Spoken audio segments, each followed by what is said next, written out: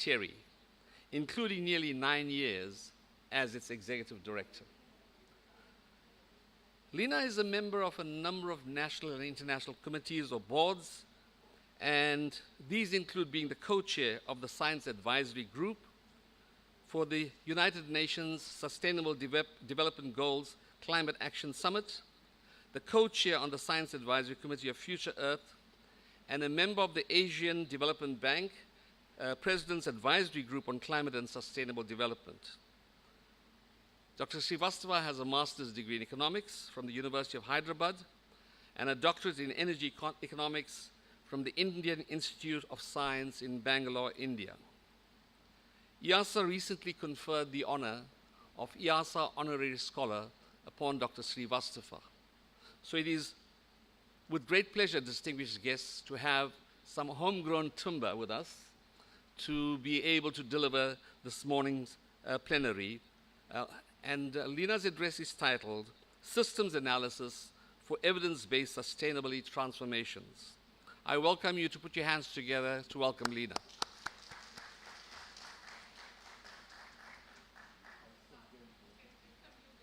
Small plant as well. Yes. For me? Yes, you please welcome her with a small plant. Thanks. All right.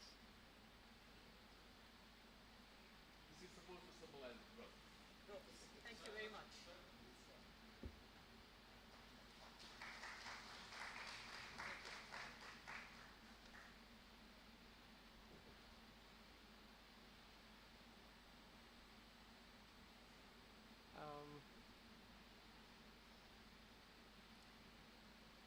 So, the presentation, please.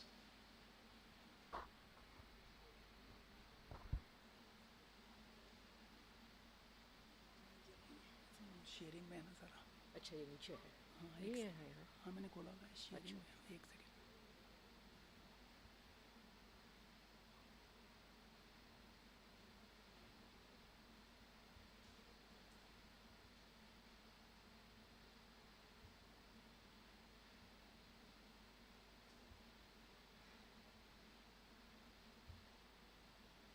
So it's being projected online. हाँ, अभी कर रहा हूँ एक second लगेगा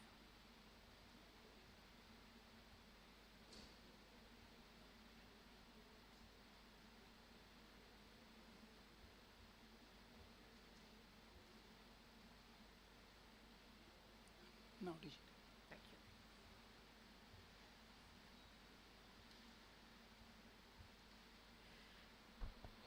A very good morning to all of you, and let me start by wishing all of us on this 75th Independence Day that we are celebrating together, and also, of course, IIASA on its 50th anniversary. I think it's a great occasion for the member country and for the institution to come together to jointly celebrate our achievements. It's a pleasure for me to spend this little bit of time with you. I have a very simple-minded presentation, basically taking off on the topic of the conference, systems analysis for evidence-based systemic sustainability transformations. Today, I think we are living in a very, very complex world, and this title may indicate some of that complexity, but let's see as we go forward. So I wanted to start by just sharing a little bit the whole challenge of defining systems analysis itself, and I went back into the literature and looked at the definitions that are most commonly used, which are presented here to you. There are 3 definitions. I'm not going to read through them, but basically, as you will see, there are slightly nuanced definitions that are presented over here, which indicates the fact that systems analysis by itself does not have a very commonly shared definition. There are interpretations of systems analysis, and of course the context in which all of us normally put it. The latest that I have over here is from 2000, which says that systems analysis applies the scientific method to map and analyze the system whereby the scientific method is characterized as a structured way of working that is open and explicit, empirically based, consistent with existing knowledge, and for which the results are verifiable and reproducible. So this is a definition from 2000. I also wanted to share with you the fact that IIASA itself had, because I did put it on slide mode. It's on slide mode here.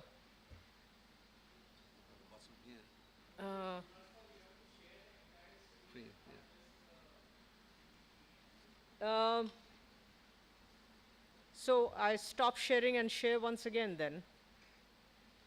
I think somebody will have to help me because here I can see it. Am I still sharing? No, that's gone. Share. Yeah.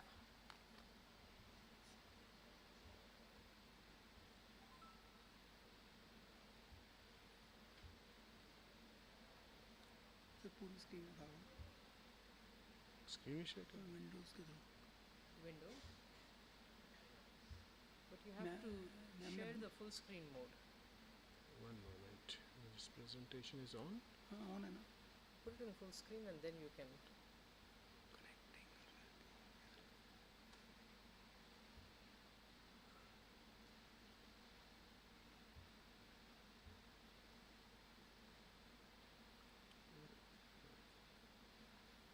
Screen application क्या? Sir वो वहाँ से बंद कर दो एक बार उसको पूरे को ना दोबारा उठा लो And let me share the entire screen. then. अच्छा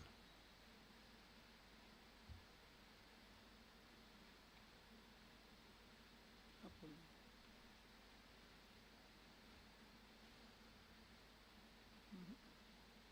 You can put it on full screen. ना वो उतना ही आ रहा है No? ठीक है No? हाँ ठीक है वो कर देते हैं वहाँ से Okay.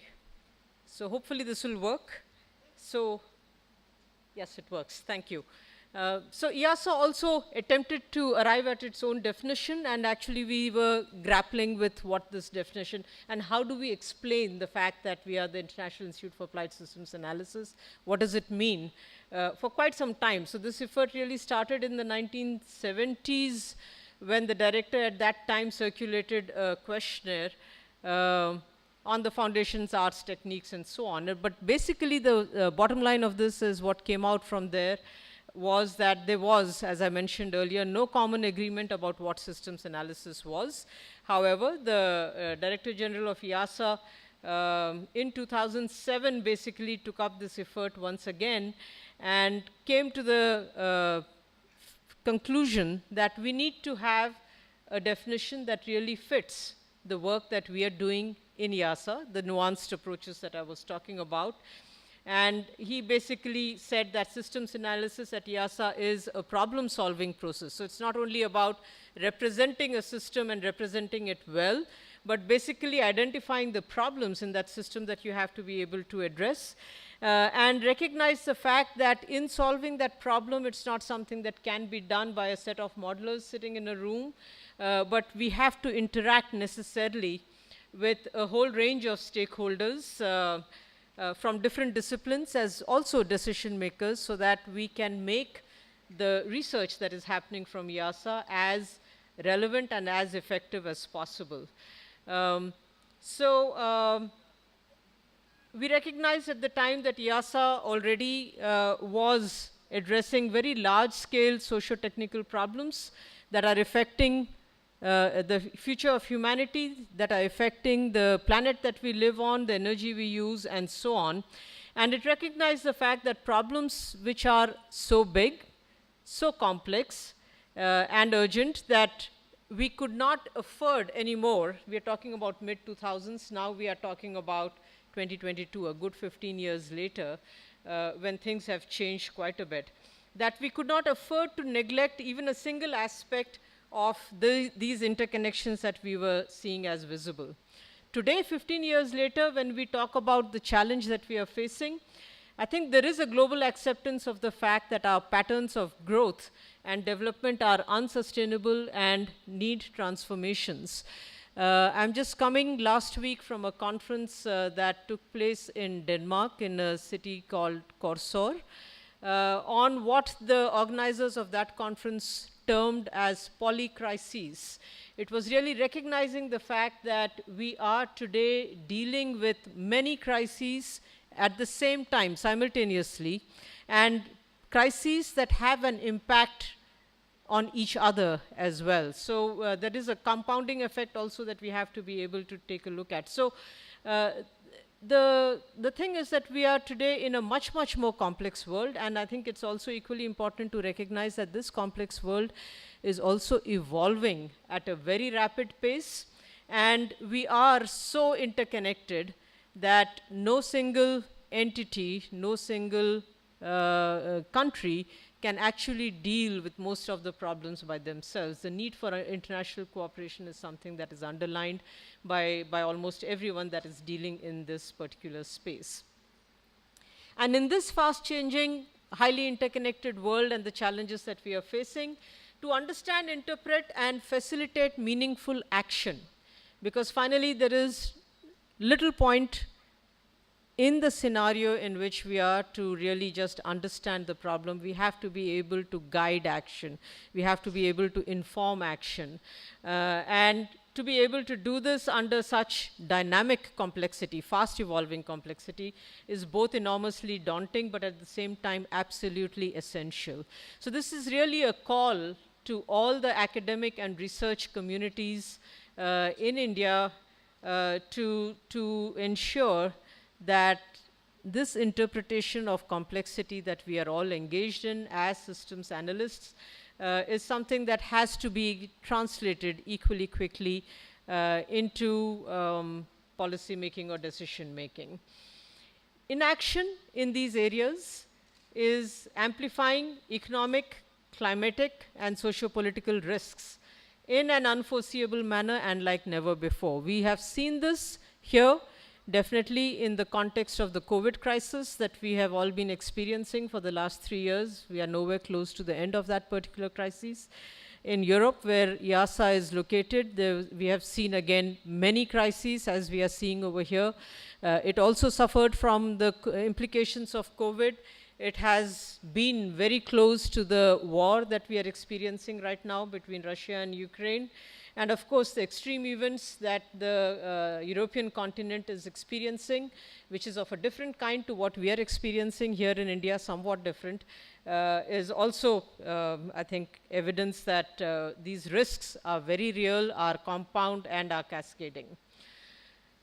So when we talk about risks, as we are all aware, I mean, we are really talking about risks as a function of the hazard that is being faced, the exposure and vulnerability. And I want to come from here to the two main agreements that we have signed in recent times, and a lot of people will take umbrage with my saying these are the two main events, because it's true that there are many other global issues that we have to be able to include, but I'm using this as an illustration.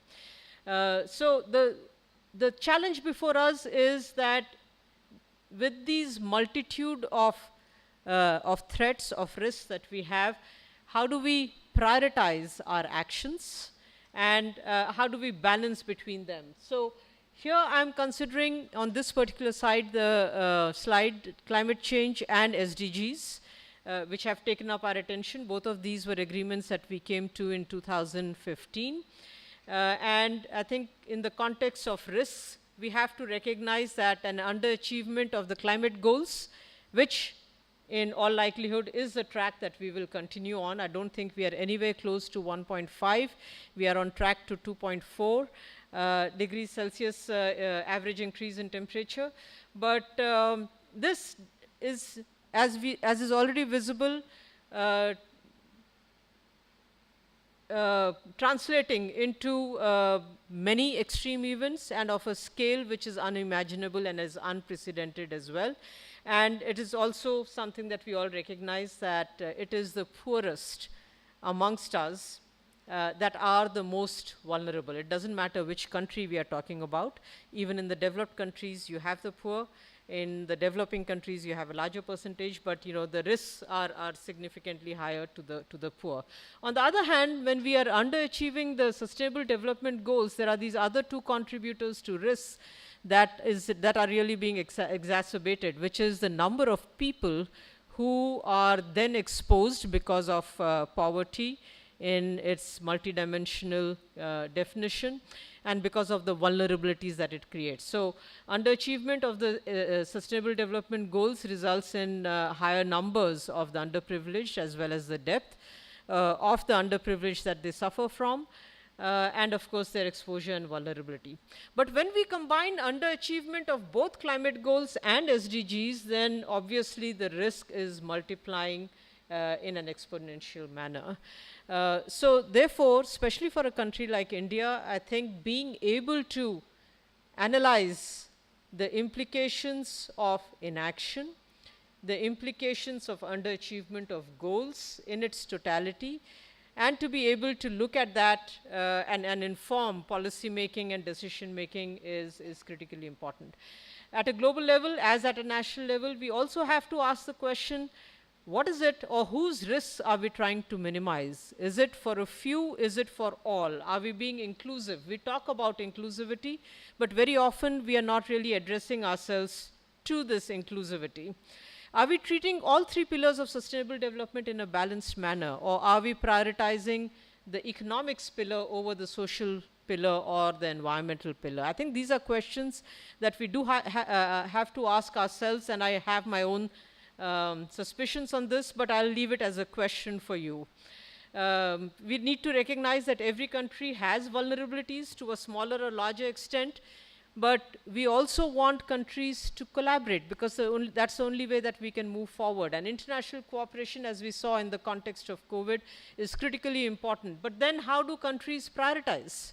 They have to prioritize within their boundaries. They have to prioritize across boundaries, so that we are able to deal with the problems in a manner that the largest percentage of humanity and non-human species are protected in the world. But then this is not an easy job when you look at the politics under which our systems operate. But the reason for spending this time over here is basically, again, to bring to the fore the fact that we are faced with many questions of values, of ethics, of equity, and we have to ensure that these are integrated in our efforts towards sustainability transformations. We cannot, under any circumstance, try and rebuild, for example, from the impact of COVID or any extreme events, a system that existed in the past, because we are today aware of all the flaws of that system, and when we are rebuilding, we have to ensure that we are correcting all those ills that are in place. So the research that we do, the analysis that we do, has to be comprehensive as far as possible. It's very difficult to replicate reality, as we know, in all its complexity, but as far as possible. We also recognize the fact that there are synergies and trade-offs. I mean, this is brought about explicitly in Agenda 2030. It is also recognized in the Paris Agreement that climate change and SDGs have to be seen to be going hand in hand. But we are also aware of the fact that we are off track on a large number of SDGs, possibly with the exception of one or two, and definitely off track on climate change. This being off track with our goals has got exacerbated as a result of the events that we have experienced in the last 3 years that I was just talking about, in particular the COVID pandemic and the war and the implications of the war. The extreme events is something that we have expected. Science has spoken about it for a long time with increasing degrees of confidence and probabilities. But the other two were things that we did not really factor in. So when we were hit by the pandemic, when we experienced the war, we found ourselves going even more off balance as far as our climate change and sustainable development goals are concerned.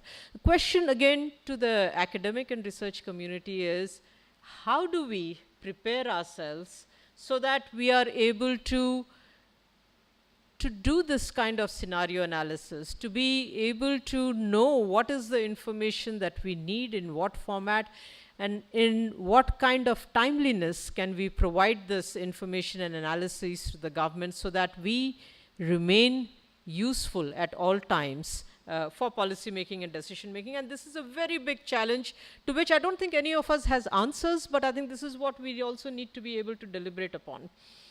So as I mentioned, Agenda 2030 urged us to look at the 17 SDGs as integrated, indivisible parts of a whole.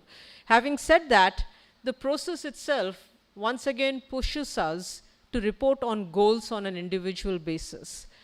None of the reporting structures that we have in place are still today able to look at this integrated nature of the SDGs and the implications of underachievement of one SDG on the other SDGs that are linked up to it. And if we don't take this comprehensive view, once again, I think we will be failing in our efforts. So these siloed structures and approaches also tend to focus our attention on the trade-offs. So when we talk about the fact that there can be multiple dividends, the structures that we have within countries at a national level, at a subnational level, are such, and the responsibilities are such, that you focus only on the trade-offs. So if I wanted to build more hospitals, I'm looking at building more hospitals. I'm not really looking at what the implication of providing energy in the small scale in which primary health centers require energy will have on the delivery of health services. That integration does not take place. And when that integration does not take place, you're pursuing your energy goals independently, you're pursuing your health goals independently, and you're not really recognizing the multiple dividends that are possible. And therefore, the priority that needs to be accorded to something which may seem small from an energy perspective, but very big from a health perspective, gets missed altogether. Once again, I think there is need for us to focus our attention on some of these areas.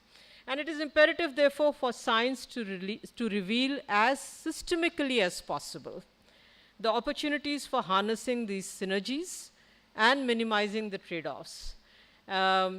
I would request that all of us really look into ourselves and the work that we are doing to see if we are able to take this kind of a systemic approach that is required today, because we are running out of time.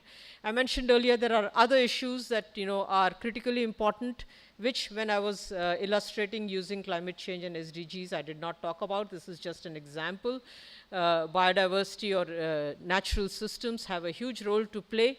And as we know from a lot of work that has been done and the IPBES report that has been generated, that we are seeing an unprecedented decline in natural resources. I won't go through these numbers, but you can see the horrifying magnitude of impact that we have had on our natural systems. Global biomass of wild mammals has fallen by 82% since 1970. Nature for indigenous people and local communities has deteriorated to the extent of 72%. We have 25% of our species that are already threatened with extinction. And when you superimpose on this the impacts of climate change, which are already upon us, we are no longer talking about it in the future, these numbers take on much more horrifying proportions. Here I'm basically trying to illustrate the synergies and trade-offs between the 17 Sustainable Development Goals and the complexity of being able to make these trade-offs and synergies visible to policymakers in a meaningful manner once again. Because it is easy for me to stand here and say that we as the scientific or academic communities need to be working in this. But I do recognize the fact that it is not a very simple task.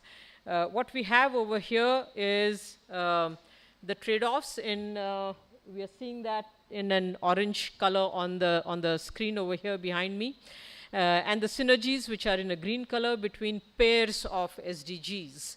Obviously, when we talk about synergies, it's not only pairs. There are multiple SDGs that we have to take into place, which increases the complexity. But even over here, you see that there are a large number of synergies and trade-offs that exist, and of course, a lot that we still don't know that has to be determined. So we do have a long way to go, a lot more research, but this has to be done in a very rapid manner. It has to be prioritized so that we become meaningful. I'm going to request someone to give me a signal when I'm running out of time. My chairman is sitting in the audience and I can barely see him with my height, so my apologies for that. You'll have to raise your hand really high, Gansen. So just moving on to some very quick examples. I wanted to start with insights from the COVID experience because this is, of course, top of our minds right now. What we have seen from the COVID experience and what negates what we have normally and often put forward as barriers to action is we talk about political will. But we saw in the context of the COVID experience that governments across the world have taken very rapid, very decisive action to the best of the knowledge that was available to them at that given point in time when they had to take the action to stem the spread of the pandemic. Science had mixed success in informing policy.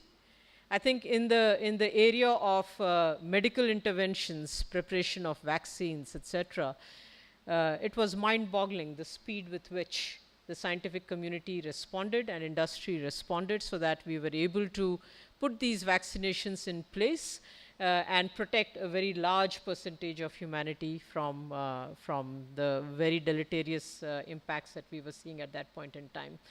But on the other hand, when we look back, very often lament the fact that some of the responses, although we thought that they were absolutely required at that point in time, were possibly too extreme.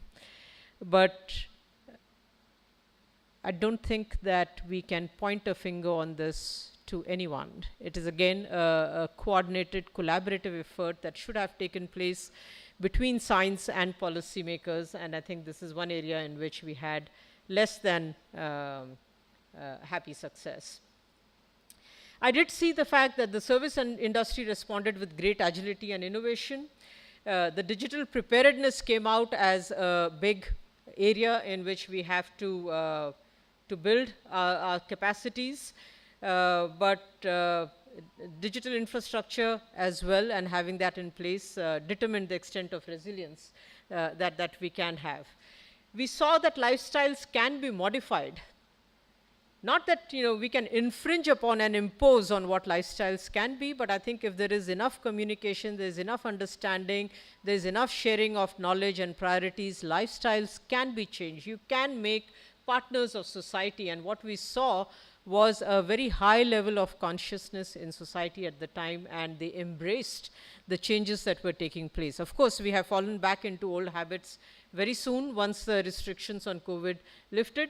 But that again, I think, is an area for us to explore as to why were we not able to build on the good transformations or the beginnings of transformations that we saw at that point in time. And of course, we saw that global supply chains need to be better targeted and stronger. So there are many weaknesses in our system that we have identified that requires multiple disciplines to engage and to see how we can be better prepared to respond to emerging crises that we know are coming and be better prepared in an agile manner to be able to do so. I'm not going to go through the details of this, just to give you a sense that we, in an exercise that we had done, had looked at 4 themes to explore to see what is it that we learned from the COVID crisis. On governance, on the science systems, these are, I think, the foundational aspects. Governance and science are the foundational aspects of societies. And then, of course, the services that we provide, food, energy, and so on. So we took those as examples. And what we found in general is that we need, again, to take a careful relook at how we have organized ourselves. this is what the systems are about, the governance systems and the science systems, to be able to respond to the situation that we are in. A number of institutions, for example, at a global level that we have developed were put in place a few decades ago for the problems that we were facing at that point in time.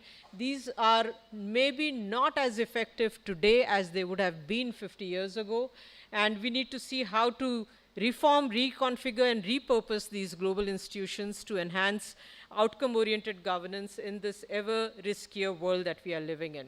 Similarly, in the context of countries at a national level, I think we need to ensure that we are making systemic resilience a core government priority by moving it to the center of government. We have had many discussions where we have spoken about, just to take examples, energy security, energy independence, and so on. There are many concepts that we have gone through.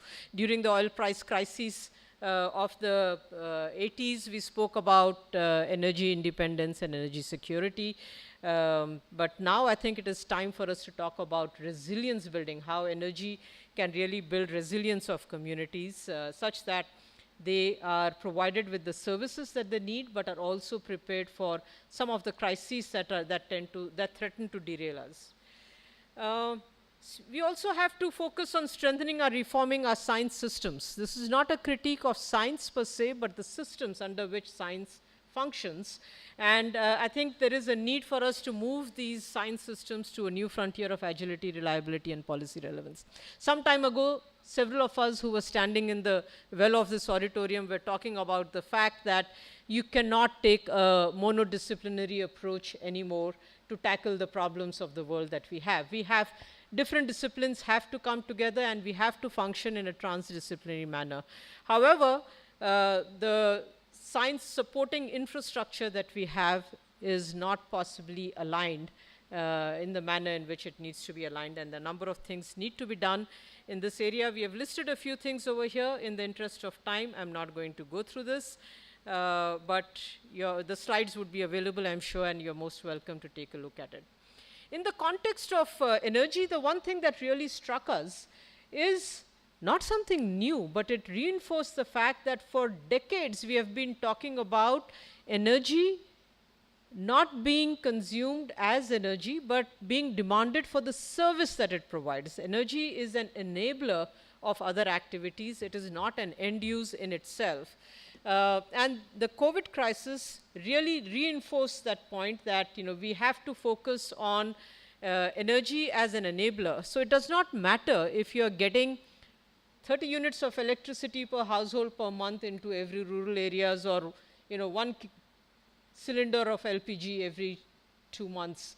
The point is, the need is for lighting services, the need is for cooking services, the need is for education, and so on. It is the services that are being provided or enabled by energy which are the most critically important, and that is something that came out very strongly once again. So the recovery packages that many countries announced, and several of them were focused on the energy sector, really had to focus on driving these shared service-based economies.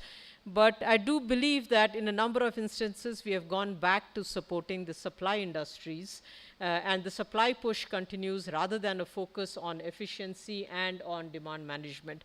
And there are a large number of models, several of which have been prepared by IIASA, which have shown that pure supply focus is not going to help us meet the goals that we are talking about, and we need to have a major emphasis on demand reduction as well. Similarly, in the case of food, I think we have to reorient our food system architecture towards resilience and equity. Gansen, how much time do you have? Yeah. So food systems so far, are driven largely by efficiency concerns, not so much by resilience and equity concerns. And we once again need to explore this to see how is it that we can change the focus in this particular area. So when we look at a very classic literature by Donella Meadows on leverage points, places to intervene in a system. This is what the different leverage points look like. So typically, what happens is we are very close to most of the interventions that we have focused on, definitely in the context of climate change, but also in the context of some of the SDG interventions that we are all involved in. Most of them have really focused on the practical parts of the leverages that we have. So changing the measurable things, changing flow of resources, and so on. And to some extent, we have looked at the feedback loops as well. But as you see from the bottom of this particular chart, from this very classic work that was done, if you want to have a stronger leverage, then you have to move towards the right side of the scale to looking at some of the structural and cultural levers that we have available to us. But obviously, these levers are much, much more difficult to analyze and to implement and to bring about change. But sustainability transformations cannot be achieved by mere tinkering with the system. We need to possibly scrap entire systems and restart once again. And for that, it is necessary that we carry all the actors along with us. It's not a technology fixed solution that we are looking at to be able to arrive at sustainability transformations. A lot of literature in recent times has also made this point that we need to focus on the whole range of levers that are available to us, that there are no silver bullets, as this particular paper, which was published in Environmental Research Letters, said. And it looked at, it undertook a major review of literature and recognized the fact that a large part of the scenarios that we have done have historically been based on decarbonization of global energy, transport, industry, building sectors, and so on, specific sectors. It has been focused on massive scaling up of technologies, for example, renewable energy technologies or removal technologies for carbon dioxide, transformation of agricultural and land use practices. There is some effort towards global consumer behavior, but largely through pricing incentives, and of course looking at short-lived carbon polluters as well. And basically it concludes by saying that rapid innovation of lifestyle, social systems, and patterns of global cooperation, in addition to technical innovation, will be critically important for keeping the 1.5 degrees Celsius target within reach. While this is critically important, we are, from providing the evidence base that is necessary, that might help us to make the point with governments, with decision makers, to make the point about trade-offs and synergies and the multiple dividends that can accrue to us, we are still not very prepared to be able to look at these issues of lifestyles and social systems and international cooperation and build it into our different models. In this slide, basically, I wanted to also talk about the importance of these two factors in our ability to be able to achieve the 1.5 degrees Celsius target. This is again from IIASA's work that has been undertaken. So what we are seeing here is conventional 1.5 degrees Celsius scenarios, where we see that when we have an inertia in policy, social, and technological change, because we are focused on trade-offs rather than looking at synergies, it is very likely that we will overshoot the targets that we have in the short and medium term, but will need a very massive long-term deployment for the high demand scenarios that we will face, because we did not take action early enough. And we will possibly have to resort to negative emissions to be able to remain within our targets. On the other hand, if we were to take a very different perspective and drive rapid transformation, which is supported by end-use changes as well, behavior changes, lifestyle changes, demand reduction activities, etc., we need not necessarily get into a scenario of overshoot. We can remain within the pathway that is required for us to achieve the 1.5 degrees Celsius target, and it would possibly keep us also economically in a good space. So to cut a long story short, if you focus your attention on this second graph over here, what this essentially demonstrates is that when you have upfront costs of rapid transformations towards net zero emissions, high upfront costs in the initial years, your return in the longer term is likely to be significantly higher. What this work has also done from IIASA, this particular project that you see at the bottom of the screen, it also illustrates the fact that not every sector in an economy needs to move towards net zero at on the same track or in the same time frames. That there are certain sectors of the economy where you can move towards even negative emissions, as you see here in the Follu sector. Even in the energy sector, I think by 2060 we should be able to see net negative emissions, but there are other more sticky sectors where it may take slightly longer. So you have to be able to once again look at the balance of opportunities that are available to us and see how we are able to optimize that. From a feasibility point of view for global transformation pathways, as you will see from this particular chart, increasing feasibility challenges are there when we get into the institutional and social and economic options really, but the institutional ones really stand out, and the institutional stickiness that we have in our systems is the one that is likely to drive us towards this 2 degrees Celsius temperature change and higher. So there is a need for all of us in our research to also see how we can overcome this. In a new focus for its new 10-year strategy, IIASA has tried to expand the definition of the system itself. When we talk about systems analysis, we are trying to understand a system. But as we have seen in the interconnected, complex world that we have, the definition of the system itself has to expand to include a lot more things than we had started off with. When we first started talking about climate change, we were looking at energy and climate change. But then it went from energy and climate change to water to forests and a whole lot of other things that we are talking about. Similarly, I think in many other areas, we have to look at expanding the frame of analysis and move to more systems, both individually and collectively, so that we have a much more systemic understanding, both of mitigation options as well as of building our resilience to various factors. This is just an example of a piece of work being done in IIASA once again, where we are looking at just transitions framing for wildfire risk management. The hypothesis over here is that current wildfire risk management does not take into account issues of justice and equity, and this is a key focus that we are bringing in. So IIASA today has a new research program that is exclusively focused on justice and equity issues, and they work across the institute to ensure that justice and equity issues are integrated into every piece of work that we do. In a similar manner, we have a new research group on governance and institutions, which again is trying to see how we can tackle these very difficult subjects that I was talking about and try and ensure that we are able to provide that expertise across the length and breadth of the institute.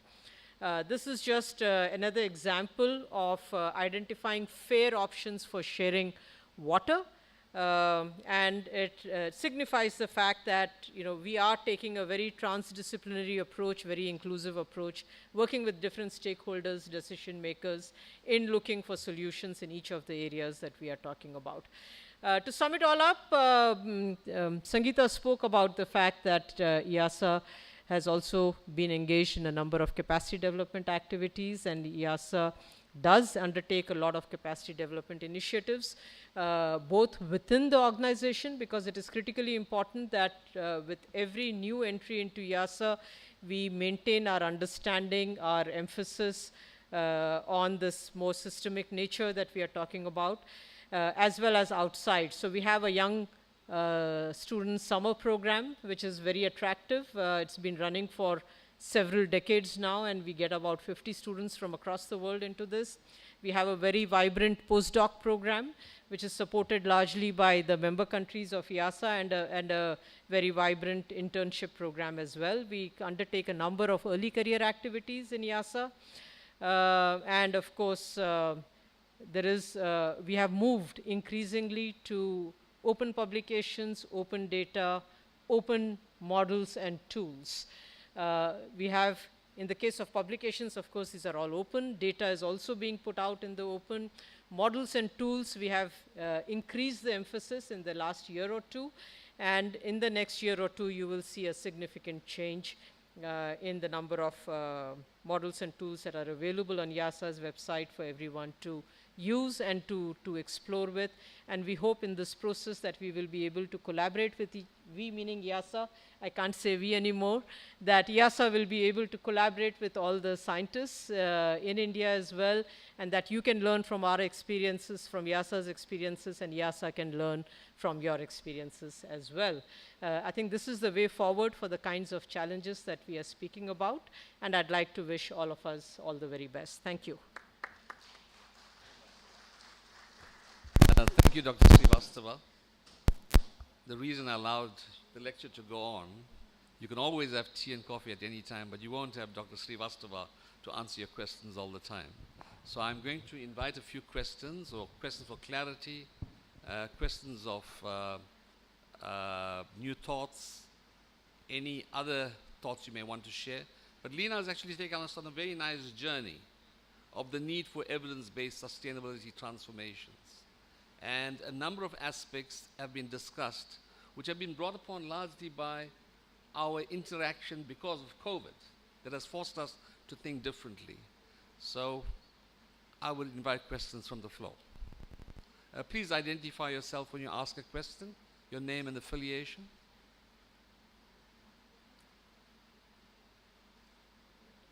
Yes, ma'am? Yeah, yeah.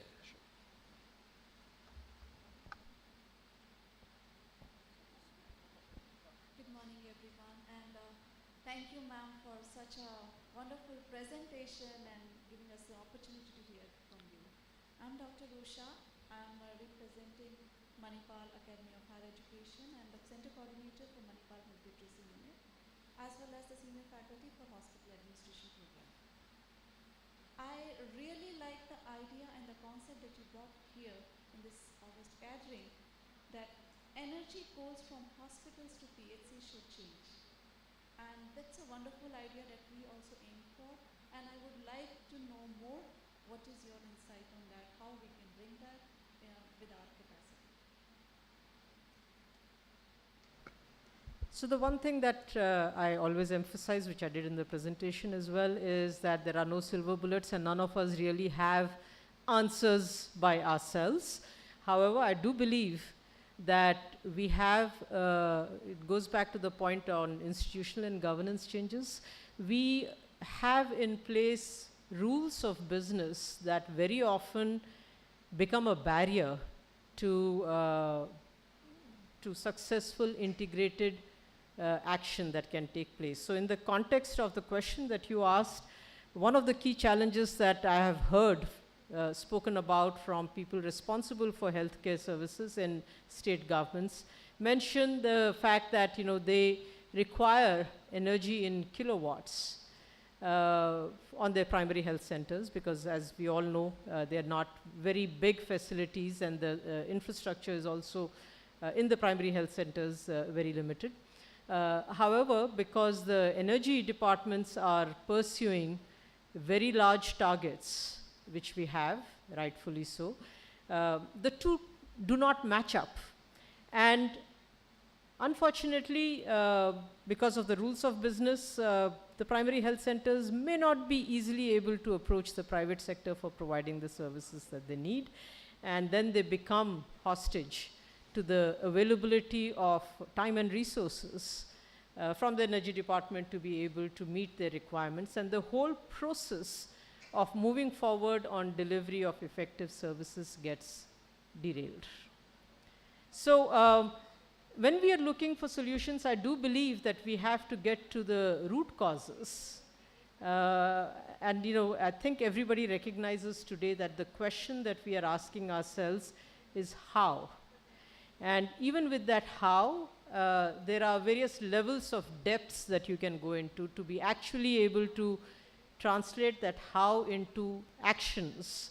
And in each of these areas, I think there is a lot more work that needs to be done, and that's why I was emphasizing that almost everyone needs to get engaged in this effort of answering the question of how to.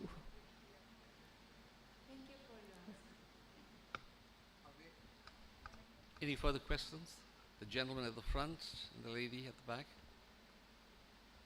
Can you get the mic? Thank you for a very nice talk. I was quite intrigued by this idea that you presented about energy as a service. Are there any examples where this has been tried out? So I can give an example very close from home.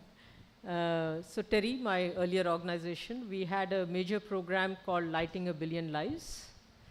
And in that program, I'm talking about 15, 20 years ago, so we did not have the kinds of connectivity in rural areas as we have today, possibly. We were not able to provide electricity in the homes of people.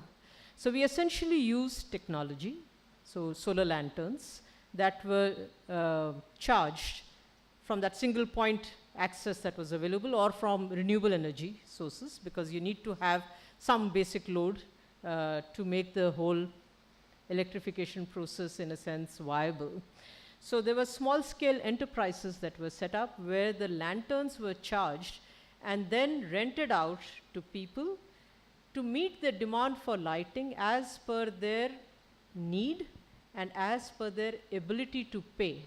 So if they wanted a lantern for 1 hour for a particular function, for a wedding, for studying, whatever, and they were able to afford only that much, then they could take it for that amount of time. So you were packaging the service of lighting through this particular delivery mechanism. So here we are talking about the creation of markets that would allow the service to be delivered.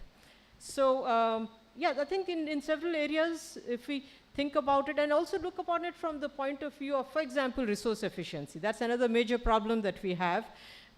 We have to become much, much more resource efficient to be able to meet our climate sustainability goals, as also to reduce the pollution and depletion of resources that we have. So that's where the service-based economy recommendation, in a sense, came. I mean, why do we all have to have cars? And this is, again, is a well-established fact that for 90 to 95% of the time, the vehicles that we have are just sitting. They're not being used. Whereas now you have a lot of intermediate transformation. If you compare the transition that has taken place in the last 5 to 10 years within India itself, you can very well function without ownership. Of course, people have aspirations that have to be met. And that's why we have to look at how we can bring the aspirations, the technology, the pricing regime, the convenience, the infrastructure, and everything together, so that we are able to drive decision-making of individuals, in this case, towards the right choices from a sustainability perspective. We all come from the city of Vienna. The public transport over there is so good and so interconnected, different forms of public transport, not just in the city but across the country, that you never feel the need to own your own car. And a number of countries, cities within Europe, I think, are going in that direction. We are still urbanizing at a fairly rapid rate. It is possible for us to change the habits of people, but it requires a different emphasis, and we have to look at how we are allocating the resources that we have available to us. So we'll take the last question, ma'am.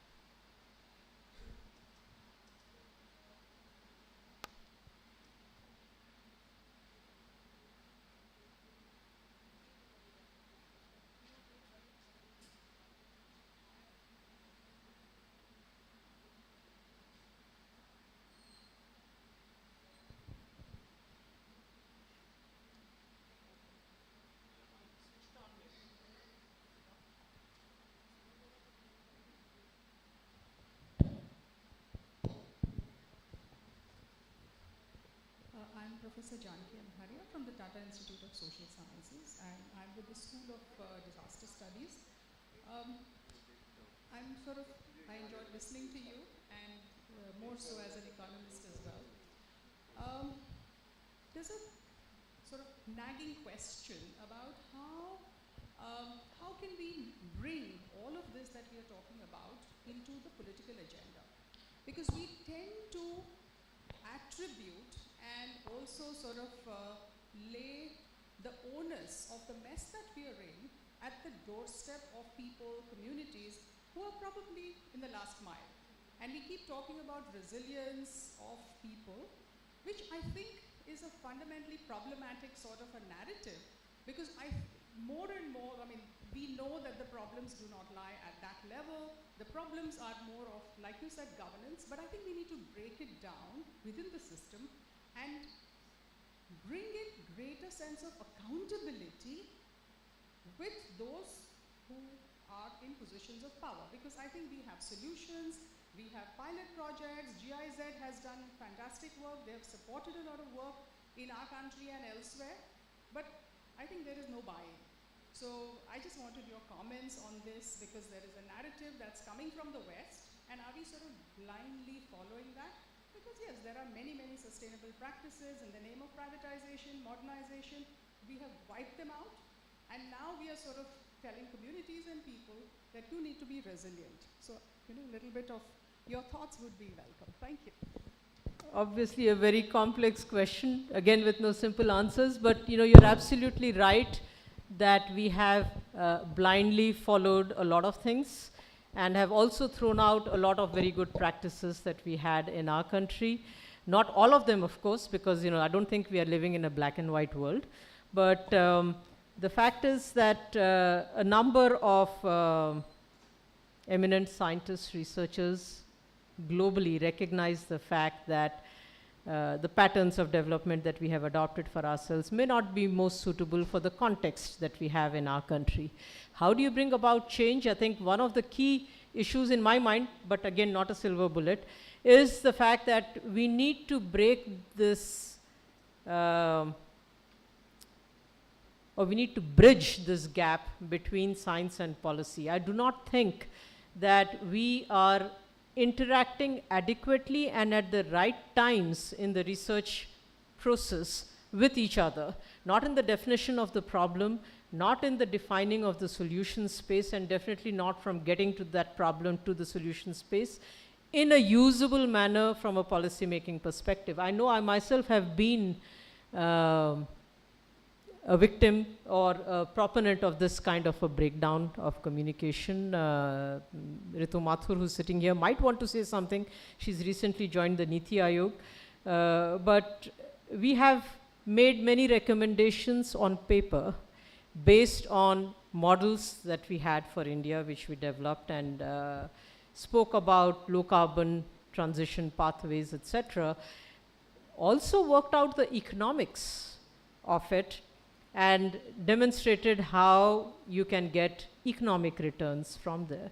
But it was difficult, and we ourselves were not familiar with, and at the time, I'm talking again about 10 to 15 years ago, did not really have an understanding of social acceptance, preferences, aspirations built into some of these models. And then when you go out with the solution and you find that there is a pushback from communities, they find this unacceptable, they find that it is not catering to their needs, the solutions that are being put forward, you have lost then decades of effort in this whole process. It was all right possibly saying that we are learning with every failure that we have in the process.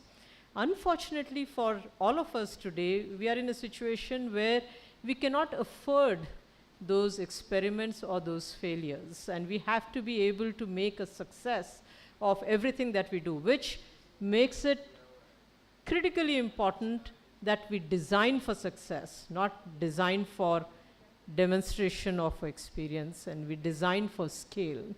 So inclusiveness at all levels, I think, is going to be critically important. We'll have to reorganize how we do research and with what purpose. Not every bit of research, but definitely the research that is seeking to make that difference that we want to make. But if anybody else would like to add, and there are lots of people here who have experience, you included in this, so by all means. Sorry? Pick it up at your chair, it's your call. Yeah. Let's put our hands together to thank Dr. Srivastava for a wonderful plenary. Ladies and gentlemen, as you can appreciate, we also have a virtual audience.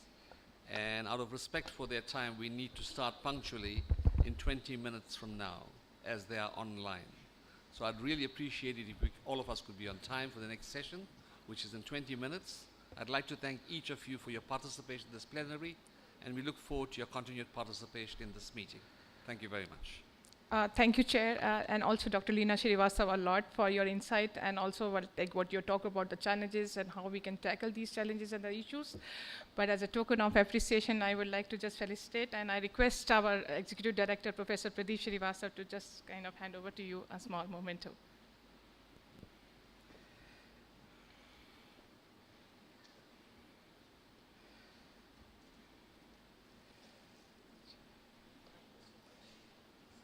Appreciate, yeah.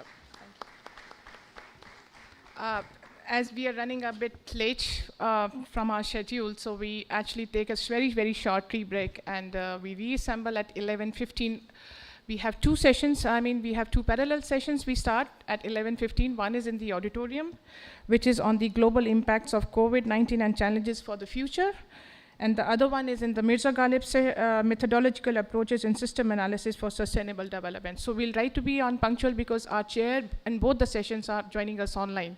So they would be waiting, so we need to be real quick and then come back for this session. Thank you so much.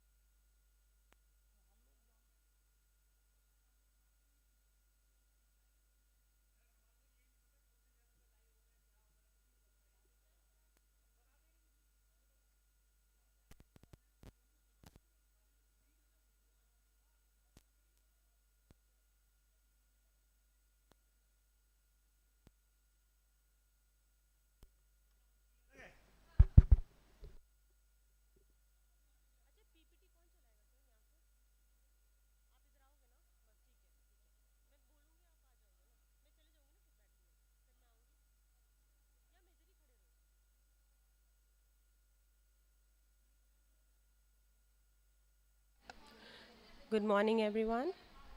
Intensity ठीक है? Good morning, everyone. ठीक है.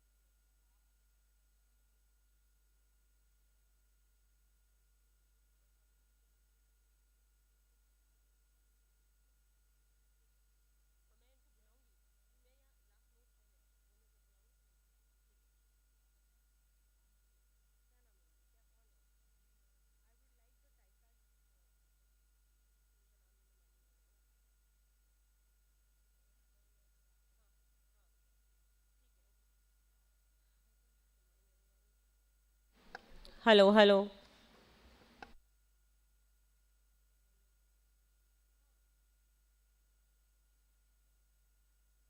Yes, ma'am.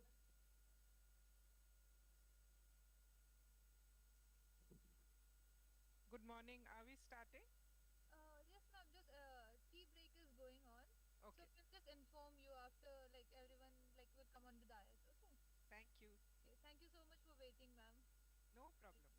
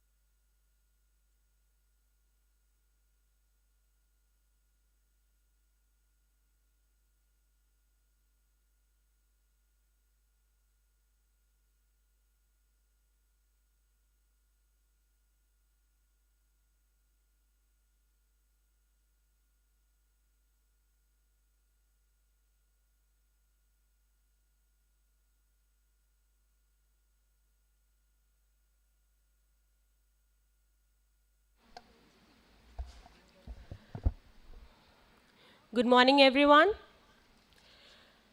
Welcome back to our international conference on system analysis for enabling integrated policy making. I'm Harsha Mohan, and I feel privileged to extend my warm welcome on behalf of TIFAC, Technology Information Forecasting and Assessment Council, and IIASA, International Institute of Applied Systems Analysis, who have clubbed all of us for sustainable development system analysis approach. I extend my deepest gratitude to all dignitaries, honorable speakers, and guests for your esteemed presence at the assemblage. Today, we gather here to objectively address the 2030 Agenda for Sustainable Development and to understand the impacts associated with problems such as COVID-19 pandemic and associated future challenges. To further debate on system analysis approach, the objective of the session is to understand methodological approaches in systems analysis and the role of technology, cooperation, and partnerships in furthering the systems analysis approach in achieving the sustainable development. Now, it's time for me to invite our keynote speaker who will formally start the conference, Dr. Mrs. Madhu Verma. So just to brief about the keynote speaker, Dr. Mrs. Madhu Verma is the Chief Economist at World Resources Institute, India. Dr. Verma specializes in ecosystem services evaluation, mapping, and modeling of ecosystem services, environmental and development statistics, green accounting, environmental and conservation finance, nature-based solutions, policy and institutional analysis. She has 38 years of professional experience of working with several ministries and departments in India and several international organizations. She is joining us virtually to deliver the keynote address and advance the session. So I request you all to put your hands together for Dr. Mrs. Madhu Verma.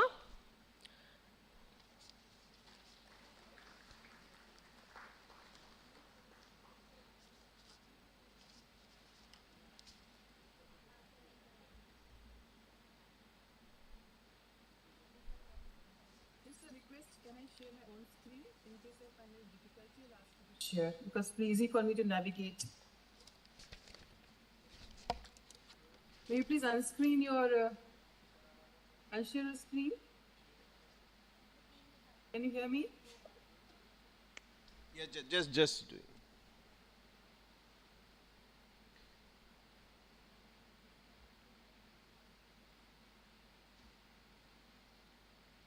Yeah, now, madam, you can share. Can you see the screen? Yes.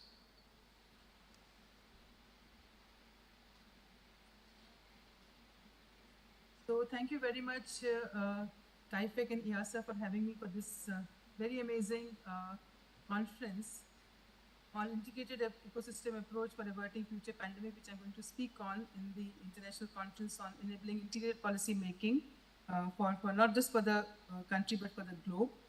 Well, heartiest congratulations everybody for 75th celebration of our independence and also 50th celebration of birth of IIASA, which has given us so much in terms of its own models, which were used as a base for taking lots of policy decisions, creating institutional mechanisms, and creating market mechanisms. And I also had a chance to work with IIASA for a study on RED+, where we try to work out the carbon model and use that base for creating the market mechanism of RED+.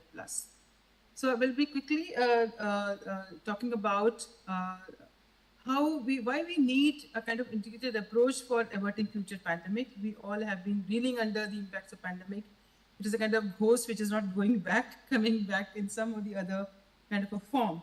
So what should be done to actually avert this kind of future pandemic? We have huge challenges globally as well as locally as well as nationally. And we need to actually avert very soon such that we have healthy, happy, and harmonious life in future. Well, this is very timely that this conference is being organized. this is a decade of ecosystem restoration, and we realize that for managing the entire system, we need to actually first of all restore the depleted ecosystem. So this is a decade of ecosystem restoration of UN from 2021 to 2030. We would like to reimagine, recreate, and restore these ecosystems basically, and for that particular purpose, require landscape management. And when you do landscape management, we conserve biodiversity and ecosystem services, and we also able to achieve SDGs and NDC targets.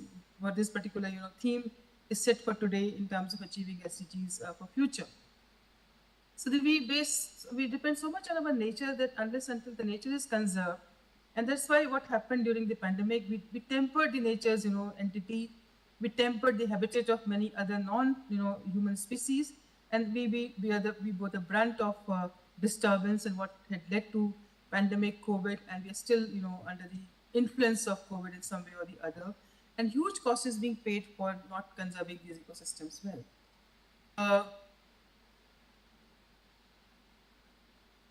What is required, I would just start from, I would say the conclusion of the session is One Health approach, which is a systems approach where we not only have to think about the human health, which you can see here, we have to think about animal health as well, and it's be possible only when we maintain the health of the environment or the ecosystems. So what we are pursuing now, having learned such lessons, bitter lessons from COVID, from pandemic, is to integrate all these systems together, then only will be possible to take the baton forward in terms of healthy ecosystems, healthy human systems, and harmonious life in future. This is an approach which talks about, integrating human populations, the non-human populations, and the overall ecosystem. Then only we will be able to achieve our, targets. So it is a collaborative, multi-sector, and transdisciplinary approach, which Leena ji talks about very greatly in her talk, via interventions at multi-scale and multi-ecosystems, and all disciplines have to come together. Like TIFAC has a wonderful, system of bringing, people with diverse backgrounds together to have integrated approach, which is a systems approach to resolve any problem, which is a more holistic kind of approach. Like I'm an ecological economist. I worked with wildlife experts. I worked with physicists. I worked with mathematicians. I worked with modelers to actually create the whole, kind of integrated approach to solve many diverse problems. It requires working at local, regional, national, and global levels with the goal of achieving optimal health outcomes. We cannot go extreme of minimal or or a kind of a maximum, which is very lopsided, which is maybe very very skewed kind of distribution of health outcomes. But we have to achieve optimal health outcomes where everybody have equitable access to good health, equitable access to good living, equitable access to harmonious living. And we recognize in One Health approach interconnection between people, animals, plants, and their shared environment. But there are lots of challenges to One Health approach. It's not easy. You can see what we talked about. It requires a lot of coordination, collaboration, communication. People who protect human, animal, environmental health, and other partners need to be brought together. Ultimate intent is to achieve the best health outcomes for people, animal, plants, and our outcomes. So the challenges are plenty which we need to overcome, we need to handle, we need to tackle. Institutional proliferation. Lots of organizations work for that, but there's no integration happening. They have their own, silos in which they work. We need to integrate, bring them together. But a fragmentation also happens in terms of various ecosystems when we do developmental process. There's a competition for scarce resources. We all know resources are scarce, but we compete for resources, and the more influential and affluent ones access more resources than the other populations. There's a lack of overarching authority which integrates these three systems together, the human systems, the animal systems, the overall ecosystem together. At the same time, there's a donor-driven vertical programs. Donor wants to achieve something, the funding agencies want to achieve something. Accordingly, they focus their programs, and then definitely it doesn't create kind of impact which is required in the system. We have to integrate, put together all the actors, in the system at one particular platform. That's what we are doing right now. We're discussing, issues, problems of achieving, ultimate target of averting pandemic, but by the interventions of all kinds of experts together. We talk about complex systems insights. We talk about coalition building and advocacy tactics. We talk about collaborative leadership skills at individual, at the community, and the systems level. So the three key elements of systems leadership. We need to bring together actors in One Health approach, policymakers, practitioners, funders seeking more effective prevention, control and treatment response in an increasing populous and globalized world. We need to look at leadership and human resources. What is the focus of leadership? We need to bring a harmonious system at place, and for that particular purpose, leadership has to be very proactive, very responsive, very reactive at the same time to respond immediately to the kind of problems that we faced up front. We require good governance and infrastructure system as well, a good medical health system, good economic system, good ecosystem, spread across the region such that people have enough resources or plenty resources to take their lives forward. And huge partnerships and stakeholder engagement definitely. I'll just come to the domain in which I work intensively is to manage ecosystems first of all, because whether they are forests, they are wetlands, they are rivers, they are mountains, they are deserts, they are extreme zones of existence, grasslands maybe, you require to maintain what is called as the land-based ingredient for maintaining the system is the soil.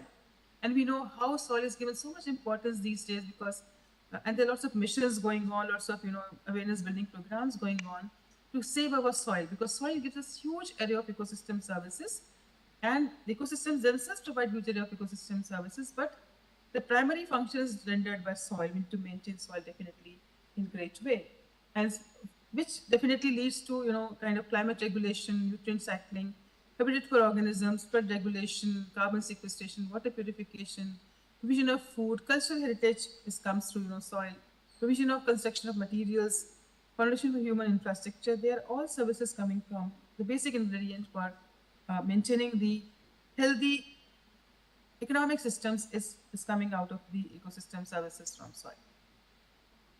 Neeraj talked about nature-based solutions in the system because we have to intervene in a manner which are the cost-effective measures of interventions.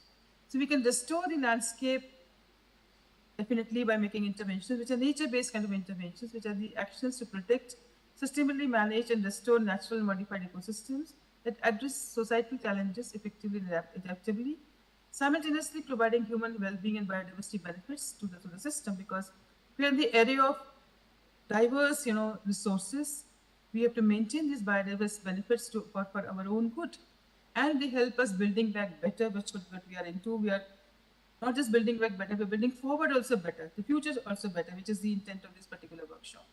So we have to maintain forest and watershed, which gives us so much amount of benefit in terms of what we invest in terms of every dollar, which gives us huge amount of return. Maintain rivers and wetlands, farmland, cities, coasts, where we play with nature, we invest in nature, and nature provides these kind of benefits for our future development.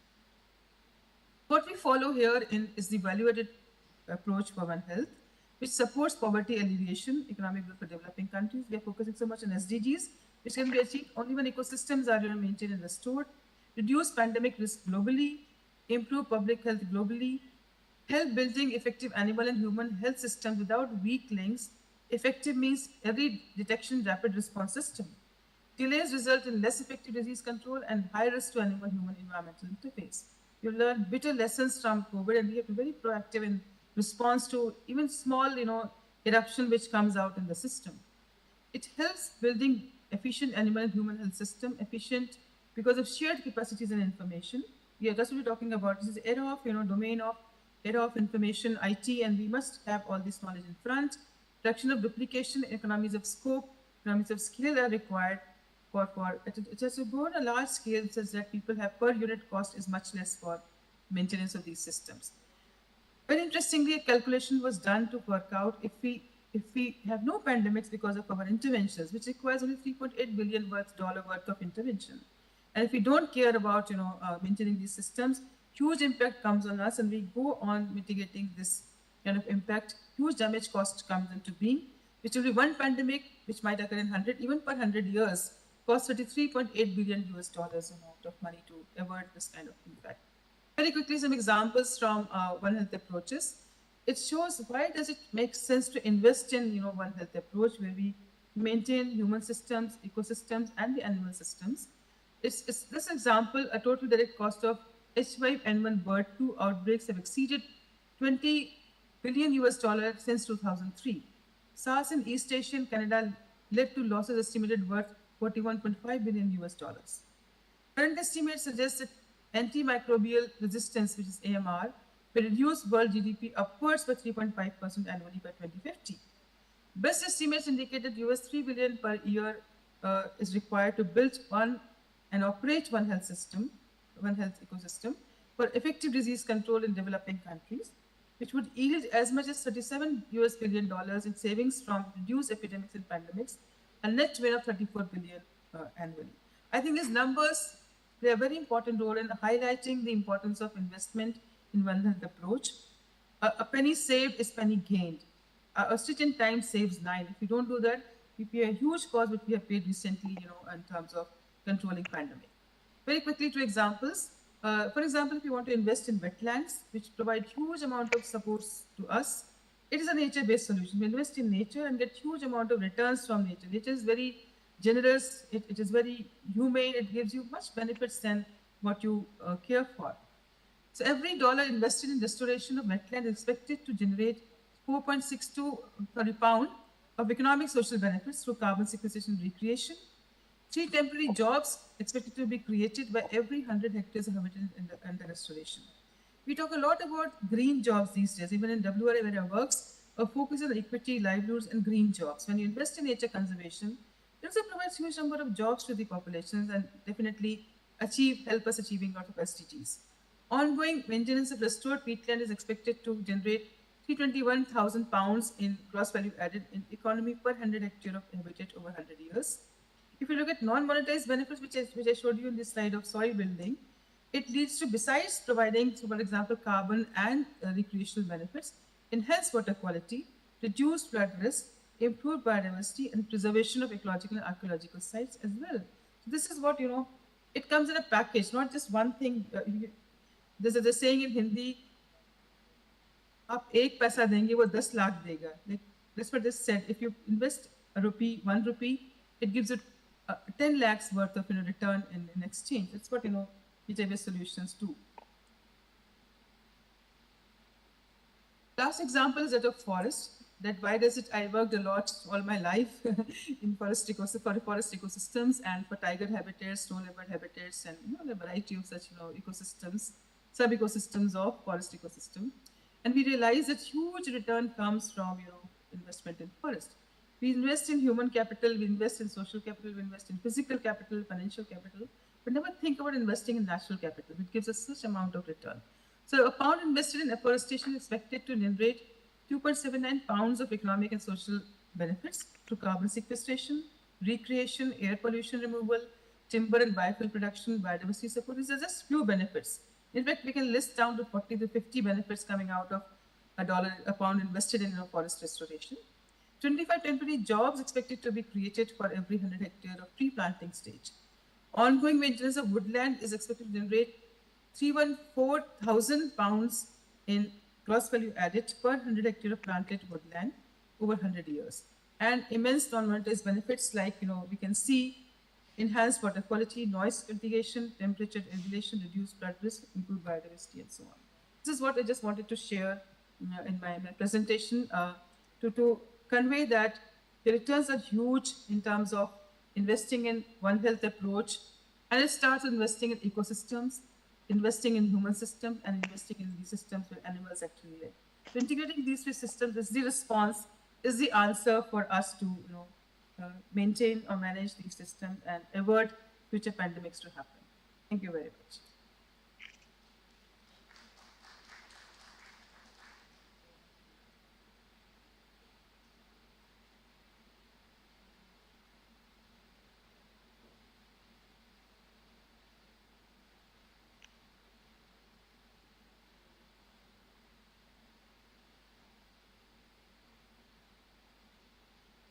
Can you hear me? So I'll be very happy to immediately respond to one or two questions, and then we'll start the presentations. Yeah, please. Yeah, please.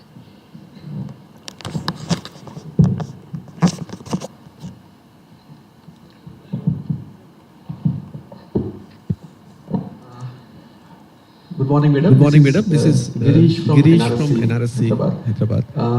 Your forest slide is very, attractive. I'm basically forester. So what do you think actual barriers of converting this investment into a true business potential?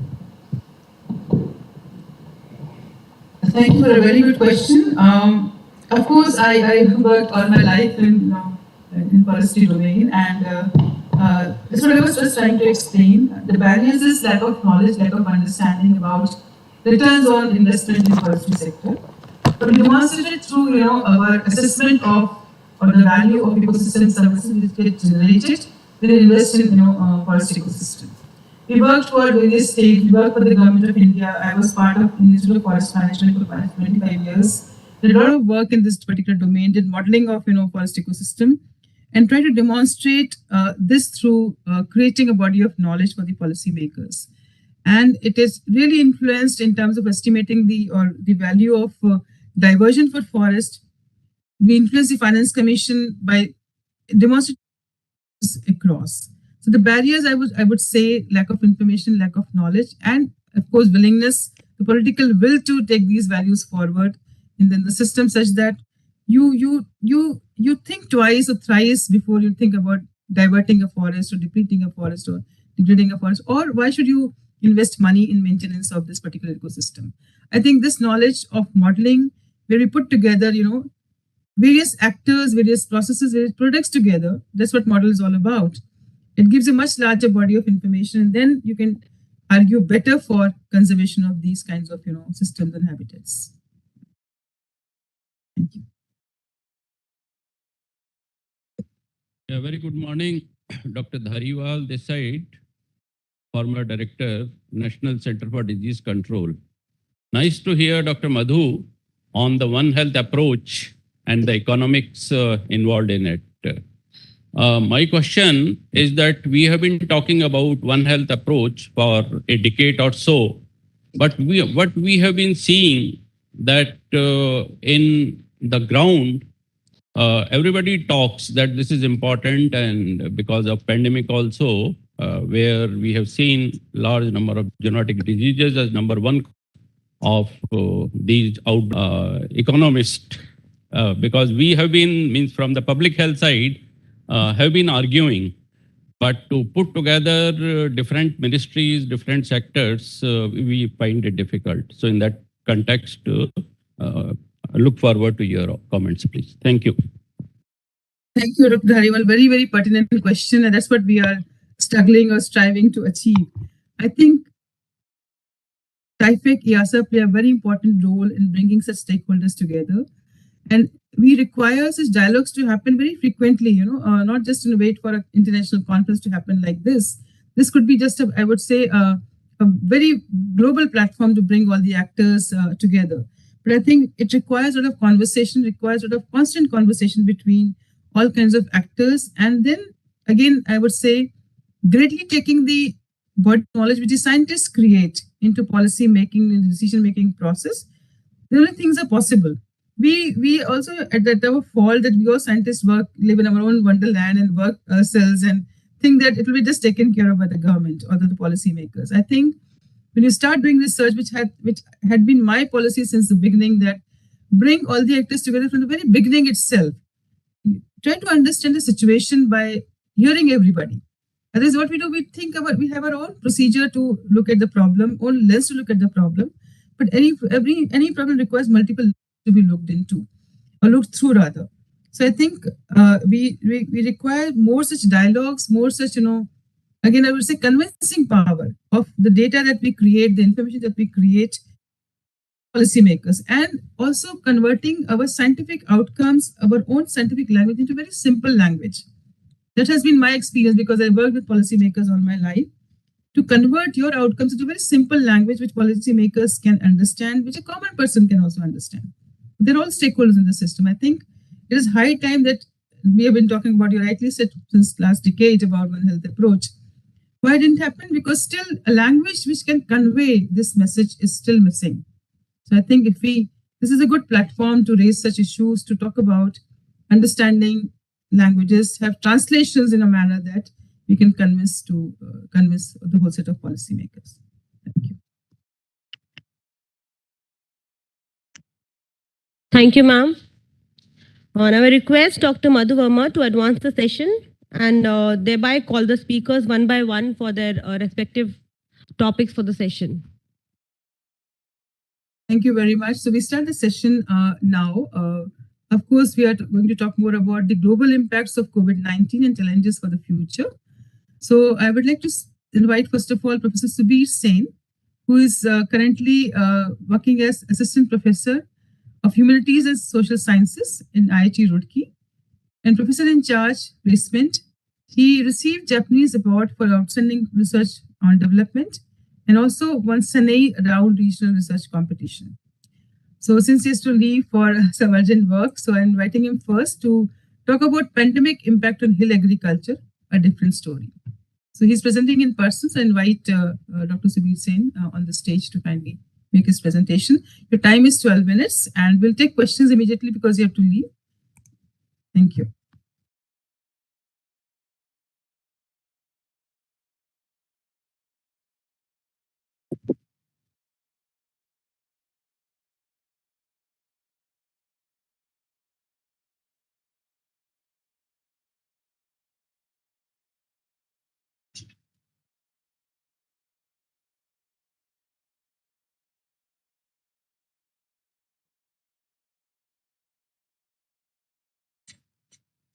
Am I audible? Yeah. Thank you, ma'am, for your introduction. And I also wish all of you all the best for the 75th year of independence as we at IIT Roorkee celebrate our 175th year of existence in the academic space. Now, before I actually jump into my presentation, which is very short and brief, just to maintain the time allotted, I will just give you a brief background, what led me to develop this particular abstract, and writing the abstract was actually easy than writing the actual paper or completing the entire analysis.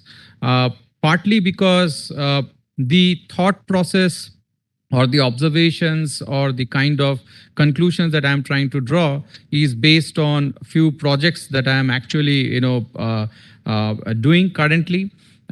Funded by different agencies. I will come back to that probably at the end of my presentation. But what I actually intend to share is that not everything was bad when we looked at this COVID-induced lockdown and the impact of pandemic across different sectors.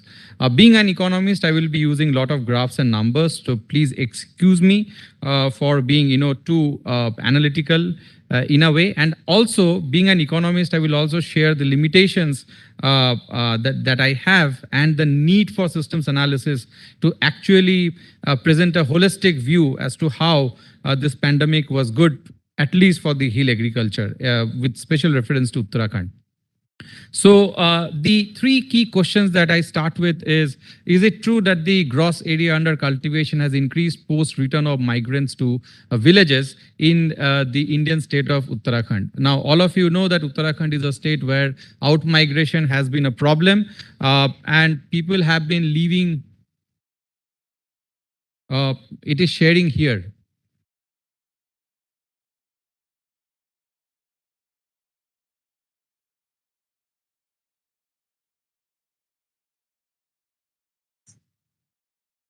Yeah, I actually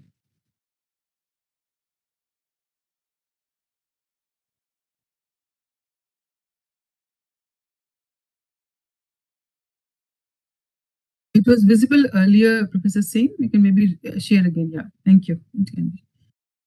And now is it fine? Yeah, it now is fine. Right? Yeah. Sorry, my apologies for this problem. So the first question is to understand whether the gross area under cultivation has increased post return of migrants in the village of Uttarakhand or not, because we know that there are increasing number of ghost villages in Uttarakhand. People are abandoning agriculture because of various reasons, including the limited policy initiatives taken towards rejuvenating hill agriculture. And also hill agriculture is impacted by climate change and natural disasters. So what kind of policy initiatives are taken by government and what impact it actually had on rural revitalization and rejuvenation of the primary sector in particular? And what alternative livelihood opportunities have been identified to support and complement hill farming? So these are the three starting questions. And when I was looking at newspaper and articles, and I saw that there are many success stories come back, people have moved back to the villages, to their origin, and they are trying to develop agriculture in such a way that it will be sustaining their lives and also helping others in a way to think about returning and staying back at their origin. So let me give you a brief overview of Uttarakhand, a state very different from its neighbor Himachal Pradesh. So it is the 27th state of the Republic of India. And 70% population is concentrated in the urban centers. So the urban centers are again in the plain districts, the three districts, Dehradun, Haridwar and Udham Singh Nagar. So most of the population comes from the plain district. And 74% population is dependent directly or indirectly on agriculture. And I will again substantiate this with the data from the agricultural situation analysis across Indian state. And 54% is hill region. ಇಟ್ಟಿದ್ದೇನೆ ಅದರದ್ದು ಉತ್ಪನ್ನ ಮಾಡಿ rice ಇದೆ ದಾಲ್ ಇದೆ ಮತ್ತೆ ನಿಮ್ಮದು ಮೀನು ಕೂಡ ಹೊರಗೆ ಇಡಿ. There's some other voice coming from some other session it seems here. ಮತ್ತೆ ಅಲ್ಲಿ ಮೂರು ಆರೆಂಜ್ ಮುಸಲಿ ಗೊತ್ತಿಲ್ಲ ಕಸ್ತರಿ ಅದು ಸಕ್ಕರೆ ಹಾಕದೆ And the organizers please check. Okay. Please check. There's some echo happening. Some other voices also coming. Yeah. I'm also stuck because of the same reason. I think somebody has to mute the mic and some mics were open. It seems to be fine, Professor Singh. You can go ahead. Yeah, thank you. So, and if you look at the growth rate of gross state domestic product, so it reached almost 8% in 2017-18, but thereafter we see that the growth rate has actually, started dipping. So it is not purely due to the pandemic that the growth rate actually has come down. It has come down before that. So in 18-19, the growth rate was around about 3%, then it came to 1.2%. Now one is the revised estimate, the second one is the provisional estimate, and the latest one, that is the 2021 figures, which reports minus 6.5%, is the advanced estimates. Now, if you look at the per capita income of people living in this particular state, it is reported to be something around 1,65,000. The advanced estimates for the 2021-22 figure. Now, if you compare this with the country average, well, the state is doing much better in comparison to the country average per capita income. So, as I've already told you, the entire state is divided into three regions. One is the plain, the second one is the lower Himalayas, and the third one is the upper Himalayas. And then the disasters that are quite common in this state are landslide, forest fire. Now we are witnessing more recurring cloudburst phenomenon and associated flash floods, but more or less these are seasonal in nature. So the other problems that typically impact directly the farm sector or the agricultural sector are variability in rainfall. Too frequent hailstorm are being reported, in recent years, and sometimes we do have earthquakes, which are more or less unpredictable in nature. Then we have problems with the environmental and social loss estimation, and that actually leads to some kind of uncertainty in the mind of the farmers that if some loss happens or if disaster triggers some kind of unfortunate outcome, what kind of compensation I'm going to get. So so this is also one of the reasons why many people are actually worried to be dependent on farming activity. And therefore, we have problems of, different kinds. Another problem that is quite common in this state is that of animal attack. And don't think that birds or any other thing is, also, so there are bird attacks also, because they also are, affecting the farm output. So these are some of the reasons that actually has, forced people out of this particular state. Now, let me very quickly look at the situation assessment survey for the farm household. So if you look at this particular assessment survey and the kind of conclusions that the survey is drawing for the Uttarakhand farm sector is that, again, most of the income for the farm households come from crop production. So if you see this green tower, so you remember 70% population is more or less located in the plains. So more or less, many of them are not directly engaged in farms activity, but then the census report and the agricultural census report says that, well, you have around 70% population dependent directly on the farm sector. If you look at the farm sector and those who are holding farm, they are directly dependent on income from crop production. So if there is any change in climate or any kind of impact on the farm sector, then it is directly going to impact the livelihood and the lives of these people attached to this particular sector.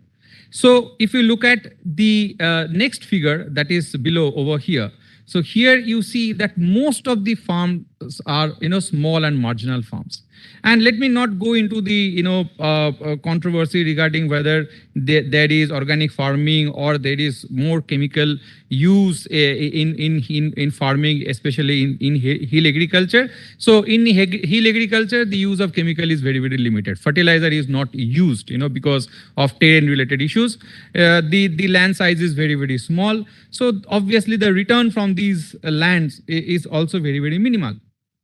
If you look at the plains where once agricultural activity dominated, now there the demand for land has gone up. So the change in land use and the conversion of agricultural land for infrastructural development has actually led to less and less number of agricultural fields. Or you have seen that the gross sown area in the plains have actually gone down over a period of time.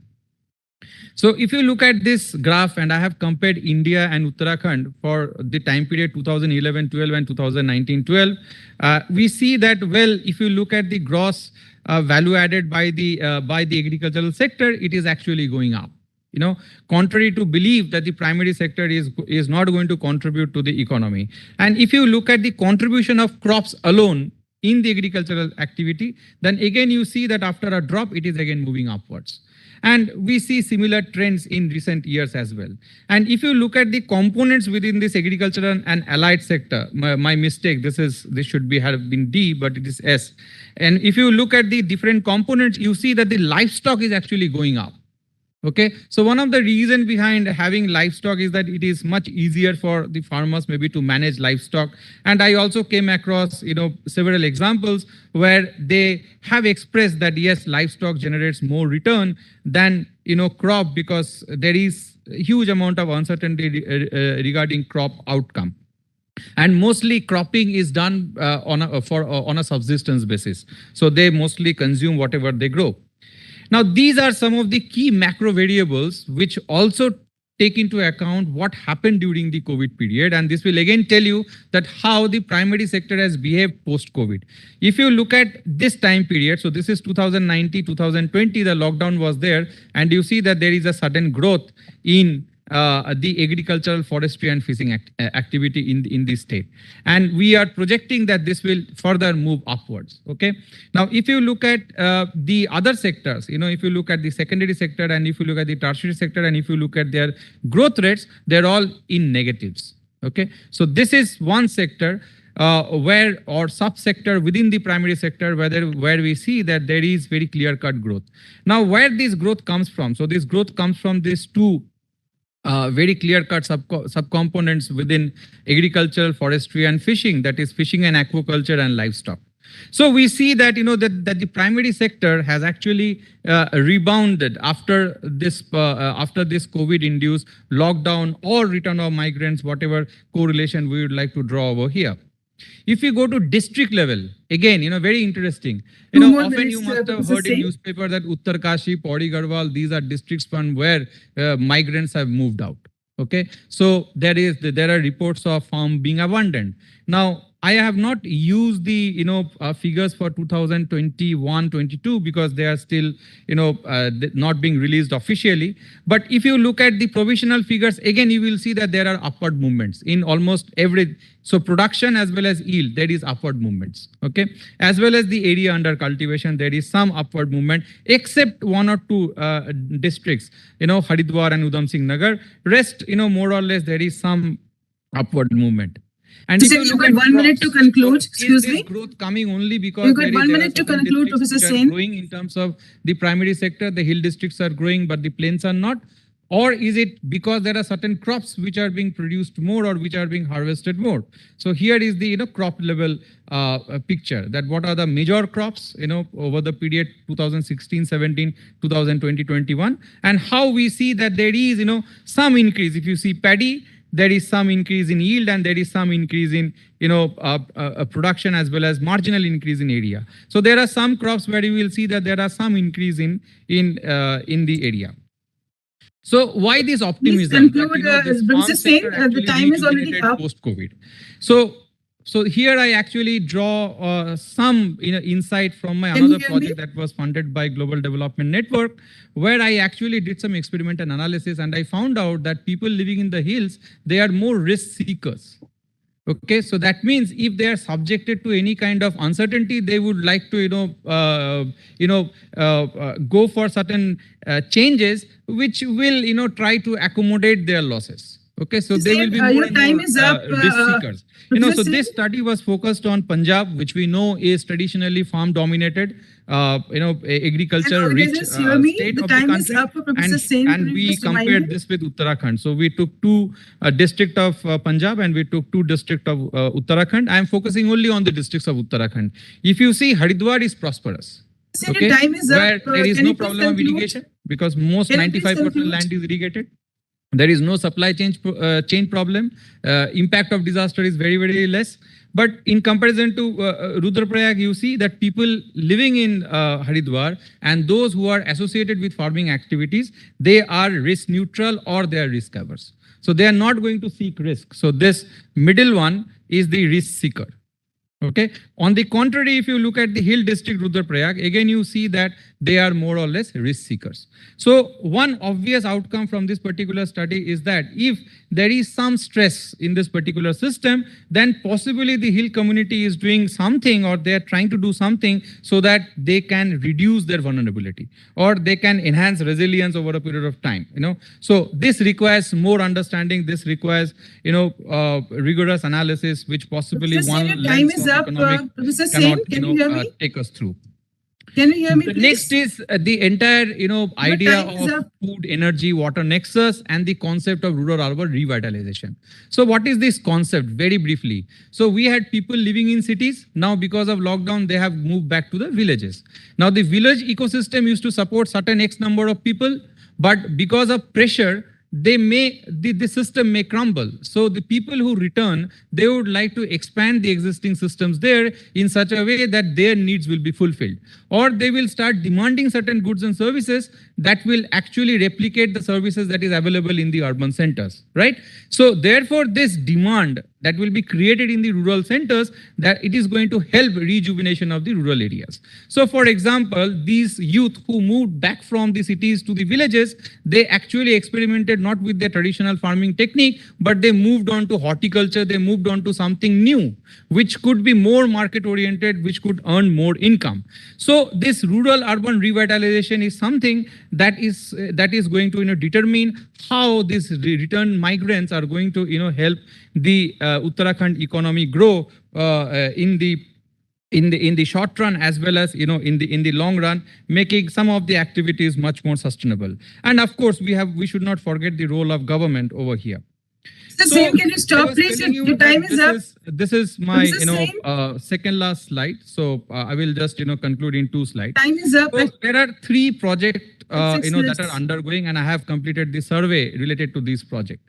So the first project that was funded by IIASA, it is directly analyzing the climate change impact on hill agriculture. And incidentally, the project survey was initiated after the first phase of unlock. So the survey areas were Bageshwar and Almora, and I had kept some questions intentionally which can capture how the farm sector is benefiting because of the return of migrants to Uttarakhand.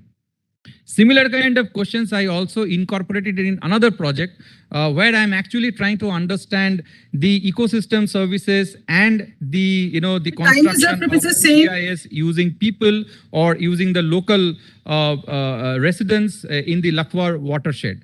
There again, I'm trying to understand how this return migrants have actually contributed to rejuvenation of farming activity in this particular area, which is in Dehradun district. And this is just above the proposed Lakwar Dam, which is much debated in recent time.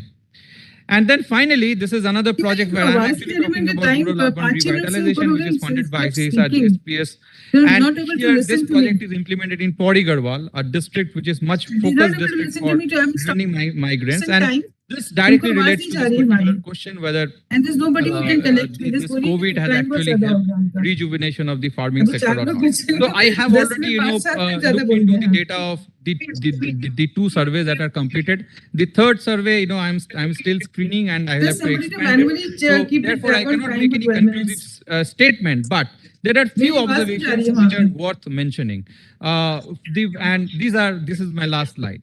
So according to the Uttarakhand Rural Development and Migration Commission, approximately 330,000 residents returned, during this pandemic back to their origin. And 80.68 people, or around 81% migrants, are from other state, 18% came back from other districts, and around 1% came from within the district. Now, according to this Integrated Mountain Initiative, 246 people migrated daily before pandemic from Uttarakhand. This is their estimate. And what are the reasons that they migrate out of Uttarakhand? The first and foremost reason is limited livelihood opportunities, okay? Or I would say that they never considered agriculture as a livelihood opportunity, okay? Or agriculture as a respectable livelihood opportunity, right? Because we consider, agriculture as a non-scientific activity. We don't consider them to be scientists, quote unquote. And I do face, very, embarrassing questions like, why do you think that my child is going to do farming when you are a teacher in IIT Roorkee? Don't you think my son should also become a doctor or an engineer? Okay, so they themselves have some problems, or they have concerns as to what farming gives them back. 15.2%, said that they migrate due to lack of education facilities. And around 8% says that, it is because of, limited medical facilities, uncertainties regarding, certain public amenities. They would like to prefer to shift to the nearest cities or towns. So there is a phenomena in some of the districts that you will see one household ends up owning two houses, one in the plain district, another in the hill district, and they stay in both the places. Now, it is very difficult to define from theoretical migration perspective what kind of migration these are. Now, when we interacted with the people who have come back for post-lockdown, we found out that a significant number of households benefited from MGNREGA and the free ration system that the government actually gave, but with certain caveats, because in some cases, they also reported that it is really problematic to access the ration that was given by the state, because to procure the ration, they had to actually spend more. Okay, so there were few constraints as well. It was not a rosy picture. And there is re-emergence of community level or driven support system. So when the government or the system as such failed, but he's not able to listen to me. Please. Is there anything? Please stop presentation. Its time is up. Yeah. So I'm in my last slide. So, so there is re-emergence of the community level or community. Very quickly, Professor, same because you've exceeded almost 10 minutes for a presentation. Yes. This is my last few lines. And there is, inclination towards learning best practices using the digital platforms, even in the in these villages. Now, role of Mission Amrit Sarovar is highlighted as something that is going to help these hill districts with limited irrigation facilities, and the access to central and state-sponsored policies are helping rejuvenate agriculture. And those who had to return, this is something that we also observed during our field survey. Those who had to return return back to the cities, they have already returned. And there are few who do not wish to return, and some of them are actually awaiting support. So possibly, there is some insight that the farm activity in the hills are going to rejuvenate, and Uttarakhand farming activity was never dependent on migrant labor. So the local labor always used to be contributing to the farming activity. And therefore, in short, what we see is that COVID-induced migration has actually helped rejuvenation of farming in Uttarakhand. Thank you. Thank you, Mr. Sen, because you exceeded 10 minutes time. Somehow there was a problem. Organizers, please maintain time from your own end. Because we have just 45 minutes. In between, I also lost time. All right. So, anyways, I was kept reminding you, but you were not able to listen to me because there's some technical problem. Thank you very much. I think we do not have time for your questions, so I'll just quickly move to the next presenter. Invite Dr. T. Ravi Shankar along with his co-speaker Dr. Arul Raj Muruguval. Dr. Shankar has been coordinating, contributing in the field of application of remote sensing and GIS for more than 25 years in the area of agriculture, soils and land degradation, watersheds and rural development. He is responsible for R&D projects at group level on soil fertility, land degradation, neutrality, digital soil mapping, soil carbon related studies, land degradation, wastelands using satellite data. Now widely used by stakeholders across the country. He is at NRSA, Department of Space at Hyderabad. Along with him is Dr. Arul Raj, who is a scientist, SG and head of Bhuvan Web Service Development at NRC, ISRO, Hyderabad. Okay, very interesting presentation on Bhuvan Geospatial Solutions to Combat COVID-19 Pandemic in India. They're presenting virtually. Over to Dr. Ravi Shankar very quickly. Your time is 12 minutes. Please stick to the time because we don't have other time for question and answers. Over to Dr. Ravi Shankar. Thank you. Okay. Good morning, Chairperson, and good morning all. Thanks for the opportunity. We will be sharing, myself Arul Raj, I'll be sharing our experience with reference to the COVID-19 pandemic, how we have placed a certain geospatial solution in country to combat this COVID-19 in the year 2020 and 2021. So such kind of experience, I'm going to share it. So as the organizers are mentioning, yes, I will try to put it within 12 minutes. Now it is 12:18. I will try to complete it by 12:30. So before getting into the context, or the topic, I just want to keep the background, like what exactly the Bhuvan, because COVID-19, we are very clear and what it has done for the nation or the country and what are the issues and all the things. But what exactly the Bhuvan, so that I just want to give it in one slide, the background. So Bhuvan means earth in Sanskrit. So what we are trying to do it from NRSC or ISRO, we are trying to create a virtual earth in the simple 2-dimensional and 3-dimensional browser, where you will be able to see the seamless visualization of various resolution satellite data and overlaid with various thematic data like the land use, land cover, or geomorphology, or wasteland or groundwater, like that, you name it, any theme, you will be able to see it in a seamless way on top of Bhuvan. By having this satellite data and the thematic data in the background and having all those information in a single platform like the 2D and the 3D domain, you will be able to make various decisions using such kind of data sets. So that is the way we started our Bhuvan as a simple visualization tool. You will be able to see the 2-dimensional and 3-dimensional map in the year 2009. But later we have started to provide various map-centric application and user-centric application and a lot of analytical and data science related tools today. Today, you can see that the MG Narega program, like what the previous speaker was mentioning, the entire planning activity is running on Bhuvan. And you take the Pradhan Mantri Awas Yojana PMAY program, the entire monitoring component is running on Bhuvan. So like that, many the analytical or the data science related activities are running on, and which is helping the administrator to take a decision or a normal user to see the or to get the benefit, or basically to ensure the transparency on the scheme. So, and it is also supporting the direct benefit transfer program in the country. So that is the way the Bhuvan is a simple web browser but it is having a lot of the satellite data and thematic data, and it is having a lot of analytical tools in built and which is helping the administrator to take a decision. So today, if I put all the data sets, what is available in Bhuvan, we have almost like 60 terabyte of satellite data and thematic data in Bhuvan.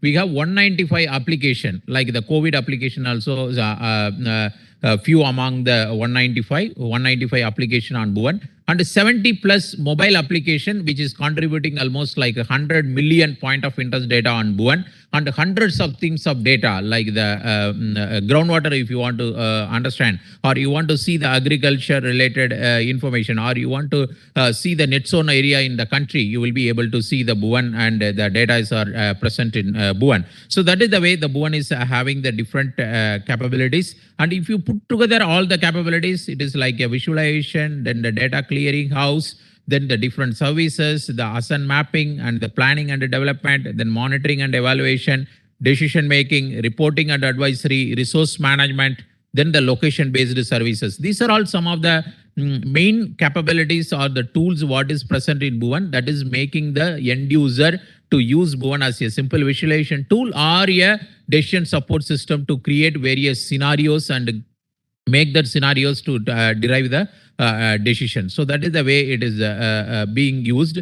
Now, to get into our topics, like today you can see that any ministry in the country, if you take it, whether it is the agriculture ministry or tourism ministry or shipping, Bhuvan is being used and for various activities. Now, if I put all together, like what all the different application we have supported in the country for the COVID-19, the geospatial application, you can see that the COVID-19 dashboard, COVID-19 containment strategy, mobile Raitu Bazaar tracking for Department of Agriculture, then the home quarantine tracker, then the citizen reporting and the officer reporting for the Department of Health, then Monal 2020 for Uttarakhand government along with the AIMS Rishikesh, ECAL, then Annapurna Meal Center for GHMC, Amma Unavagam for Greater Chennai Corporation, then patient geolocation and tracing for 112 plus India, that is for CDAC along with the team, then the vaccination center location for PMO, then the Tamil Nadu COVID bed for the Department of Public Health and for Tamil Nadu. These are all the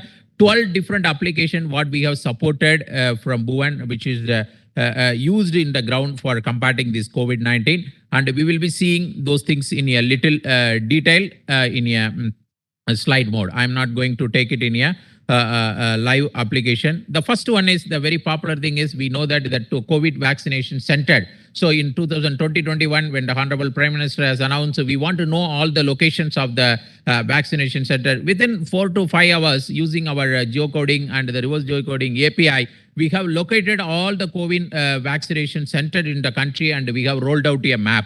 And later that the location are linked to the COVID API so that one can really understand that where is the location and where the particular COVID vaccination is available or not. Later what we have done is we have also improved with various other facility, like whether it is available for 18 plus or it is available for the senior citizen or what kind of doses are available. All this filtering we have put it, including the pin code search or the district wise search or block name search or any place name search. So basically the neighborhood has been taken within 1 kilometer, 2 kilometer, 3 kilometer, 5 kilometer radius, what are all the different centers are there and whether the facilities are there or not. All these things are put up and it has been shared to the PMO India. So this is one such application. The second thing is in the 2021, we all know that there was a lot of issues related to the ICU beds or the oxygen bed or the normal bed availability. So we have collaborated with the Tamil Nadu healthcare team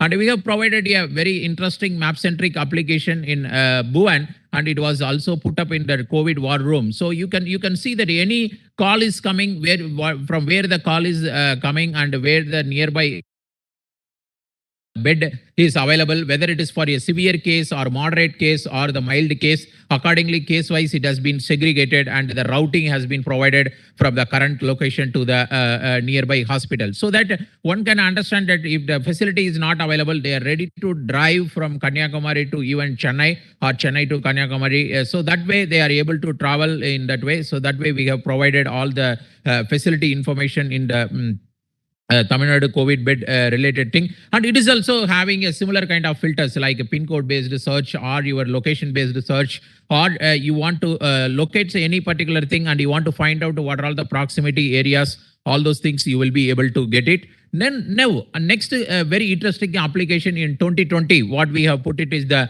mobile Raitu Bazaar. Mobile Raitu Bazaar is nothing but it is a farmer's cart is tracked using mobile Bhuvan application. What we have done is we have enabled all the farmers to register with Bhuvan, so that a group of farmers they have joined together and they have taken a vehicle, and that vehicle is given a permission by government of Telangana, and they have moved the vehicle in the road, and the agriculture farmer the managers or the committee what they have done is they have also established a control room, so that if any person is looking for a vegetable, then they can raise a call or they can raise the issue along with that of marketing committee. So they have diverted these farmers to address the locality in the Greater Hyderabad Municipal Corporation. Here what is the tag is, the tagline is each and every vehicle has to cover 2 localities in that Hyderabad Municipal Corporation. So that is the way we could track all the vehicles where they are right now located and which colony they are allocated and they are going to that particular place or not. So that is the way the Telangana Agriculture Department has used Bhuvan for tracking all the vegetable vehicle. At the same time, they have given a permission to move in the road, because you know that in the March 2020 there was a complete ban in the road and nobody can travel. So that is the way we have helped the Telangana Agriculture Department and helped in turn all the farmers to take their vegetables, because the big agriculture market is also closed, because to ensure the livelihood of these people and also the citizen who is looking for the vegetables, they are supported through this mobile Raitu Bazaar concept. What has been provided. Yeah, another 2 minutes, madam. It is the next is the next is the Bihar Health Emergency Operations Center, which we have helped for the government of Bihar. As soon as the clusters of location, or as soon as the epicenter is identified, immediately the location will be landing into Bhuvan on the fly. The 1 kilometer, 2 kilometer, 3 kilometer, 5 kilometer, 7 kilometer buffer are created, and individual villages are identified and how much population is there in that village, so that as per the ICMR guideline, the district magistrate has enabled the people to go with the map and to the ground and to go for a household survey. So that is the way we have helped the Bihar Health Emergency Operations Center. And the another very interesting thing is where the self-help group people are involved. That is home quarantine tracker for Narayanpet district in government of Telangana. What we have done is all the home isolated patients, they are supposed to share their information morning and evening, and they can also share their needy thing to the control room. So based on the requirement and other thing, the self-help group people are allowed to go to that house and distribute the certain thing, or the medical team will visit that home quarantine people to address the requirement. So that is the way we have provided a simple dashboard with the mobile application to track all the home quarantine people. And it is also having an alert system. If anybody is going inside the area or coming out from the area, the alert will be given to that one. There is a nice interview by the district collector for this application. Same way the mobile Raitu Bazaar also, the principal secretary agriculture has given a nice interview in the Week magazine. It is there in that magazine. And apart from supporting all the administrator with this kind of decision-making system for the mobile Raitu Bazaar or the home quarantine tracker or COVID bed information or vaccination center-related information, we also linked up with the ICMR site and we have brought out a very nice visualization, because you would have seen always graphical information, Please but conclude, you have time never is up. seen Please that conclude. geo visualization. We have brought out a geo-visualization, the district level, sub-district level, and the state level. One can understand the visualization of the thing, where it is growing, where it is residing, and how many deaths are there. Like that, there are many filters like active and recovered and diseased, and one can see it, and it is also labeled accordingly, so that you will be able to run through all the animation and you will be able to record and play back again to understand the Time is visualization up, thing. And Dr. anyway, Please, these because are we have all a the minister coming normal up, graphs, so you would we have have to seen it, conclude very and this fast. is also also having. The another interesting thing is whatever we have done it for Narayanpet district, it is a very good success for that particular district. Similar thing has been extended for the remaining district of Telangana also. And another thing is, you know that in 2020, all the restaurant and hotels, all the things were shut down. But what government has come out, government has come out with a meal center.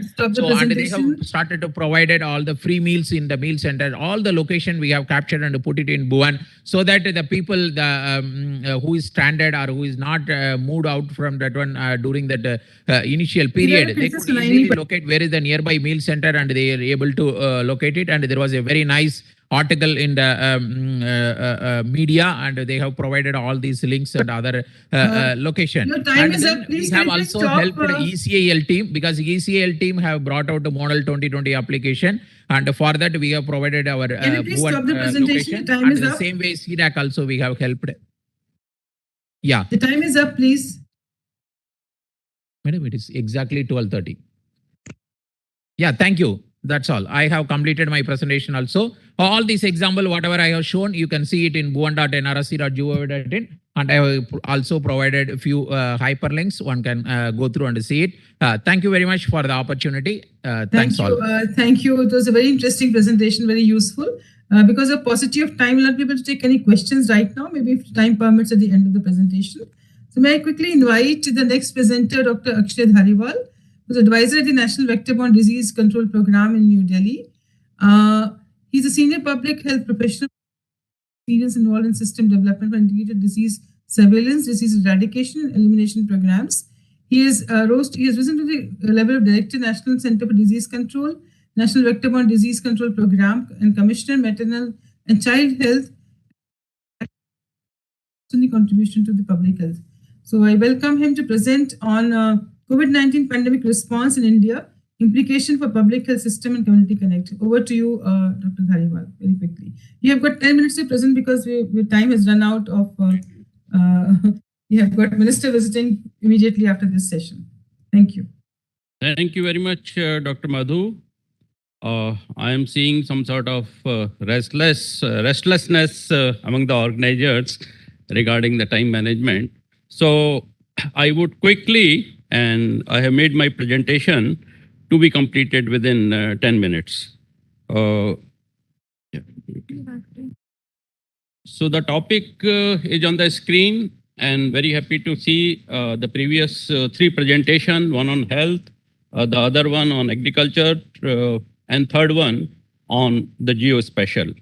Now, these are the things which are no doubt very, very important from the point of view I understand. The presentation on the screen to those who are online is clear. Is that okay for everybody? No, we can't see your presentation. It's not shared yet. Yeah. So it's not shared yet.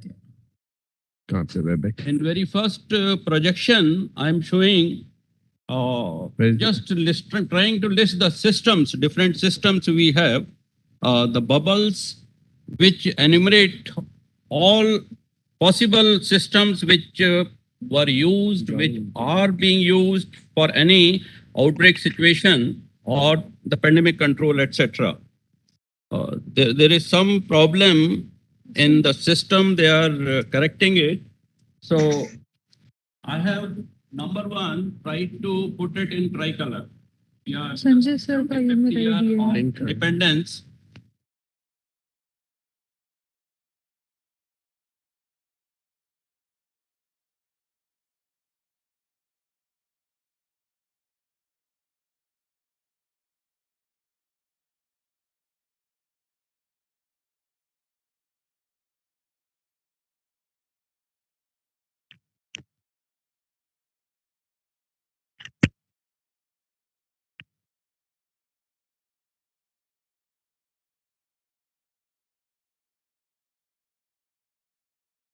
I can't hear anything. Yeah, the organizers, they are trying to, there is some problem in connectivity, I understand. All right. Yeah. So in the interest of time management, I am just using from my memory what you will be seeing on the screen. So what the organizers are conveying that I have to use the computer to share my thoughts. It would not be visible, probably, yeah.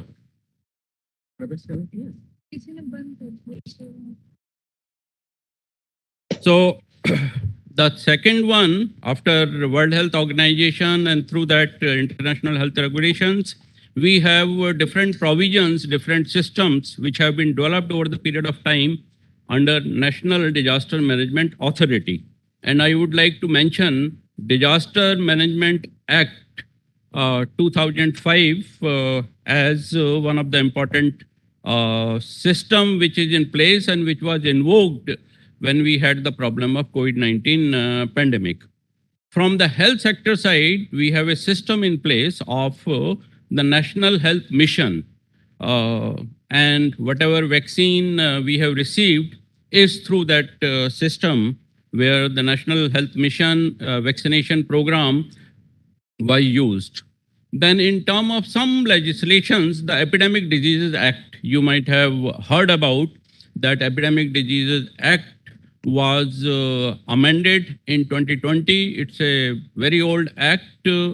Way back in 1897, this was formulated.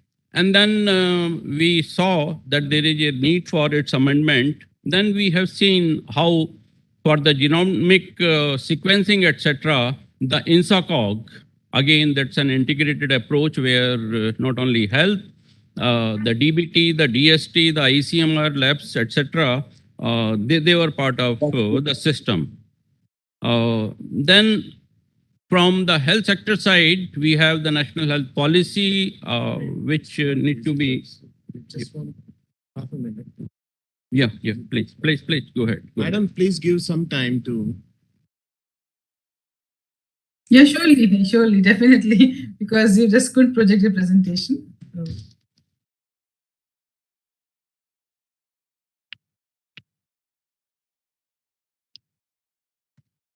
Yes.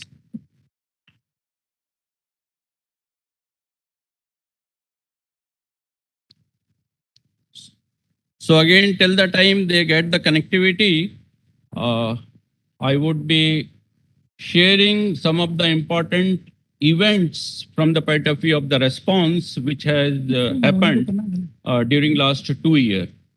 One of the important thing, the system which has been developed over the period of time in India, looking at the problem of outbreaks, the epidemics, and particularly you will recall of pneumonic plague in Surat way back in 1994. Then we had big dengue outbreak in Delhi, where thousands person died. We were not prepared. Malaria problem and other problems. So at that time, it was thought that we should have a well-established surveillance system. Surveillance includes response also.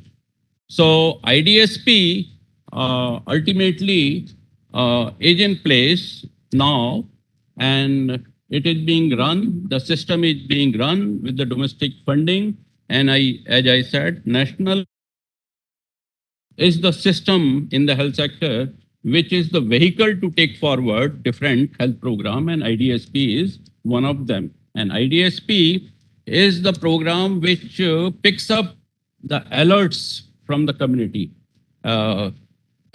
picks up alerts from the system, and that system is of weekly reporting. So that had been in place, and in 2021, the IDSP used IHIP, that is Integrated Health Information Portal, IHIP, where two important things I would like to mention.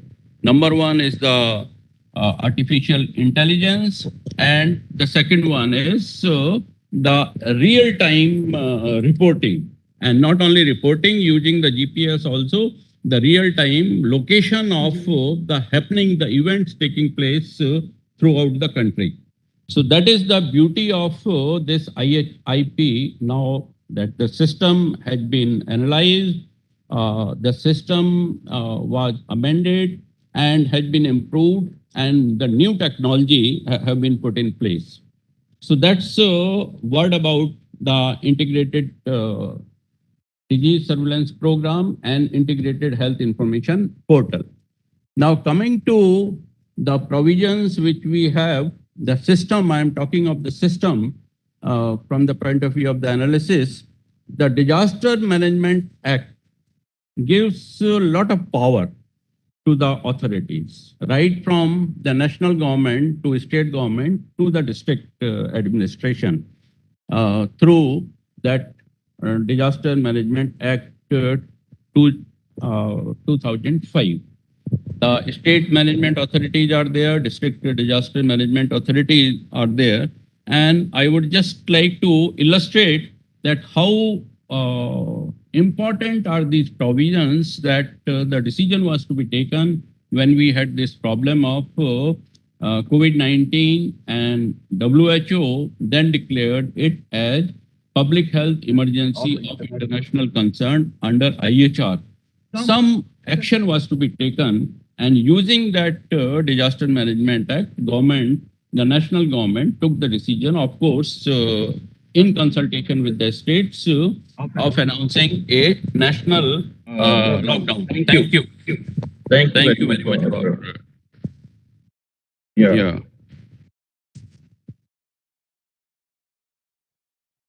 So I have talked about integrated disease surveillance program. I'm just skipping it, the different things, objectives, etc. IHIP portal I have covered. Is it all right now? Is it visible on the screen? Visible, but the voice is echoing, but it's fine. Sir, you can go on, please. Mute.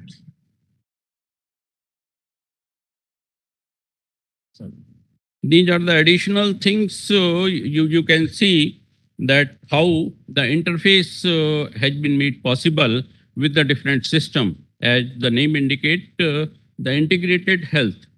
The health in isolation cannot undertake whatever it is, maybe the preparedness, maybe the response.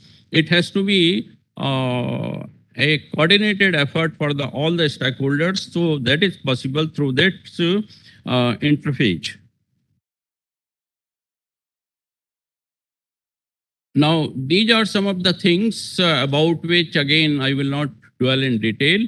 You are well aware that we started with the screening, again, using international health regulations, quarantine, isolation, containment.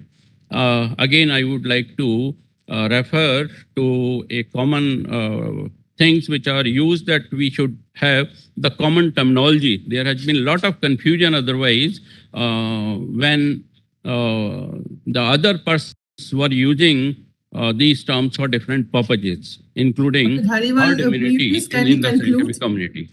Laboratory network we have discussed, lockdown we have discussed, micro containment zones is over there. Migration problem is another thing which has been covered, means some aspect has been covered.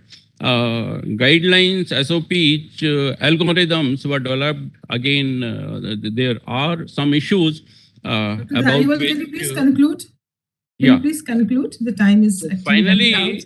Sorry. Next important part of my talk is regarding the community connect. That for any action related to the response, when we talk of outbreak or epidemic or pandemic, the involvement, the engagement of community is very important. And here are few projections highlighting that why it's important and what are the different methods which can be done. And finally, connecting that because community is the sufferer and they are the responders as well. So community engagement is important right from planning to execution and monitoring. And for that purpose, we have different institutions in place. So the take-home message you can see are four. And I would end here my talk. I'm Sorry, we have to quickly wind up now because our inaugural will start about 1. So minister would be here anytime. So we have to be really quick. So I appreciate that when chairman is asking you to just kind of wind up. So please respect. So we have another speaker now, Dr. Rajdeep Singh. Please, I think you will have less time now. I think maximum you can go is about 8 minutes. Yeah, surely. So you directly start, Mr. Rajdeep Singh, because we have a paucity of time. He's speaking on allocating vaccines for COVID-19, a system dynamics approach. Over to you. Unshare the previous presenters.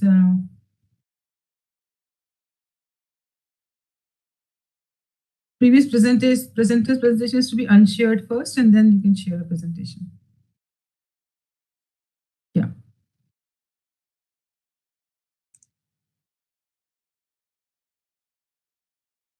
Yeah, please start. Thank you.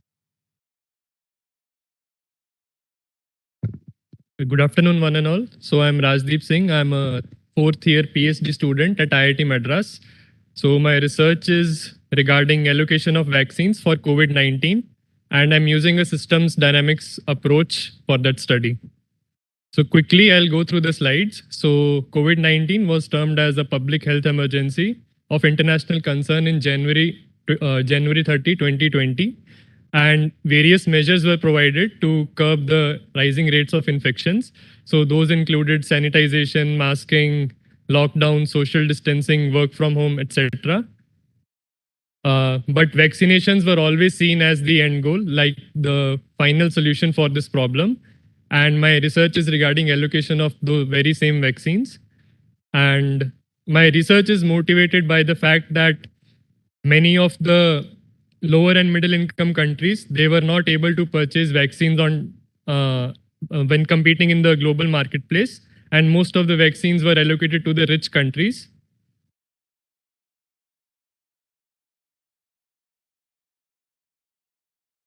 Yeah, so this data slide shows that so for a rich country like Canada, they had 6 vaccine doses per person, and for India, it was the opposite was the case. And again, the same thing, like high income countries were able to get majority of the vaccines. The other thing my research adds is the emergence of new variants. So with the rising number of variants, it's a concern to curb the rising number of infections. And there is a lot of interest in the news that will 2022 be the year we finally stop worrying about COVID-19. And additionally, my research incorporates some waning immunity of the vaccines. So my problem is such, like for a limited number of doses, a policymaker has 2 choices, whether to partially vaccinate a larger proportion of the population or fully vaccinate the set of people who are already partially vaccinated. So how should a policymaker make such allocations? And another thing I'm trying to study is what should be the interdose interval between the doses. Should it be 6 weeks, 8 weeks, 12 weeks, or does that matter or not? And finally, I'm studying what the effect of dose availability and dose efficacy will have on the number of cases. So what I'm doing is I have prepared a model, SIR-DV model, so susceptible, infected, recovered, death, and vaccinated model, and I'm augmenting that epidemiological model with system dynamics and seeing what sort of results I'm getting. And I'm studying realistic scenarios by changing the different allocation variables. So I'll skip the literature part and some important assumptions. So I have not stratified the population in terms of age, and I'm assuming a uniform mix of the population, and I'm not distinguishing between the asymptomatic and symptomatic patients, and mainly these are the assumptions. So parameters I've taken mainly from the literature. You can go through them. I'll share the presentation later. So this is my model. One more minute to finish, please. Yeah. So the right side, you can see 3 tiers. So these are unvaccinated, partially vaccinated, and fully vaccinated. And on the left side are my allocation variables. So the key variables are what should be the interdose interval and what is the ratio between the dose 1 and dose 2 allocations. So this is a system dynamics model where people are moving from one stock to the other and depending upon what rate of vaccination is. So these are some governing equations for that model. Some I've validated my model with the help of vaccination and infection data for the district of Chennai. So coming to the key results, so what I find is that if we allocate 90% of the available doses for partial vaccination, I see the least number of cases. While if I fully vaccinate a large number of people, the number of cases in the population will be high. And similar is the result for the number of deaths. So finally, my last point was about the daily number of cases for different interdose intervals. So I studied for 3 weeks, 6 weeks, 12 weeks, and 16 weeks. So I see no major differences in the number of cases if we extend the doses. Dose availability. Please conclude. Okay, so this is still a work in progress, and I'm trying to further improve my model. So my final takeaway point would be to partially vaccinate as many people as possible and not go for the full vaccinations until we reach a sufficient level of vaccination in the population. That's it. Thank you. Thank you very much for your very interesting presentation, maintaining time as well, and wish you good luck for accomplishment of your PhD. We don't have time for questions, but definitely those questions we'll collect and pass it on to all the presenters for individual responses. So I now invite Professor Madhumita Chatterjee, who is Director of ABBS School of Management, Bangalore. She is presenting virtually on the topic Research on COVID-19 Impact on MSMEs in India, Israel, Japan, Spain, and UK, and future directions. So quickly handing over to Madhumita ji for presentation. Your time is 8 to 10 minutes, very quickly, because this is going to join any time. Thank you.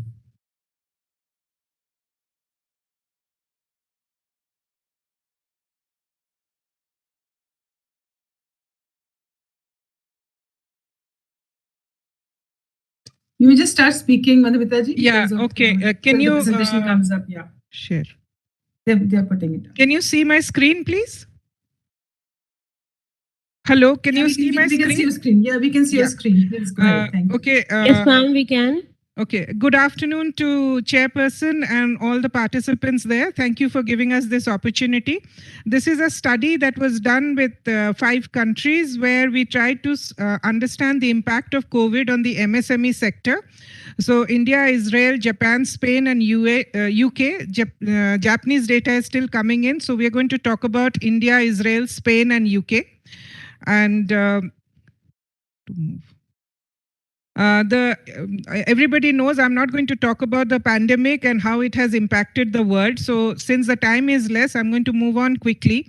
Why we took the MSME sector? Because that's a sector that was really not prepared and does not have the financial muscle. So we wanted to understand what was happening in that sector, because that is also the backbone of any economy. And the objective was, of course, what were the critical incidents that happened, what adaptations were taken up, and what was considered valuable in this process. And the subjective aspects were, how were the managers able to cope, and what meaning did they attribute to the responses and to themselves, and the assessment of link between the managers coping, the meaning attribution to the critical incidents, and the solutions that they found out, and what were the perceived success and burnout details during that time.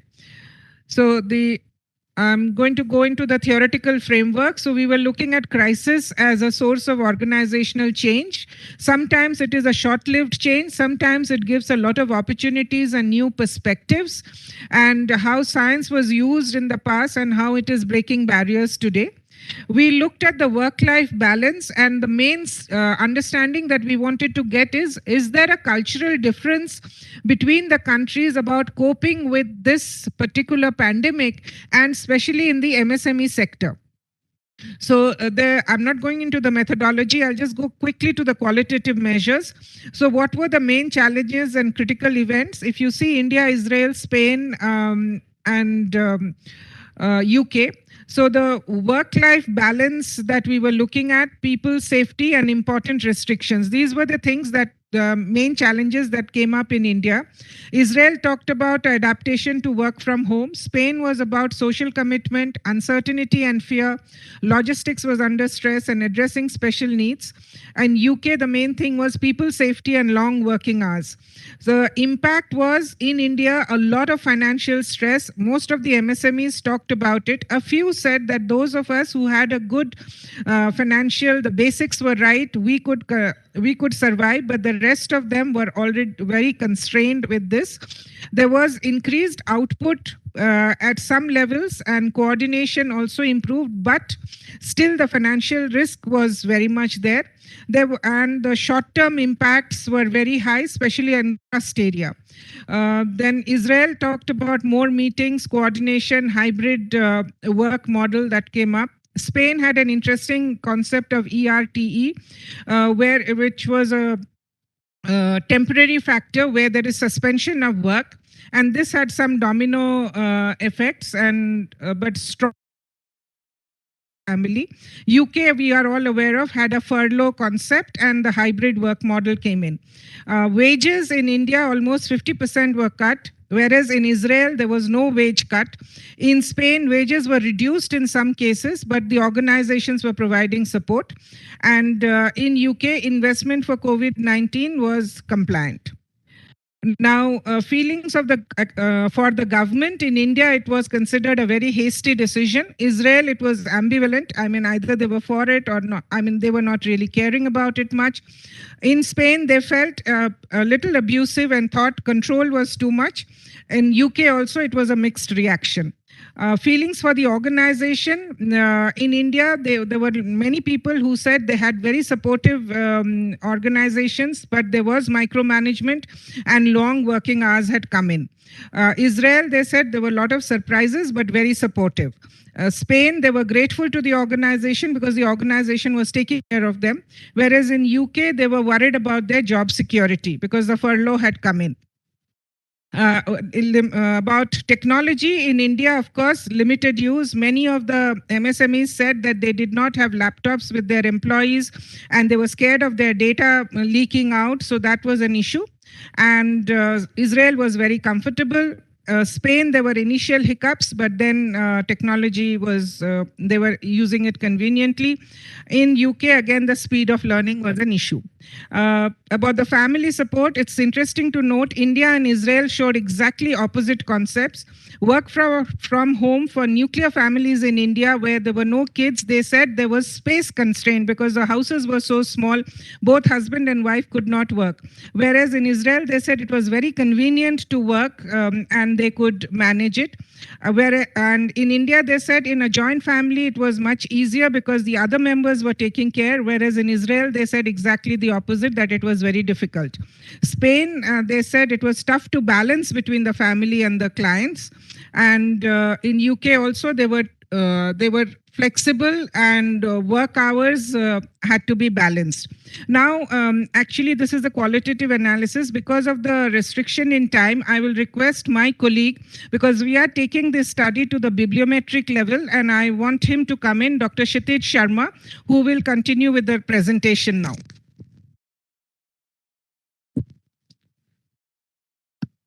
Thank you, Doctor.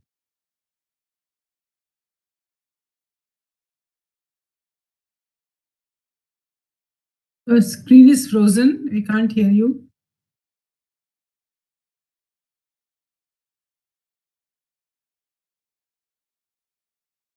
I can't hear you, Madhavitaji.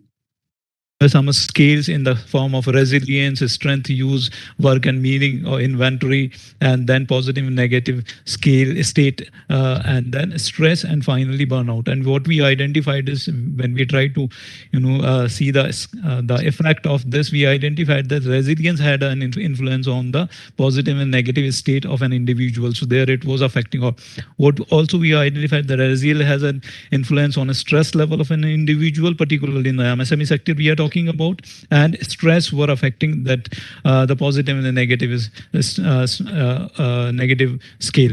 And sorry to interrupt. Sorry to interrupt. There's a time constraint, and we really need you to wind up.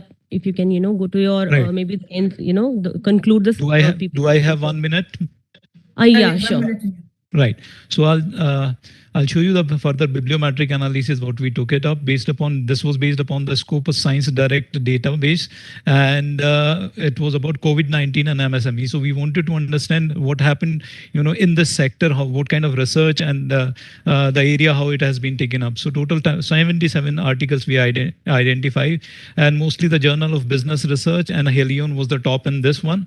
And these 5 important, in fact 7 important journals were there where core of this research has been found. And Ogechi Adola Owa, he was the top author in this research, followed by Albert Nasom Kimbuku. And if we talk about the word cloud, title-related Unigam and Bigram, so COVID pandemic countries and India, in fact, a lot of studies have been done in this one. And on the Bigram side, tourism industry, COVID crisis, and development goals were there. Similarly, this was there on the author keyword. This was about the abstract related word cloud. And these are the tree maps where was the larger focus was on. So this was author related. Now the trend is moving towards the impact, to identify the impact in terms of COVID. And these are the co-occurrence network. COVID-19 has been studied mostly in terms of the resilience and sustainable development goal also have been captured into. And these are the 2 clusters we have identified based upon the abstract. And these are the thematic maps. I'll not go into detail of this. And yeah, these are the things we have done. And finally, the density visualization, if you see, where the most of the work has been done. So this was the thing that we have tried it. Thank you very much for this opportunity. And we are done. I'll give mic to Dr. Madhumita. So thank you very much for this opportunity. Our main study revolved around the cultural aspect of these 5 countries, which was very interesting. And we got very good data on that. And we thought from the qualitative, we will move to the bibliometric analysis of this particular topic, and work is on that.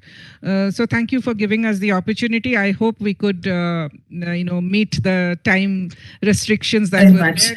Yeah, thank you so much. Very much, Dr. Madhumita, Dr. Sharma. Very good presentation, very interesting insights, and wish we had more time to listen to you in much more details. But sorry, we had some technical glitches and we have constraint of time. So I quickly thank all the presenters the session and for a very, very interesting presentation, very useful. I think a lot of takeaways to the policymakers, to a whole set of stakeholders from all such presentations. So thank you again, organizers, for giving me also an opportunity to chair this session.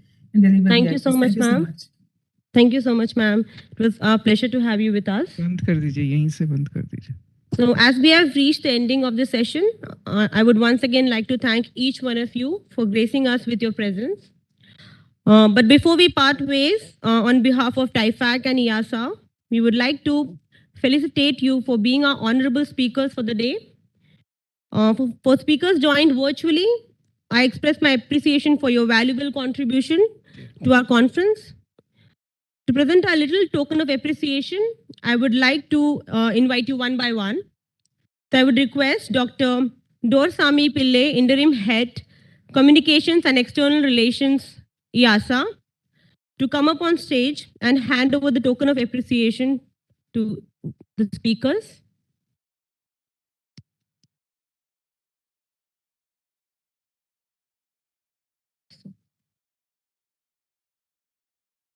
Yes, sir. I would like to invite Shri Arul Raj Murugaval, National Remote Sensing Center, Department of Space.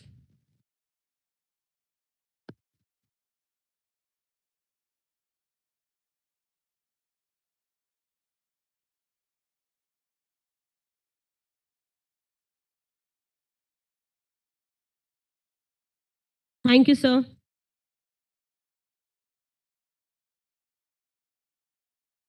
Subir Sen, Humanities and Social Sciences, Indian Institute of Technology.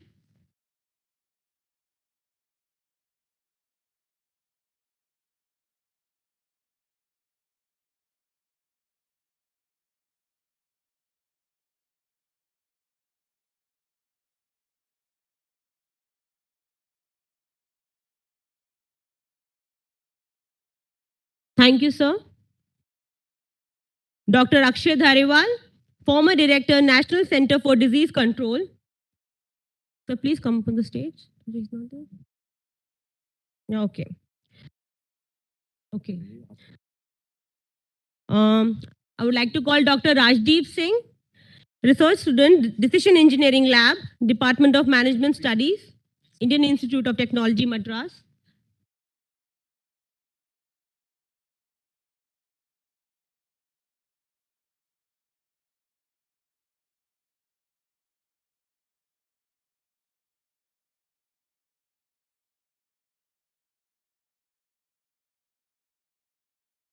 Thank you, sir. No, that's good. You want to speak something? So by this, we conclude our session right here. And I extend my sincere gratitude to each one of you. And thank you for joining us. Thank you very much and have a good day and good sessions ahead. Thank you very much.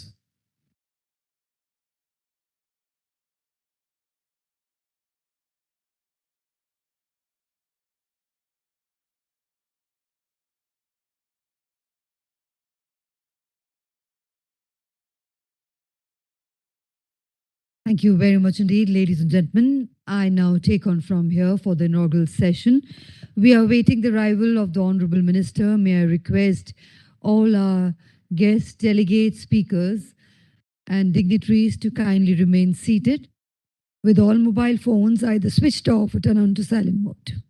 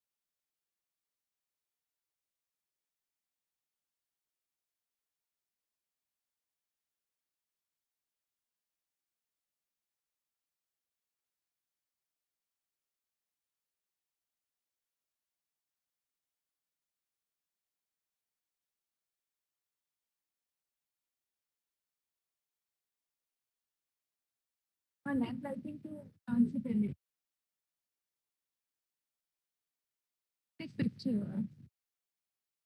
I have like another man. They just wanted to see the picture. Take me.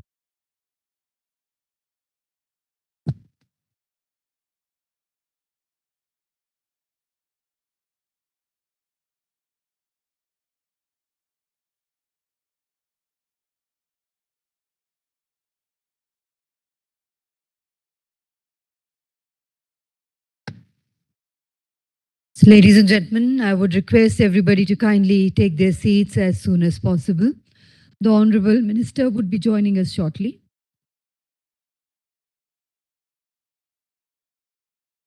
And to all our participants who have joined us virtually, I would request you all to kindly switch off your audio. You can mute your audio.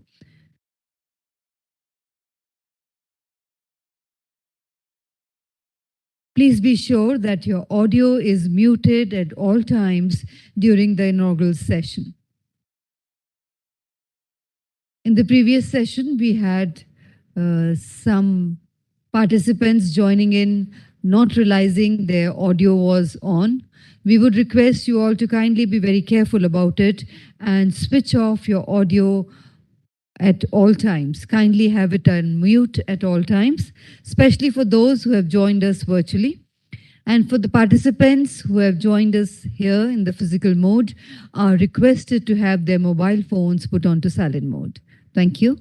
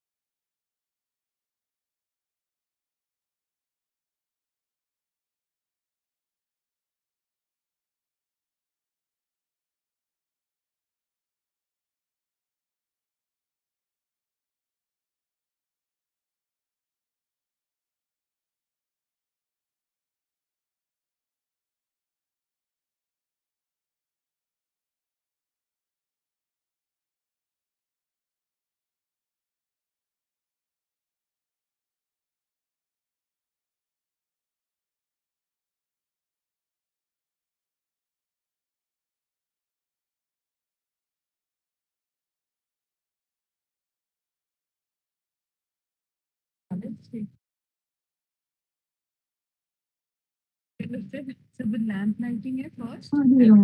First is the plant.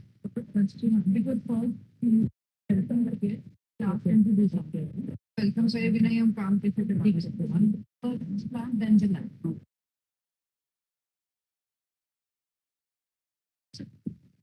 दस उतर हो गया. ठीक है. No worry.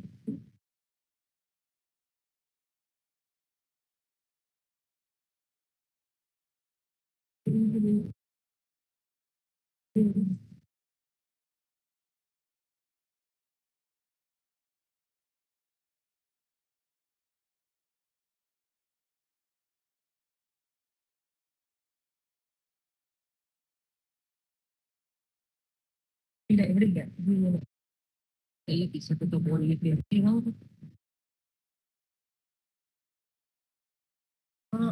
Aneesh പറയാറുണ്ട്.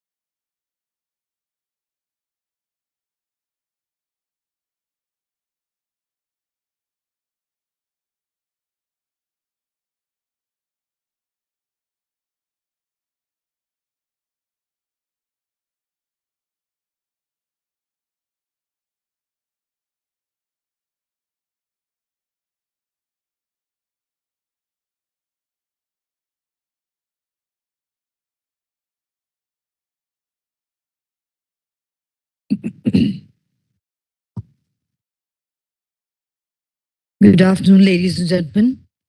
Once again, we would like to inform everybody that we are waiting the arrival of the Honorable Minister to join us. We'll begin with the proceedings of the inaugural session as soon as the Honorable Minister is here with us. Meanwhile, requesting everybody to take their seats with mobile phones put onto silent mode. And for our participants who have joined us virtually, you're kindly requested to have your audio on mute at all times during the inaugural session. Thank you.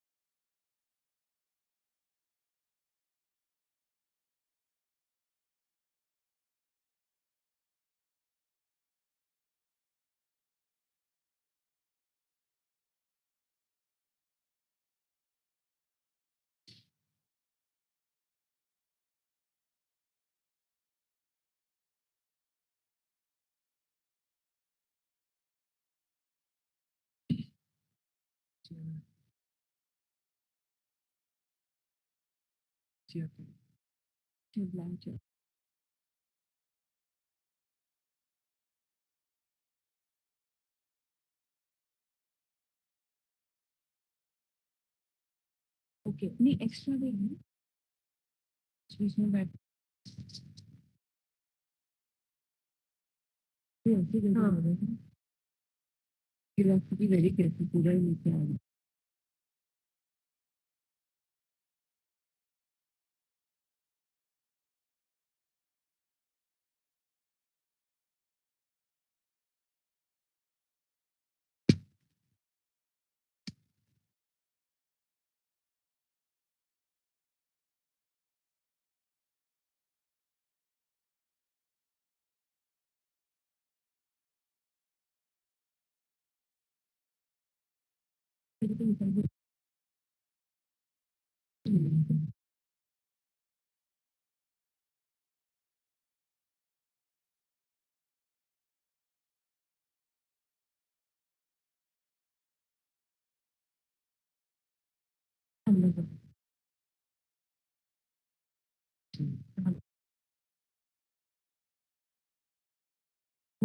एक second देखो मेरी बात करो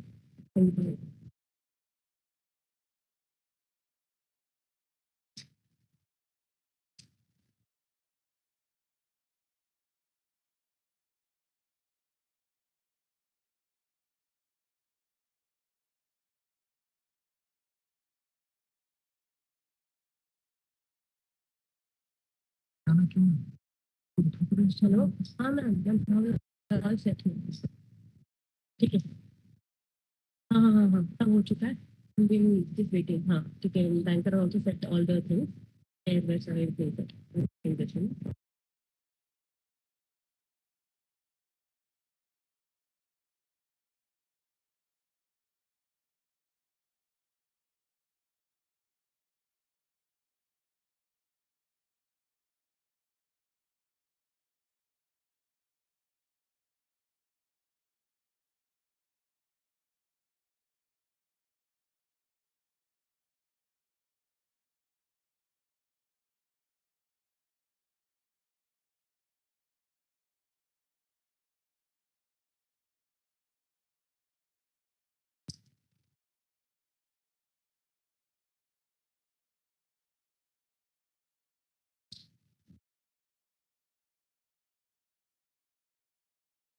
We just follow.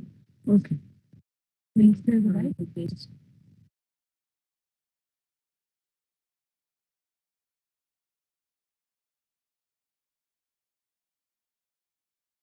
Okay.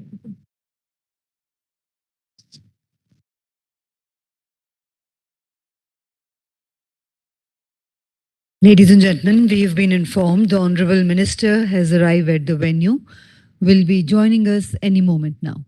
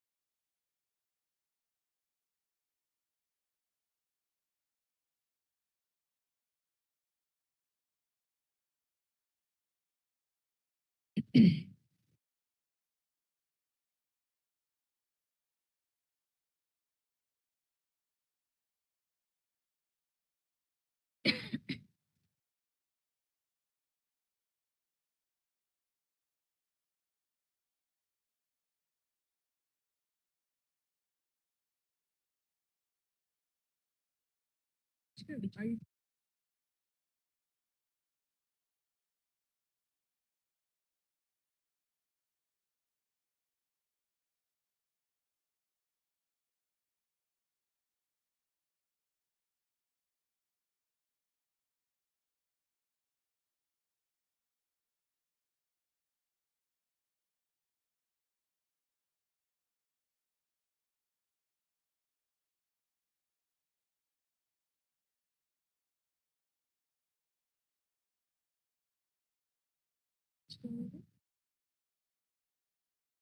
is my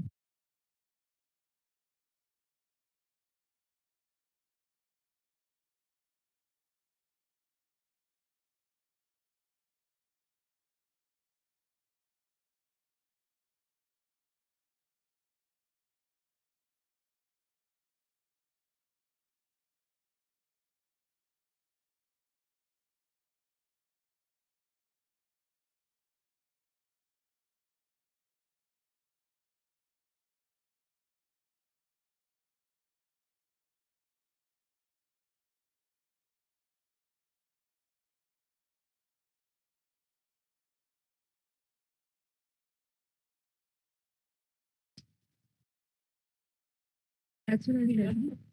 I think they normally pronounce me with them. You're right, absolutely right. I don't know what it used to be.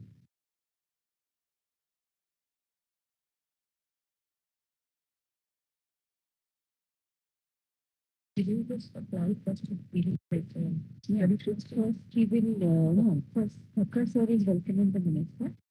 Then, Ravi Shankar is welcoming everybody else.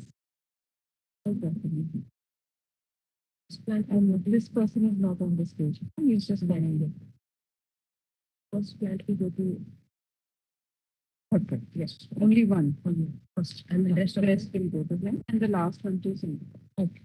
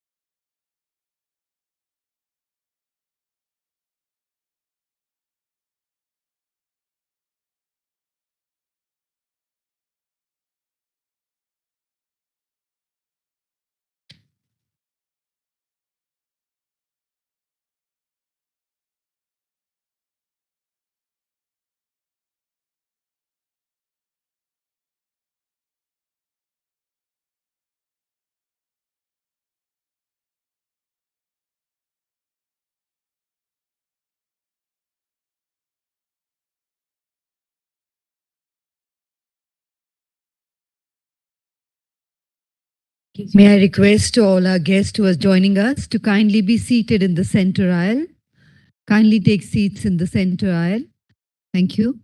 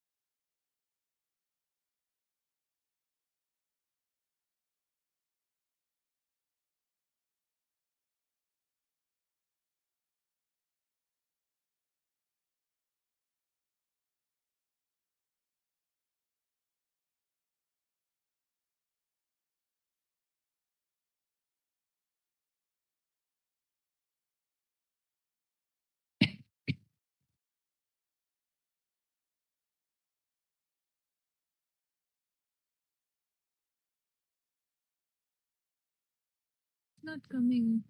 Chandran. Cut off. हाँ Ravi Chandran, right.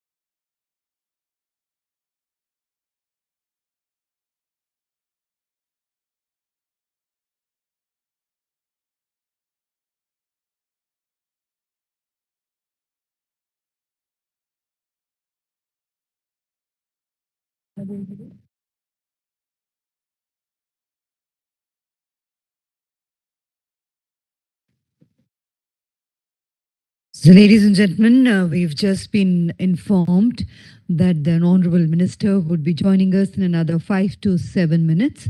May I request everybody once again to be seated, be comfortable, and we're extremely sorry for this delay that you all had to wait for the Honorable Minister to begin with the inaugural session. And also all our participants who have joined us virtually, we welcome you all once again. And also once again requesting all our participants who have joined us on the virtual mode to kindly have their audios on mute at all times during the inaugural session. Thank you.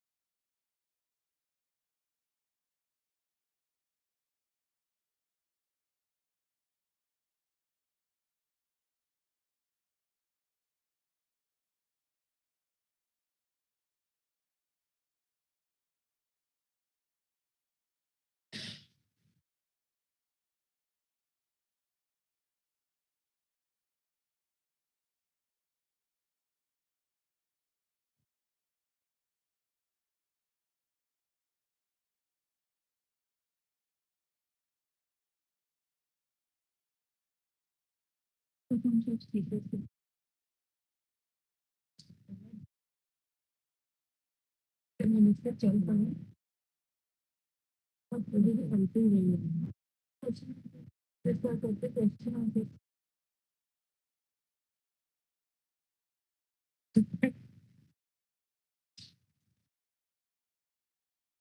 बुलाने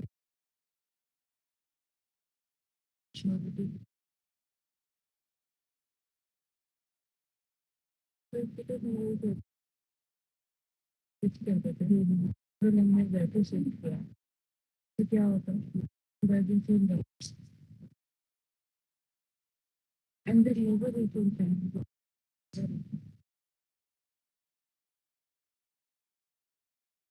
Even I'm glad we didn't do that in the morning, but the load being in that. And maybe because the lunch के time and चलो इसके बाद आगे तो ये भी नहीं रहे ये भी नहीं right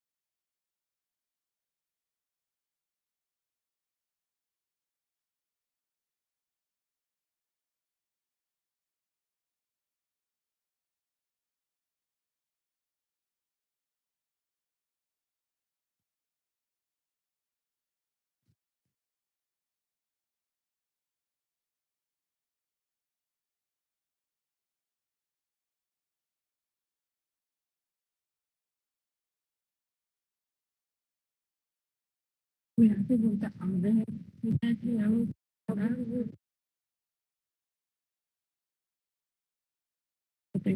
the photograph. यहाँ से भी कंपेयर Arbor से नाम सब अच्छा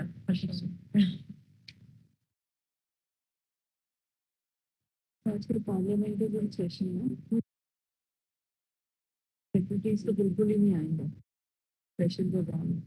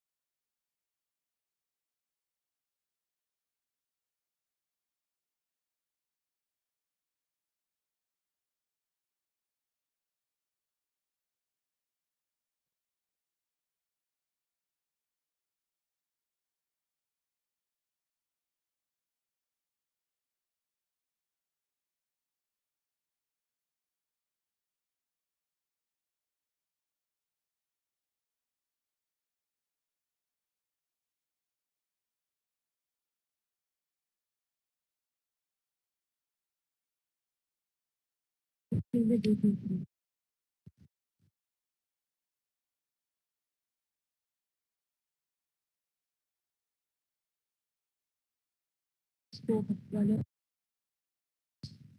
टाइम के हिसाब से मैं सब चले जाऊंगी तो बोलोगे नॉर्मल तक जाने तक लंच में चले ठीक है उनको 2 बजे का टाइम दिया हुआ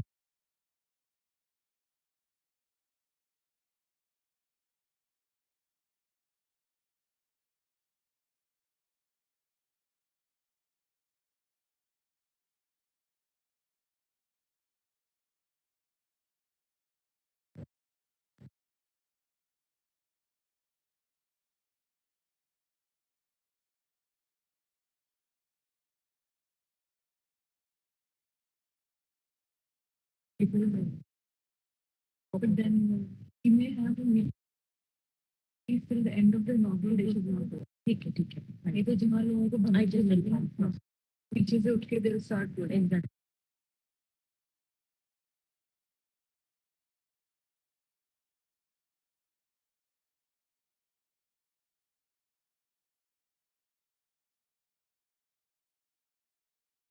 yeah stage beautiful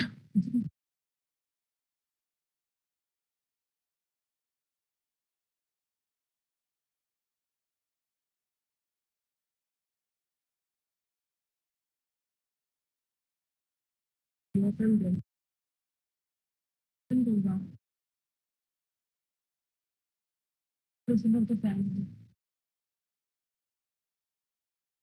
in Delhi mostly in Vigyan. So, ladies and gentlemen, the Honorable Minister has arrived. And let's put our hands together to welcome our Honorable Chief Guest, Dr. Jitendra Singh, the Honorable Minister of State for Science and Technology and Earth Sciences, Government of India. May I invite you, sir, to grace the stage with your presence. Yes. Also inviting our guest of honor, Professor Ajay Kumar Sood, Principal Scientific Advisor to the Government of India. Let's put our hands together to welcome our guest of honor. Inviting Professor Devang Kakkar, Chairman TIFAC, to kindly join us on the stage. Inviting Ms. Maiki Biker, Chief of Evidence, Data Research and Evaluation, UNICEF India, to kindly grace the stage with her presence. Inviting Dr. Dorasamy Pillai, Interim Head Communications and External Relations, IIASA and former Vice Chair of Council, IIASA Honorary Scholar, to kindly grace the stage. Also inviting Professor Pradeep Srivastava, Executive Director, TIFAC, to grace the stage. So, ladies and gentlemen, once again, requesting all mobile phones to be put onto silent mode, and for all our participants who have joined us on the virtual mode to kindly keep their audios on mute at all times during the inaugural session. Namaskar and good afternoon. Honorable Chief Guest, Dr. Jitendra Singh, Honorable Minister of State for Science and Technology and Earth Sciences, Government of India. Guest of honor, Professor Ajay Kumar Sood, Principal Scientific Advisor to the Government of India. Eminent dignitaries on the dais, dignitaries from across the longitudes of the world and across the domain of science, technology, and society. Ladies and gentlemen, on behalf of TIFAC, I extend a warm welcome to each one of you to the inaugural session of this international conference on systems analysis for enabling integrated policy making, which is being organized by the Technology Information Forecasting and Assessment Council, TIFAC, New Delhi, and International Institute of Applied System Analysis, IIASA, Austria. Ladies and gentlemen, inevitably, the best brains, the innovate minds, and the skilled humans are coming together to this forum, cutting across the country borders, religion, and work hemispheres to discuss and crystallize the models and algorithms to combat various challenges faced by the world. Across the time scale of evolution and centuries, whenever the world has been challenged, technology and mankind have come together to evolve the mathematics of growth and productivity.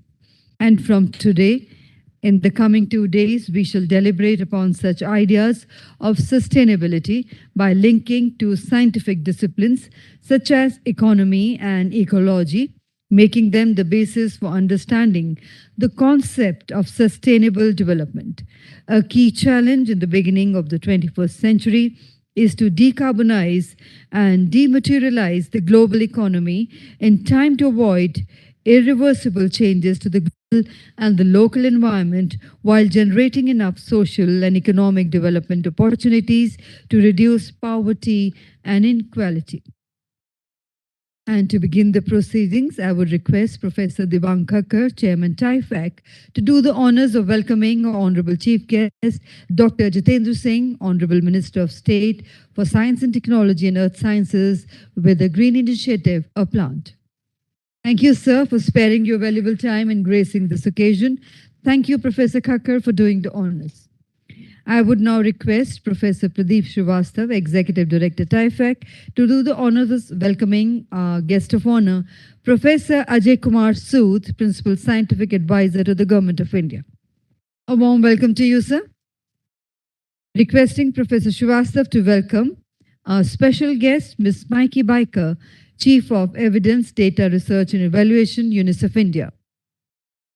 Thank you, ma'am, for being here with us today.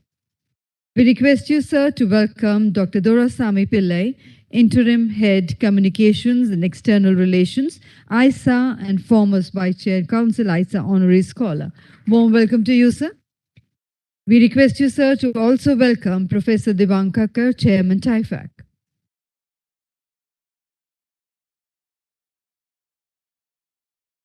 Thank you, sir. Thank you, Professor Srivastava for doing the honors. I would now request Ms. Sangeeta Bakshi, Scientist F, to do the honors of welcoming Professor Pradeep Srivastava. Thank you, ma'am. Thank you, sir.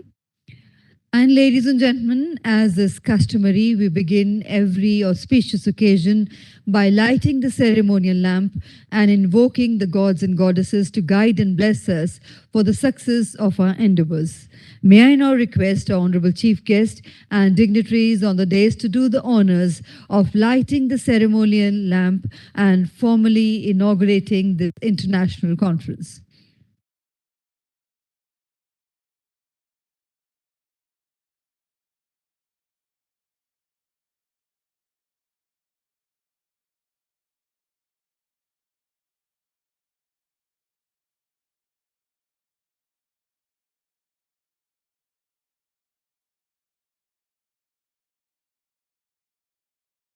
And let's put our hands together on this ceremonial inauguration for all our dignitaries who have joined us from abroad. The diya, when lit, emits light and derives energy.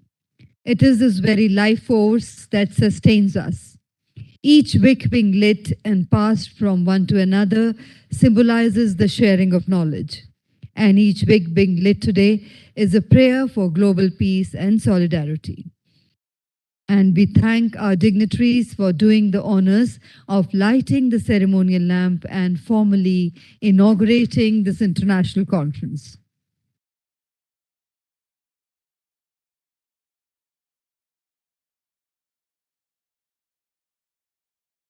We thank everyone for the lamp lighting ceremony. I would request our guests to kindly take their seats.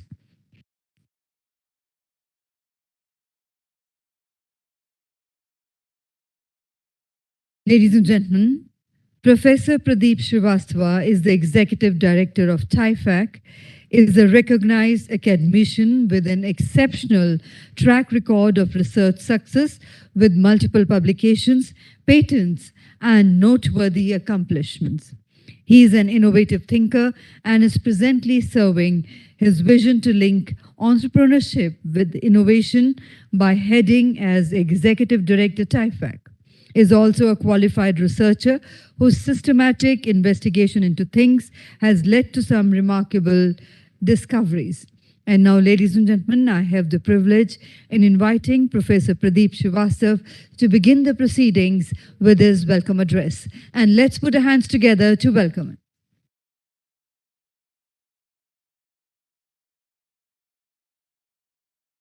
Good afternoon. Namaskar.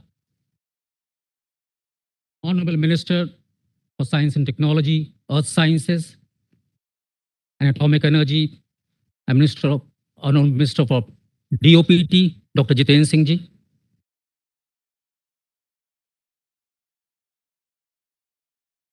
Dignitaries sitting on the dais, Professor Devang Thakkar, Chairman, TIFAC Governing Council, Professor Sood, Principal Scientific Advisor to Prime Minister's Office, Professor Gansan Pillai, the representative from IIASA and country, and representative from UNICEF. I'm extremely privileged this afternoon to welcome you all on the behalf of TIFAC and IIASA to this very important workshop and international conference which is being started today, the Conference on Systems Analysis for Enabling Integrated Policy Making. It is worth mentioning that India, when it is celebrating its 75th year of its independence, coined as Azadi Ka Amrit Mahotsav, and also IIASA celebrating its 50th year of its existence.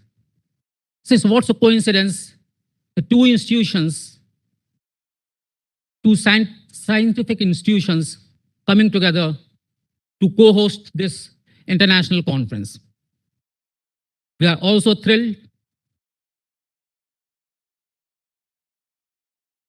to celebrate this coexistence, where India happens to be one of the 26 NMOs of IIASA, National Member Organization, wherein we are working with various other countries on issues related to societal development, sustainable development goals, with reference to population, climate, air, water, poverty elevation, and all that.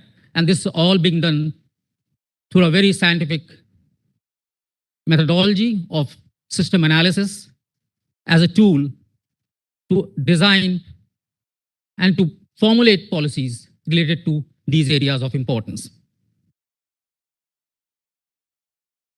It's also very important to say that TIFAC has been continuously engaged with IIASA in taking all these initiatives, not only on using these tools for these issues, but also in the capacity building for our Indian scientists, either at IIASA, Austria, or in India. We all know that during COVID-19, the world has been torn apart with that onslaught of pandemic. The economy and the health both have seen an unprecedented changes, and there was a big disruption.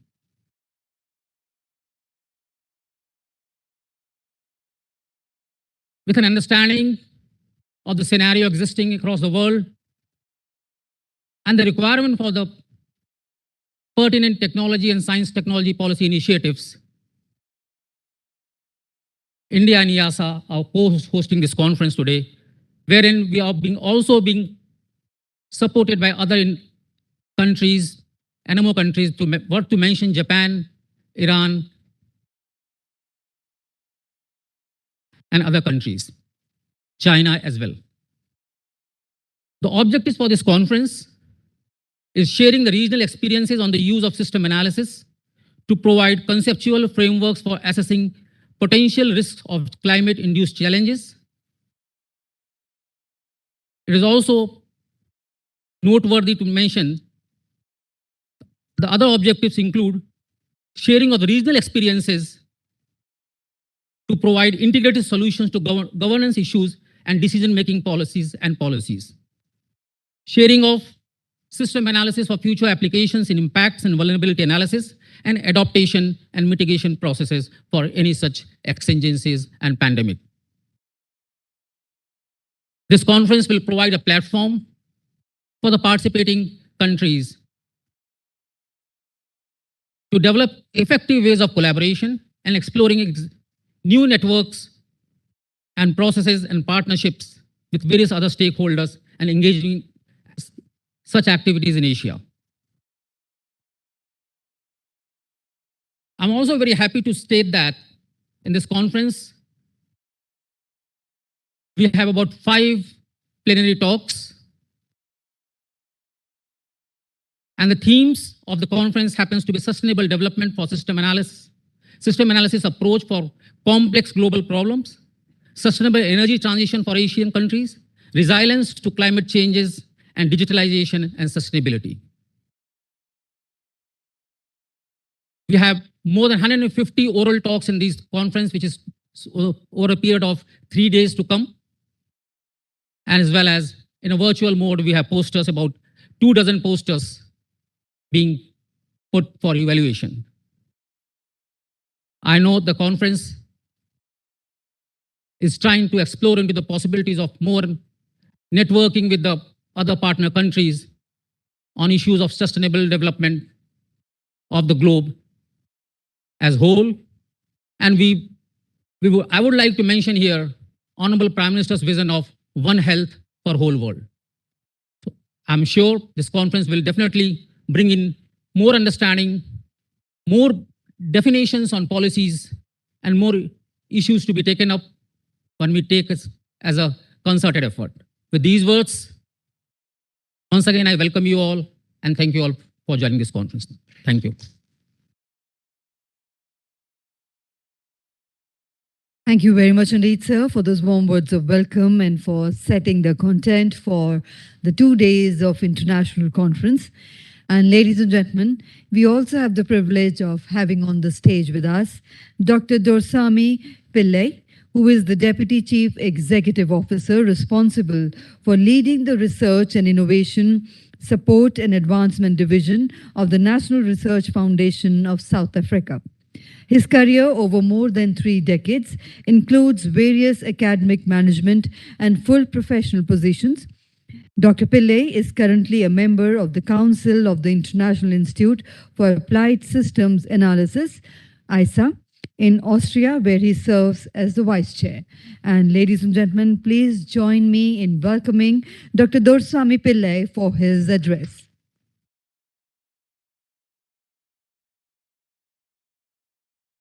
Thank you, Program Director.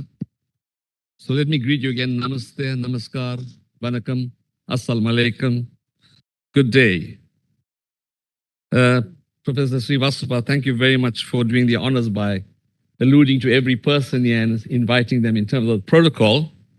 I usually start by saying distinguished guests, and that includes each and every one of you, from those who are on the dais, to the researchers, the professors, the postgraduate students, and all our other guests. So distinguished guests, I just want to say how fortunate I feel to be able to join you for this meeting and to be able to share some thoughts with you.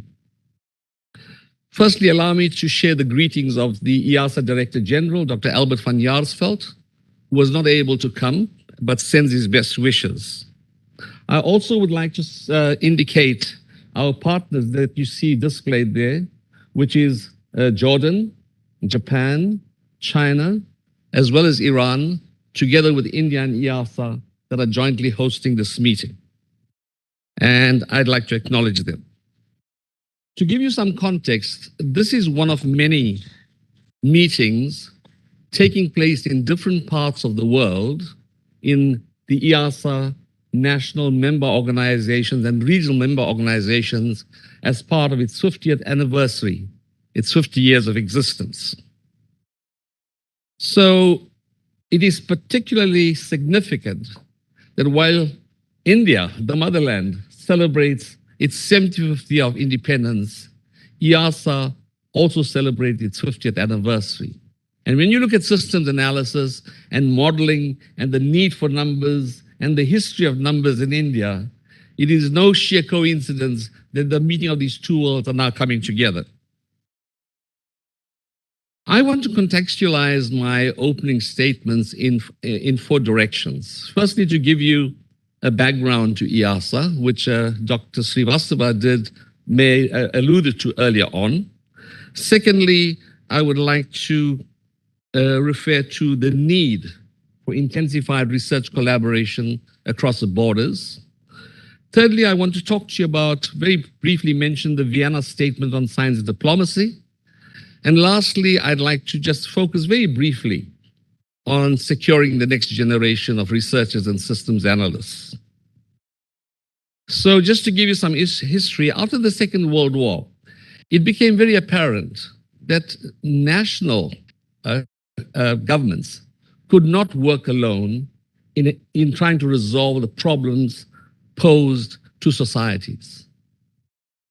It was after the Cold War that the need for collaboration intensified, and that is when the USA, as well as Russia, had joined forces, the Soviet Union then, to be able to bring together a body that was inaugurated in 1972 under the Royal Society in the UK and was termed the International Institute for Applied Systems Analysis.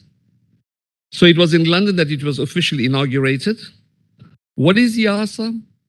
IIASA is an international research institute that looks at challenges of the environment from various perspectives, but attempts to bring evidence-led research to policy-based solutions. So it's not just about doing the research, but the translation for the betterment of society and for societal impact. So currently, India is one of many countries. There are 22 member countries currently across the world. And more recently, we had a regional member organization where I come from. It's my part of the world, South Africa. And South Africa dissolved its membership, and there's now a regional member organization with 17 countries. That allows the less developed countries who cannot afford membership to be able to form a consortium and become a member. In the last session that we had here just before the minister arrived, we had been discussing quite intensively the impact of COVID. Now, I'm a molecular microbiologist by training, and I can tell you one thing, that the coronavirus is the most democratic virus I've met. It knows no color, it knows no caste, it knows no creed, it knows no boundaries, it knows no religion, it knows no culture, it knows no age, it knows no gender. Its effect on everyone can be the same. But what Corona taught us is that, or what have we learned from this experience, is that life is too short to postpone being a better human being. Life is too short to postpone scientific collaboration. Life is too short to share our collective knowledge. And this gathering of minds here that we see today is part of the journey of making sure that we don't make the mistakes of the past. We also learned from the COVID pandemic that it was only through active collaboration of scientists across boundaries that we were able to produce a vaccine in record time. Without that collaboration, it would not have happened. And often, as young students, you get exposed to the word of fundamental or basic research and applied research. And so when I thought about it, it reminded me of an example of Thomas Brock, who was a microbiologist in the US, who had gone to Yellowstone National Park, and he was working with these hot springs and had isolated bacteria from them. And so people wondering, why do you want to isolate a bacterium from a hot spring? But he was looking for those that could survive. And he isolated this enzyme from a bacterium called Thermus aquaticus, called Taq polymerase. Now, what's interesting about that, although it was basic research, if you did not have that enzyme, you would not have been able to detect through a polymerase chain reaction the COVID virus. So often we embark on research which appears to have no apparent consequence or impact. But you can't have applied research if you have no research to apply. So it's a continuum, and therefore it's important that we invest in basic research. So in many ways, if I look at the collaboration between India and IIASA, there are a whole plethora of projects in energy, in water, in population, in forestry, and these are numerous examples. So this collaboration has been going on for quite a long time. In fact, from 2007, India has been a member of IIASA, and there have been a number of joint initiatives that have been mutually sustaining over the decades. So given the current armed conflict that's going on between Russia and Ukraine, IIASA felt it's important to take a strategic position on the importance and the need and the criticality of scientific collaboration. So I urge you to pick up this here. It's called the Vienna Statement on Science and Diplomacy. We held a meeting in Vienna where we discussed many of these things in June. Eminent personalities like Secretary General Ban Ki-moon, Sir Peter Gluckman, Jeffrey Sachs, etc., have all signed the statement. If you pick up this card, there's a QR code behind this card, which you can just scan. And we're looking for all eminent scientists to actually endorse the statement, which advances collaboration. So finally, I want to conclude by thinking about a Sanskrit phrase in India, which you're all familiar with. And I was reflecting on this, that it's during this COVID time that you realize the importance of this. You're all familiar with the Sanskrit phrase, Mata, Pita, Guru Devam. Okay? Mother, Father, Teacher, and then God. I want to single out the teacher. Because what COVID has also taught us, when we have to use all technologies to exchange information or to look emotionless at another image on the screen, there is this touch of humanity that's missing, the need for human interaction. And all of us would not be sitting here today if we didn't have a teacher. But it's now become more challenging in the scientific world to be an effective teacher. How do you teach passion? How do you teach enthusiasm? How do you teach desire? How do you teach hunger and thirst for knowledge? So teachers are now being asked to reinvent themselves. And if we want to secure the next generation of researchers, be it in systems analysis or in any discipline, in any country or in the world, we need to have good, effective teachers. With those words, I'd like to say thank you very much for the privilege and the pleasure of being here. I trust I've earned the privilege of your time, and I would like the technical person to just share a 2-minute clip with you on the collaboration between IIASA and India. Thank you very much.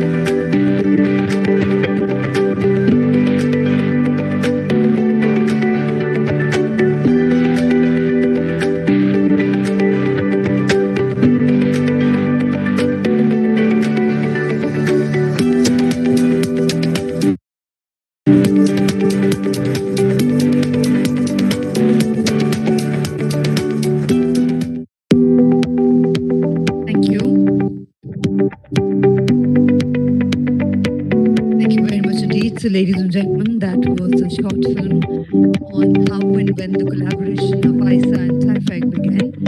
And of course, the next 3 days we are going to enjoy the benefits of this collaboration with this international conference. Also thanking our conference collaborators for their support to us in organizing this conference. And now, ladies and gentlemen, moving on, we have the privilege of having on the dais with us Ms. Ravi Shankar, who is the Chief Monitoring and Evaluation Specialist Research at UNICEF India. She leads the research and evaluation team at UNICEF India and also provides a specialized technical support to research, studies and monitoring activities commissioned by UNICEF. She also leads the UNICEF's external capacity building efforts in M&E and supporting partnerships for evidence across all UNICEF programmatic domains. And ladies and gentlemen, let's put our hands together to welcome Ms. Maika for her address.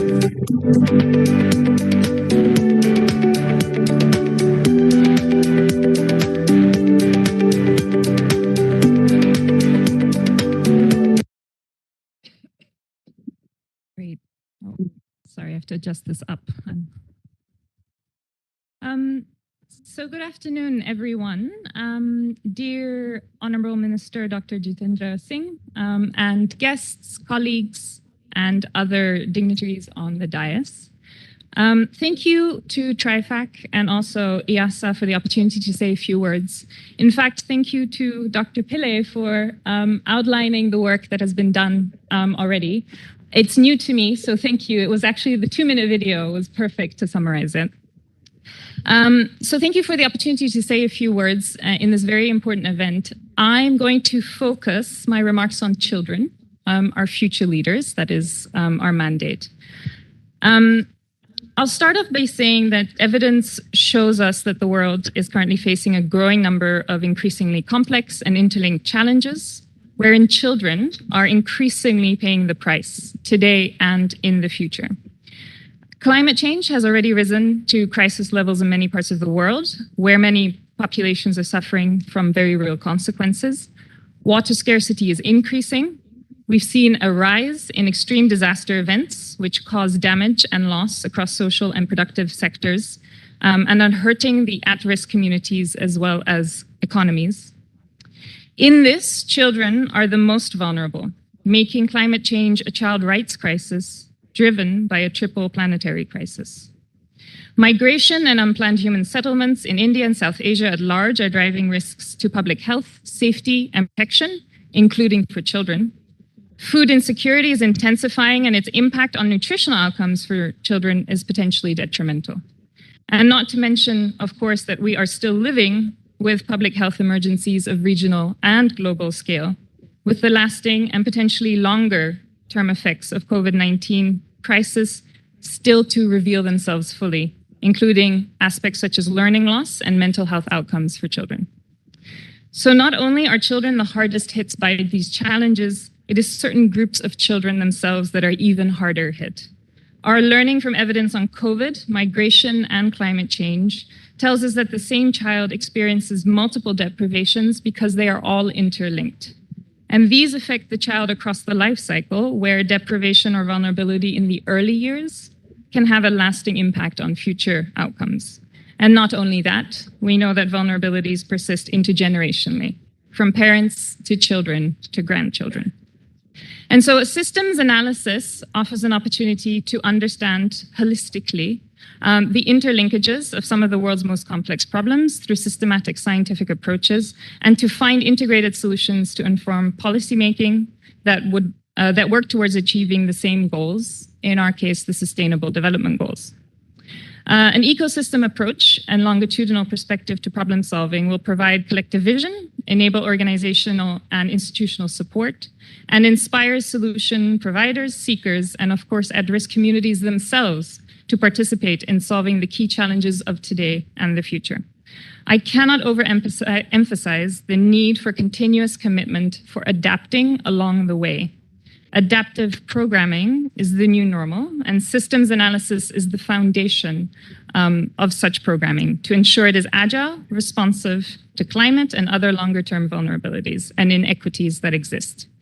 I know you will all agree with me that this requires a transformative agenda and working collectively at scale with urgency. But I do recognize it's not easy.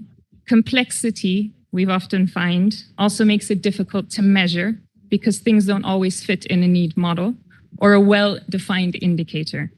And I think collectively we need to invest in this and not be deterred because we know that what is not measured is not understood and often does not get acted upon.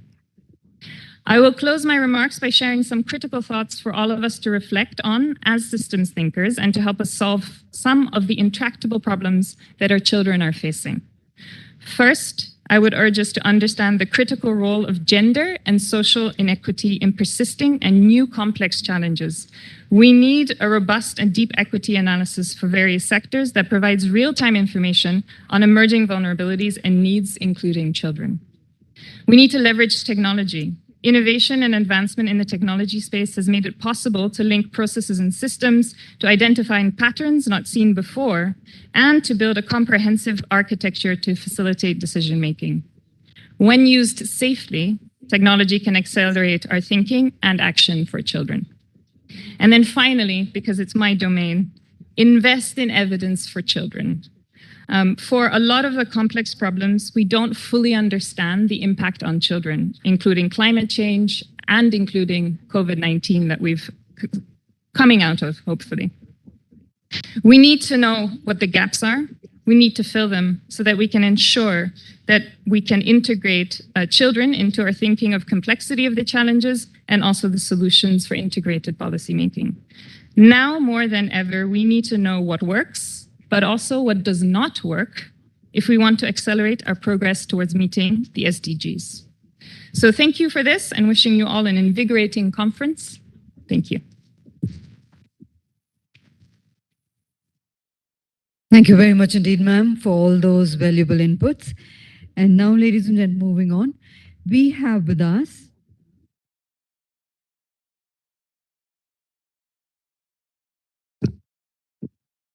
the privilege of having with us is Dr. Devang Vipin Kakkar. Of course, our host also for this 3 days is a renowned chemical engineer and the former director of the IIT Mumbai. Dr. Kakkar is known for his pioneering research on polymerization. Among many, few of his renowned awards include the Shanti Swarup Bhatnagar Prize for Science and Technology, one of the highest Indian science awards for his contributions to engineering sciences in the year 1997. And ladies and gentlemen, let's put our hands together to welcome Dr. Devang Kakkar for his address.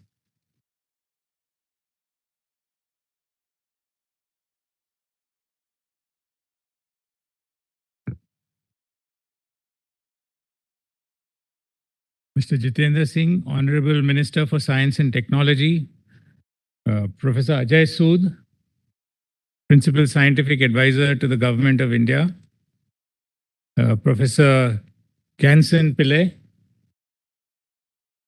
from IIASA,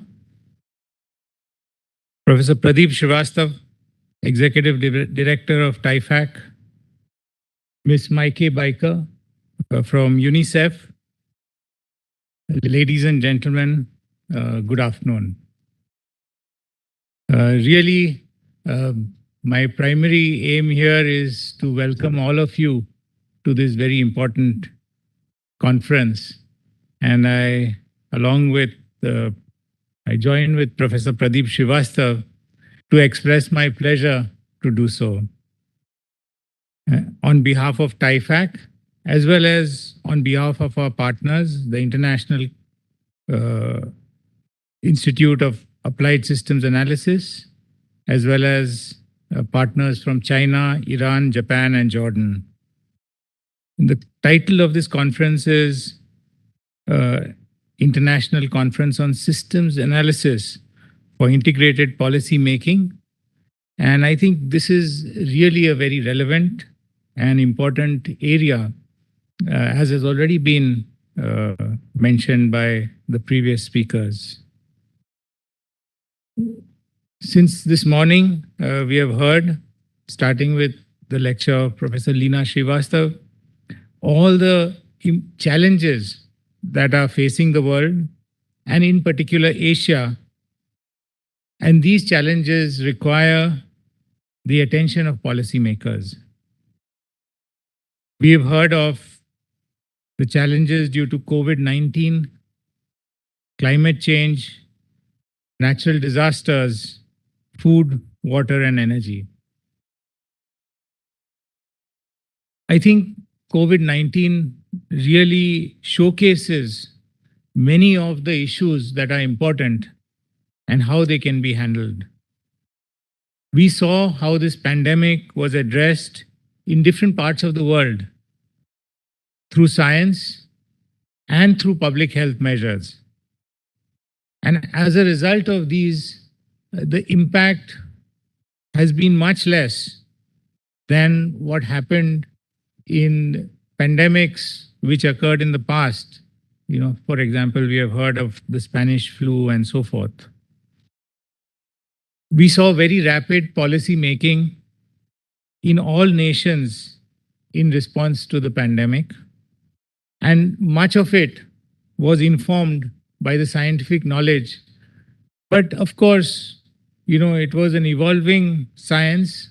As we knew more about the virus, the regulations changed and so forth. And one of the most remarkable things was the development of the vaccine in such a short time. And not one, but we had at least 3 vaccines which were immediately available, and then soon and later, many more. Of course, the pandemic had many impacts. One was that it almost shut down entire nations. But those impacts have now reduced. But the future impacts remain to be assessed. For example, it was mentioned about the learning of children, but even other longer-term economic impacts need to be assessed. And I'm sure that those effects will linger for long. Our part of the world has faced many natural disasters, and we see that the intensity of weather-related disasters is also increasing. To address these issues, we require a high degree of preparedness and building on resilient practices and an understanding of what is really required is very important. Today, we also heard about the energy, food, and water nexus, which has another complex set of issues which require the attention of policymakers. Many nations are in the stage of development and growth, and we can expect that the usage of energy, food, and water, as well as material goods, is going to increase in all these nations. Sustainable development then becomes a very important goal going forward.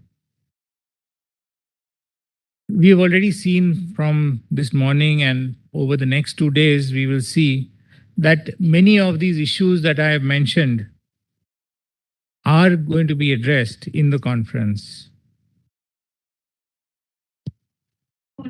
The issues are complex and they are interconnected. So it is not possible to try and address each one of them in isolation, one at a time. A systems analysis approach seems to be appropriate, and I'm sure all the practitioners of this particular discipline who will be presenting their works in the conference will highlight the possible developments. The objective of this conference is to discuss how systems analysis is useful for developing solutions, and we hope that through these kinds of uh, solution development in a collaborative framework, that we can go much further. As organizers of the conference, we feel honored that some of the world's foremost experts in the fields that are going to be discussed will be here, either physically or virtually, to share their knowledge. I'm sure that the conference will provide a platform for rich discussions, and I hope that at the end we will arrive at some actionable points that will be useful to the various stakeholders.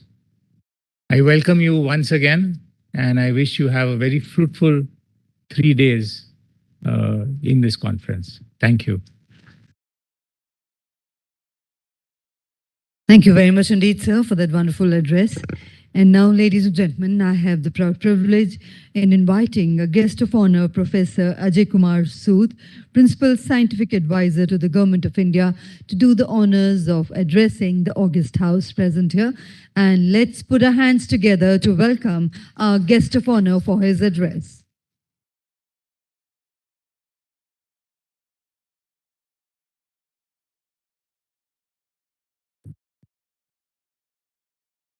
Honorable Minister of State for Science and Technology and Earth Sciences, Dr. Jitendra Singh Ji, other dignitaries on the dais and off the dais, and distinguished participants. Indeed, a great pleasure for me to be a part of this inaugural session on a very timely and important topic, to look at system analysis for enabling integrated policy making. As has been pointed out earlier by the previous speakers, that this conference is looking at very important policy issues under 5 themes, and each one of them is equally important. We all know that humanity is facing unprecedented challenges at this stage, such as rapid globalization, the coronavirus pandemic, shifting economic powers, global environmental change, increasing urbanization, geopolitical conflicts, and its extension into the digital world, and a digital revolution that is altering the way we work and live in this world. Now, today, faced with the imperative of tackling climate change and responding to radical, fast-paced shifts in global technology, consumption, and population patterns, there is a growing consensus that sustainable development is perhaps the only way that we can avert environmental and social disasters. The COVID-19 pandemic, as has been mentioned by previous speakers as well, has changed the world in a rapid and systemic manner. COVID-19 demanded unprecedented levels of collective and often empirically informed response and out-of-box thinking. In this context, in our office, we have been now looking at this One Health mission, where the human health, the animal health, and the wildlife health are so interconnected that we have to look at as a whole, the whole thing as a one unit, rather than looking in a fragmented fashion. Global changes such as reducing food insecurity, water scarcity, and fossil energy use, as well as improving human health and protecting the environment, are increasingly pressing and deeply interconnected issues being faced by the world, and no wonder also Asia. New integrated approach and tools are needed to address the challenges posed by multiple and often conflicting human needs and demands. We should recognize and capitalize on the fact we live in a complex system, one with many interacting agents whose collective behavior is typically difficult to predict. It's a many-body system like we all know, I'm a condensed matter physicist. So the whole there we are looking at 10^23 atoms having a collective behavior. Here probably it's even more complex. And understanding the key properties of a complex system using system analysis can help resolve many and new existing global challenges. Now, certainly, the future challenges we foresee is not only of increasing environmental degradation, poverty, and adversity in an increasingly polluted world, but of economic growth patterns based on various government policies. Skyrocketing demand of energy and water, especially in developing countries, and developed countries are all continue to do the same, which they were doing for the last 100 years. Loss of biodiversity, widening income gap, changing land utility, growing greenhouse gas emissions with diminishing air quality requires a collective effort to design systems that are robust and adaptable enough to mitigate these difficult problems. And that is what you will be discussing today and for the next 2 days. So I feel that the scientific community must come forward to understand emerging challenges better and build lasting solution to reduce risk for the human race. I believe a conference like this will bring in such results through brainstorming and inspiring ideas while understanding the dynamic interconnected nature of social, economic, and environmental challenges that we all face today, in which Asia is no exception. After all, nothing is better than scientific ideas thrown in for discussions, questions, and debate, and that is what we call in this part of the world Samvad. I wish TIFAC and IIASA for organizing this event, and I do trust that this conference, by the time it finishes, will bring out new ideas, new concepts, and new policy visions for a lesser vulnerable world for all of us to live in and leave it behind for coming generations. I congratulate all of you for making this bridge between sustainable development goals and science and technology, which is so very important. So let this be a beginning for all of us to see how we handle these challenges with all of you put together your mind, and let's hope for a better future. Thank you so much for having me here. Thank you very much indeed, sir, for that wonderful address. And ladies and gentlemen, it's a matter of great honor that the inaugural session of this international conference is graced by the Honorable Minister of State for Science and Technology and Earth Sciences, Government of India, Dr. Jitendra Singh. And ladies and gentlemen, I have the proud privilege on behalf of each one of you inviting the Honorable Chief Guest for the inaugural address.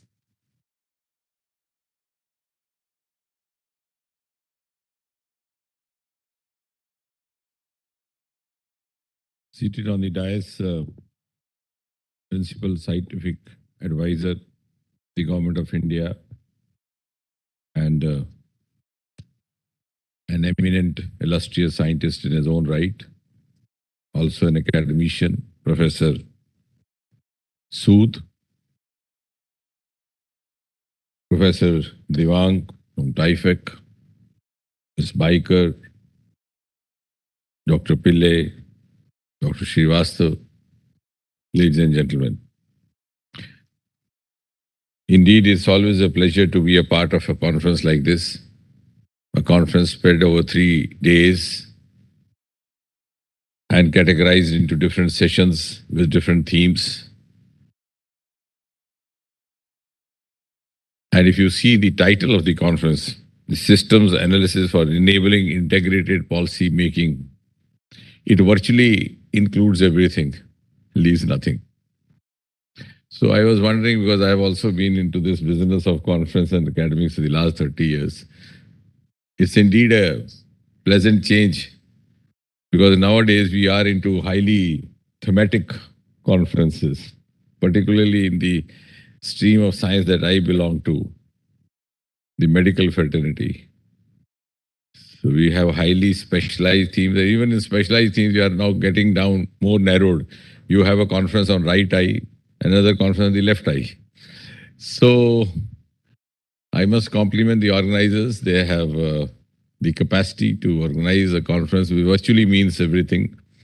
It means that it would be dealing with the issues confronting the scientific fraternity and the world as a whole, and how the scientific fraternity plans to deal with them. How is the policy making going to happen after diligent research? And of course, the integration part.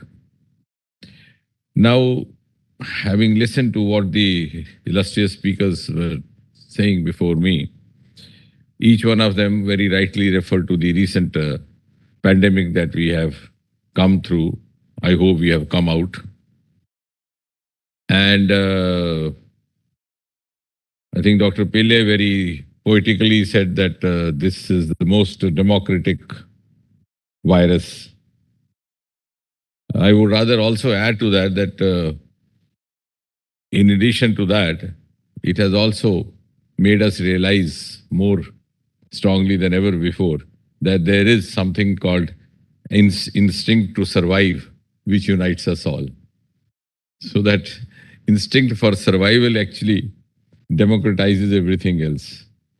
Even if you are faced with your worst enemy, but you think that you share the remedy and both of you would survive.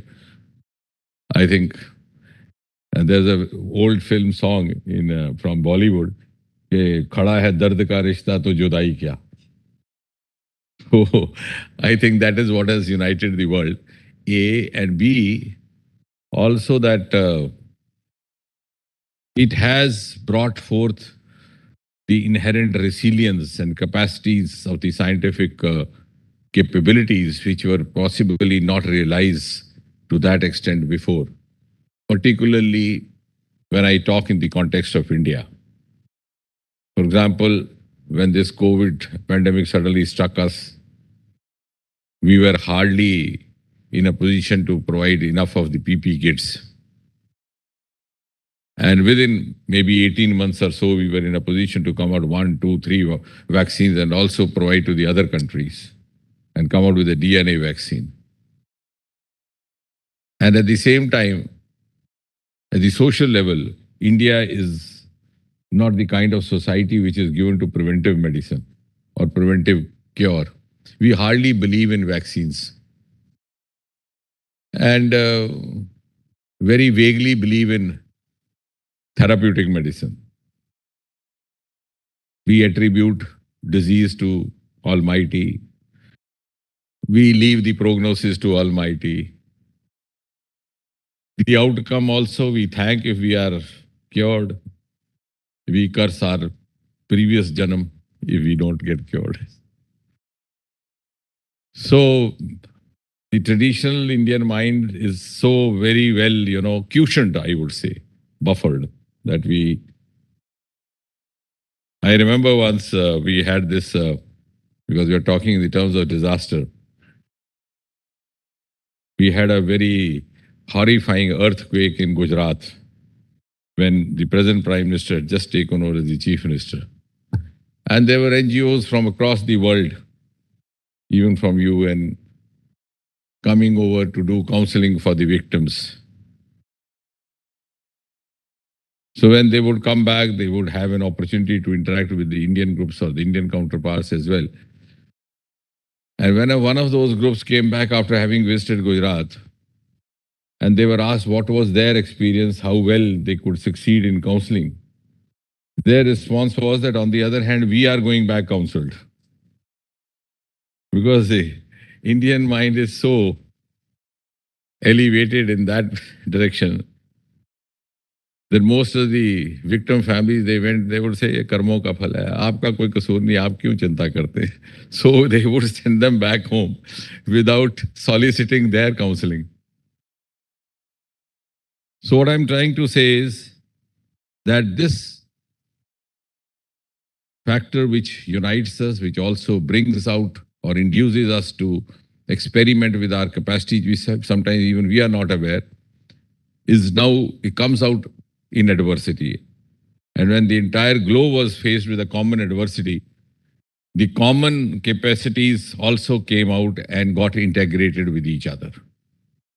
Now, as far as disasters are concerned, as rightly Professor Sood was saying, and earlier also, I think India is a country which is not unused to it. We don't get disturbed by a disaster. We don't get perturbed because, it's part of life. We don't have a disaster, we wonder why not. इस साल कोई भूकंप नहीं आया, इस साल कोई बाढ़ नहीं आया, इस साल कोई सूखा नहीं आया. So I remember way back in 2001, because I'm known to be, when you trigger me, I start narrating anecdotes because it's been such a long journey. 2001, there was a huge cyclone in Odisha, and we had an international conference there. And I was one of the organizers. So we had a patron called Professor Ahuja, MMS Ahuja, legendary, from AIMS, one of the founding faculty. So all these guys asked me, must find out from Professor Ahuja, are we going ahead with the conference or not? Then they were scared of asking him because he was a very hard taskmaster. So they induced me to. So we were not in Delhi, out of Delhi, arranging for it. Those days you didn't have mobile. STD booth had started, so we traveled down to an STD booth, made a call. So I asked him, I suppose it is like this, are we going ahead? So the professor, in his typical, he had actually migrated from Lahore after, partition. He was in King Edward College and the students got partitioned. He also came over to India and finally AIMS. So he said, "Ke Jitendra Singh, ye jis mulk mein hum reh rahe hain, uska naam kya hai?" I didn't know what he meant. Bole nahi, maine pucha iska naam kya hai? I was quiet because I thought maybe I had annoyed him. He said, "Iska naam hai Hindustan.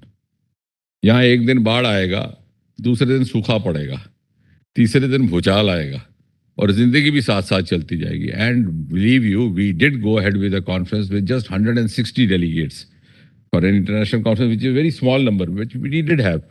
So India has an inherent capacity to cope up even at the social level because we are trained like that, we are conditioned like that. We have grown through these natural struggles. And of course, with the passage of time, with the appearance of antimicrobials, antibiotics, things are looked after better because we have gone through those times where after every disaster, every flood, after every famine, you would have outbreak of epidemics. And so many people would die because of diarrhea, gastroenteritis, typhoid. You had the famous Bengal famine, following which about 1 lakh people died just because of cholera and gastroenteritis. And that's how, for the first time, what is today known as oral rehydration mixture, ORS, was discovered. That time it was known as Dhaka mixture. Because they didn't know how to treat the antimicrobials had just to arrive because the first antibiotic called penicillin arrived only somewhere in 1948-49. So you didn't have any drug to treat. So all the treatment available was hydration. So they would fill tubs full of boiled water, put some soda, put some salt, and mix it up and feed it. So it came to be known as Dhaka mixture, which later graduated. Now that we have come a long way, we have our armamentarium has become stronger as far as our management. Our prediction levels have increased, whether it's disasters like floods, cyclones. But that apart, new challenges keep appearing. So that is what is important for each one of us. Because the cycle of the world moves like that. Once you have overcome the challenge, you have overcome that kind of you found a solution to a problem, the new problem will arise. And one should not be taken back because it has to happen. Otherwise, those who are born will stick to this planet. You will not leave. So where will others go? So nature has to find a way. And therefore this COVID arose. At a time when you thought you had totally overcome all the infectious diseases, And for the last 20, 25 years, in fact, I was telling some of the medicos just at the time when the COVID broke out, that because I've been a teacher for more than a quarter of a century, I said, we are guilty because in our medicine, clinical medicine classes, we had started giving very little emphasis to infections. We thought the age of communication diseases and infections was over. Now we were dealing only with the metabolic disorders like diabetes, heart disease, vascular disease, etc. And suddenly this came in. And similarly, there was a time when the West was not familiar with infections like tuberculosis. Suddenly they had HIV and there was an upsurge. So once you find a solution to one challenge or one problem, the other has to arise. And therefore, in that cycle we have to take, in that strain. Today we have the issue of global rise in the temperatures, the climate issues, the sea levels rising, the oceans becoming acidic, the glaciers melting away, the level of atmospheric carbon dioxide going up. Could you ever imagine this about 20 years back? Could you ever imagine holding an oxygen mask and walking around? So these new challenges required new solutions and therefore continuous research. Otherwise the researchers will be out of job.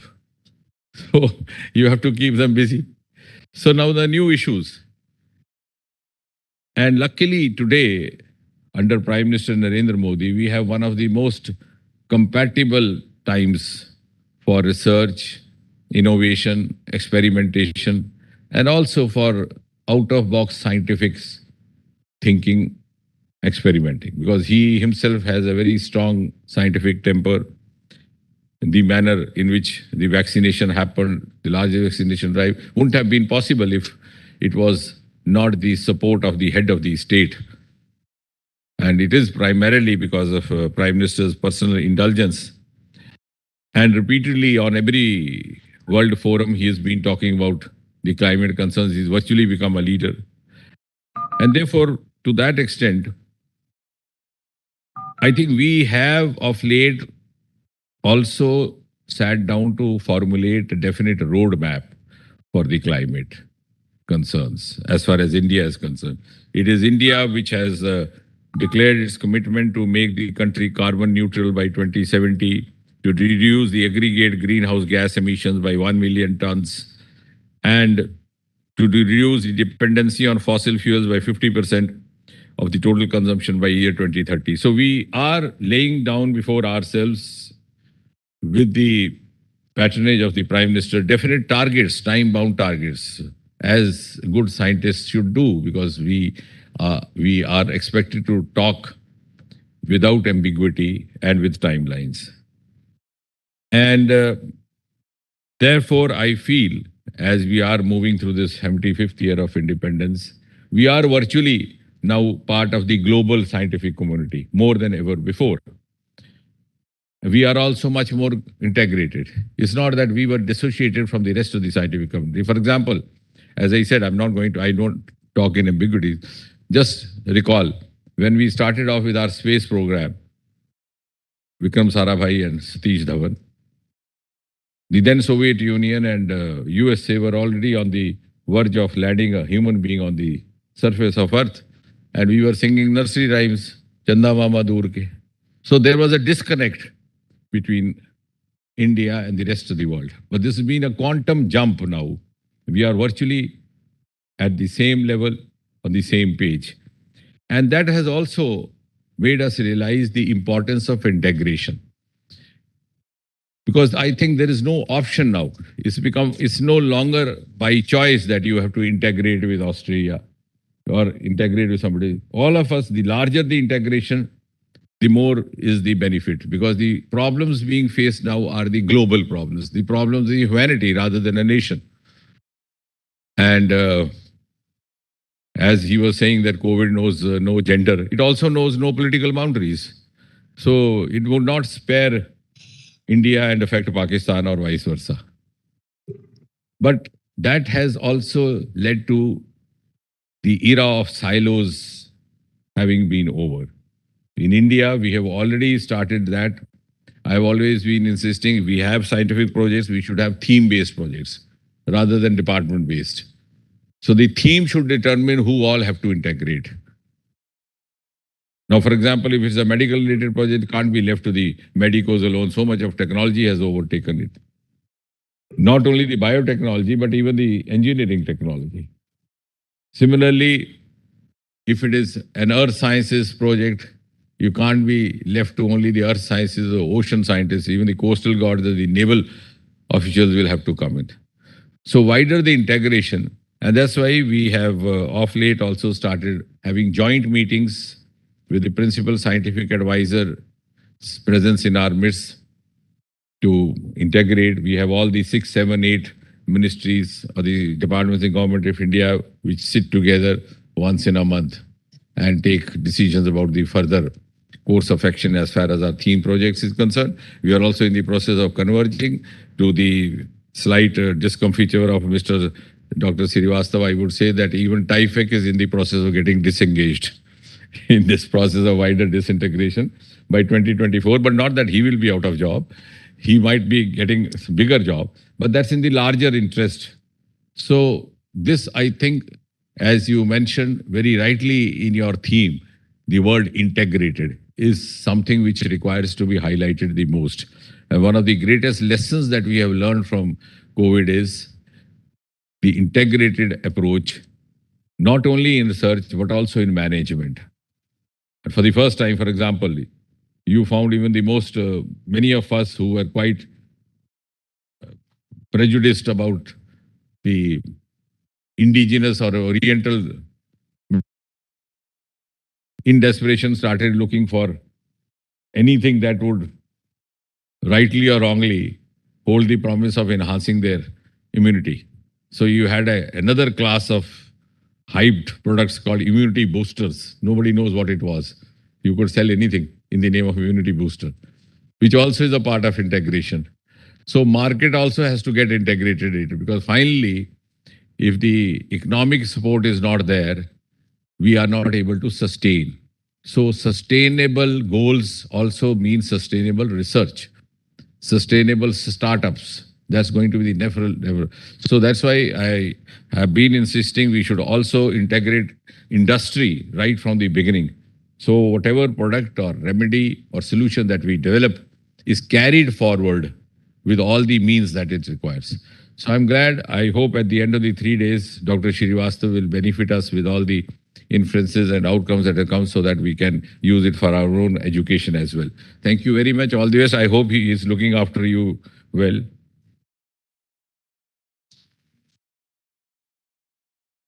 Thank you very much indeed, sir, for that informative, insightful inaugural address. And we thank you once again for sparing your valuable time and gracing this occasion. And on that note, I would now request Professor Ravi Shankar, Chairman TIFAC, to kindly do the honors of presenting a token of gratitude and felicitating our Honorable Chief Guest, Dr. Jitendra Singh, the Honorable Minister of State for Science and Technology and Earth Sciences, with a small memento. Thank you. Thank you once again, sir, for being here with us for inaugurating this international conference. Thank you, Professor Shankar, for doing the honors. May I now request Professor Pradeep Srivastava, Executive Director, TIFAC, to do the honors of felicitating Professor Ajay Kumar Sood, our guest of honor, Principal Scientist Advisor to the Government of India.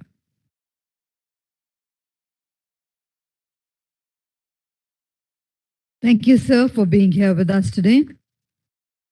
We now felicitate Ms. Maike Biker, Chief of Evidence, Data Research and Evaluation, UNICEF India. Thank you, ma'am. We felicitate Dr. Dorsami Pillai, Interim Head Communications and External Relations, IIASA and former Vice Chair of Council, IIASA Honorary Scholar. Thank you, sir. We also felicitate Professor Ravi Shankar, Chairman TIFAC. Thank you very much indeed, sir. Thank you, Professor Srivastava, for doing the honors. May I now request Ms. Sangeeta Bakshi, Scientist F, to felicitate Professor Pradeep Srivastava.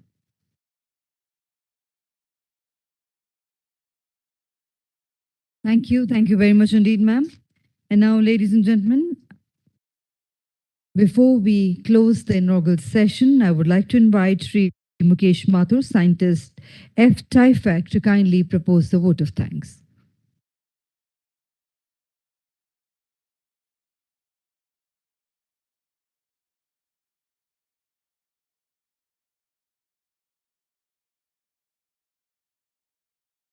Honorable Minister, Science and Technology, Dr. Jitendra Singh Ji, sir. The guest of honor, Principal Scientific Advisor to Government of India, Professor Ajay Sood, sir. The dignitaries on the dais and off the dais, dear friends, good afternoon to all of you. It's a great pleasure for me to propose the vote of thanks on behalf of the TIFAC and IIASA family to all our esteemed guests, collaborators, contributors for organizing this international conference on systems analysis.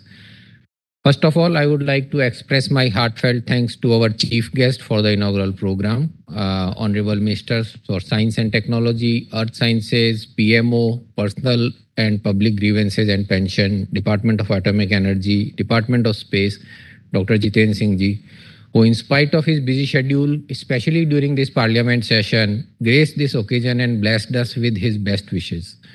We thank you from the bottom of our heart, sir, and look forward to your continued guidance and support. My sincere thanks are also due to Principal Scientific Advisor, Professor Ajay Kumar Sood, sir. Sir, your words of wisdom about especially the sustainability and system analysis will guide us and keep us motivated to achieve many more milestones. I express my gratitude to Ms. Maika Baikar, Chief of Evidence, UNICEF India, also for participating in this program and giving us the required insight about especially children-related issues with respect to climate change, a completely different perspective. We look forward to our continued interaction and various collaborative projects with UNICEF ma'am. Our special thanks are also due to our mentor, Professor Devang Thakkar, Chairman TIFAC, who have always been the prime source of energy in all our endeavors. Sir, your presence gives us a lot of encouragement and words of wisdom would definitely help us in enlightening our paths. Our thanks are also due to both the Secretaries of Department of Science and Technology, Dr. Chandrasekhar sir, and Earth Sciences, Dr. Ravi Chandran sir, who could not participate in the event. However, they have been supportive for all our activities and endeavors. My thanks are also due to our international collaborators from China, Iran, Japan, and Jordan, as well as Indian collaborators and sponsors. Without their support and contribution, an event of this scale could not have been organized. I would also like to thank all the members of the advisory committee, scientific committee, organizing committee, authors, presenters, and participants through online and offline mode. They have contributed a lot of their time and technical knowledge to make this event successful. Last but not the least, the main organizers of the program, TIFAC team, led by our Executive Director, Professor Pradeep Srivastava and Ms. Sangeeta Bakshi, and IIASA team, led by their Director General, Dr. Albert and Dr. Ganeshan Pillai. They are the key pillars who have worked for months together, day and night, to organize this event. Their efforts are commendable and I congratulate them for the same. Due to paucity of time, I may not be able to name all of them who have contributed and supported in organizing the event, but I express my sincere gratitude and thanks to all of them. With this and the best wishes for the deliberations which are scheduled for next couple of days, we would be more richer in knowledge and strategy to meet the climate change issues globally more efficiently and for sustainability for generations to come. Thanks a lot to everyone. Thank you very much indeed, sir, for kindly proposing the vote of thanks. I'm sure it is being seconded by each one of us present here. And ladies and gentlemen, I once again take this opportunity to thank the Honorable Minister, our guest of honor, and all other dignitaries on the dais for sparing your time and gracing this occasion. May I request our esteemed panel for a group photograph, sir? You may kindly stand at your places. And ladies and gentlemen, let's put our hands together once again to thank all our distinguished dignitaries for being here with us. And we now break for lunch, inviting each one of you to kindly join us for lunch, which is served outside on the left-hand side. And the next session will commence at 3:30, requesting everybody to be seated back in time for the next session. Thank you once again. Have a wonderful day ahead. Good afternoon and namaskar.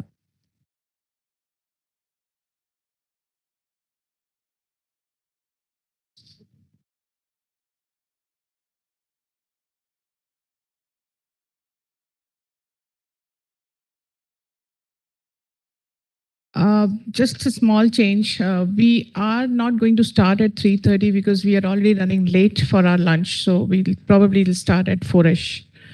So we'll try to be really quick for the lunch and then reassemble to our sessions. Yeah, thank you.